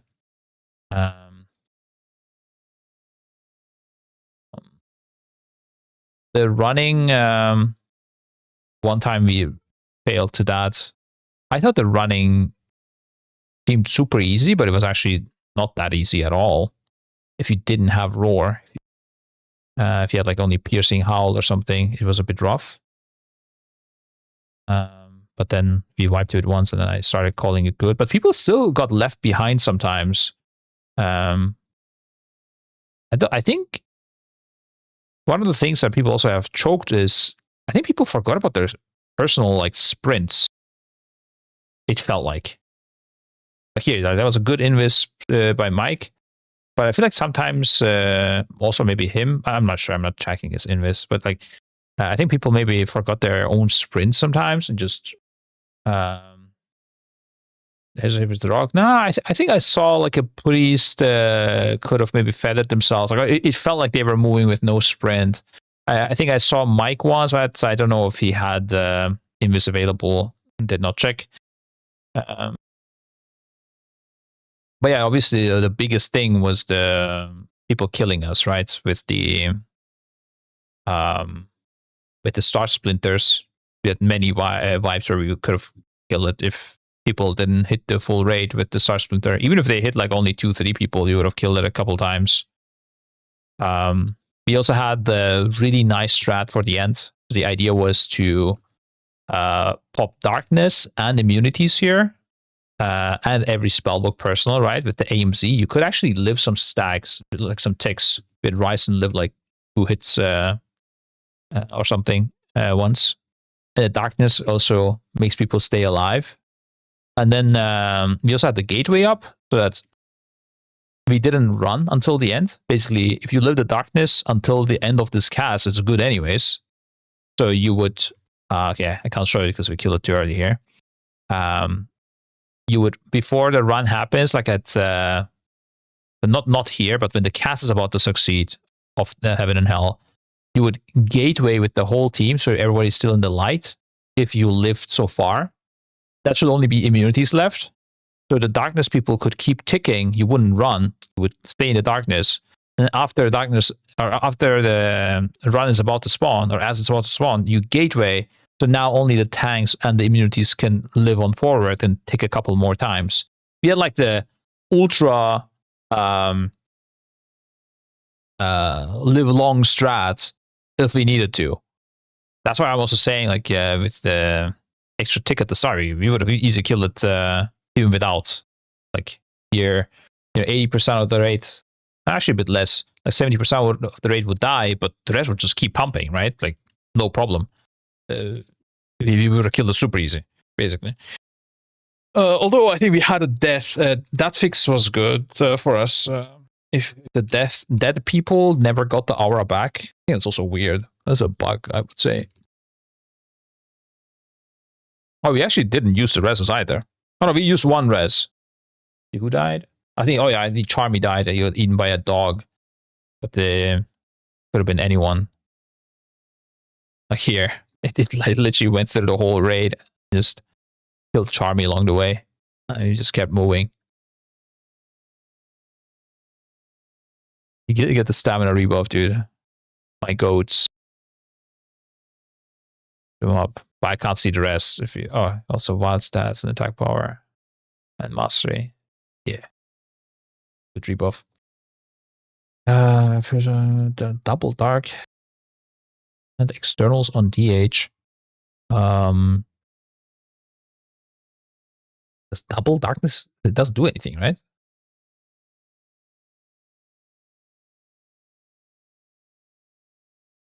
Externals on DH is fine, I guess. Does? Wait, double darkness does reduce more? Really? What the fuck?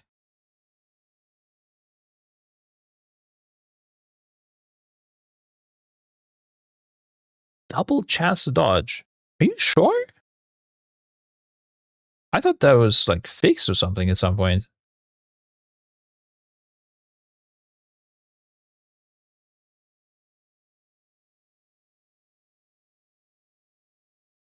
It was for a while and now it's back. Oh, really? What the fuck? When did I get it back? I didn't notice.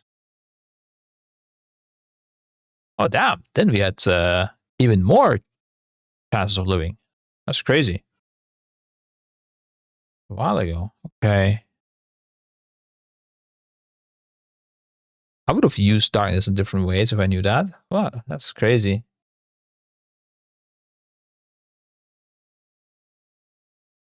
That's crazy, dude. I don't remember us ever using double darkness for something. It really doesn't double your chances of... Oh, is it like each having their own chance to reduce it? That's crazy.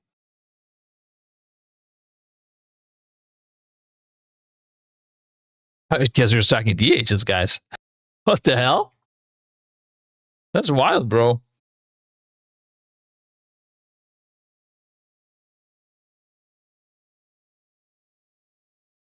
I don't ever remember us using double darkness. Surely there must have been a case where this would have been used though then. That's weird. You would have on this boss. Yeah, I guess so. Yeah, I didn't check the final assignments. Well, I'm glad you guys are there to figure this out and not me. I mean, I guess I'm not the one assigning darknesses, but I would definitely sometimes call double darkness if I'm like YOLO split rates, like heroic rates back in the days or something, or in general any YOLO call. Interesting. I remember Potter 18 DH strat. Yeah, back on Jaina it did. Yeah, back on Jaina we were considering that. But I thought that got fixed and didn't realize it returned. Pretty shit.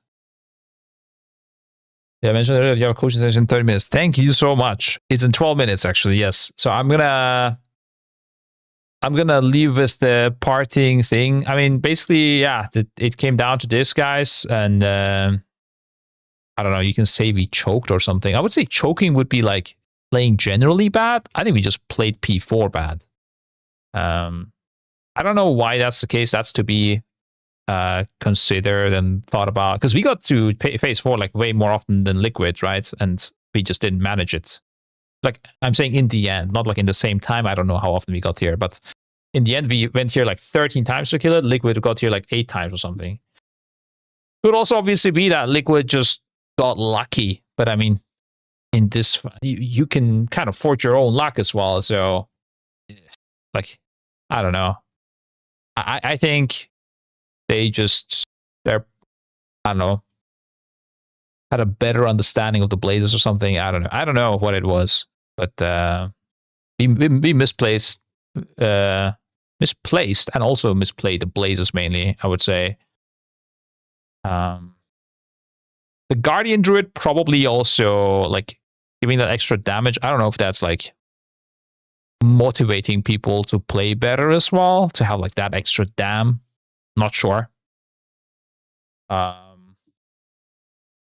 Need more gunners in the team. Yeah, we will switch to some gunner classes for sure. Gunner classes for sure. But yeah, I mean, good thing is we have a bunch of things, a bunch of ways to improve on, I guess. So, but the bad thing is, I don't think we're ever gonna get the as much of an int from Liquid side regarding gearing. They inted really good, and that gave us such an advantage. It was as if it was global release, except for the hotfix timing, but it was so good. I wish we could have that every tier. That would be amazing.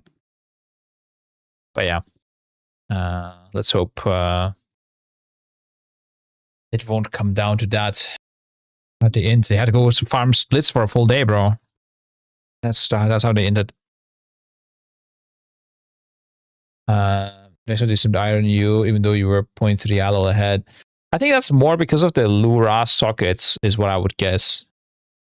And not necessarily because of the other items. They did a lot of heroic split on Lura, so they had some double sockets. That's each socket has 0.5% damage increase.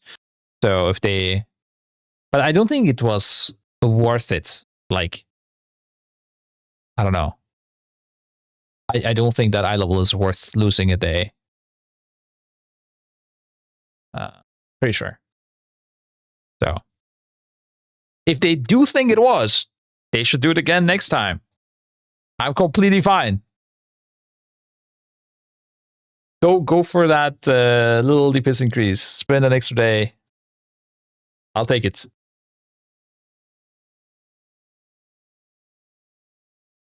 He said he didn't think it was worth it. Yeah.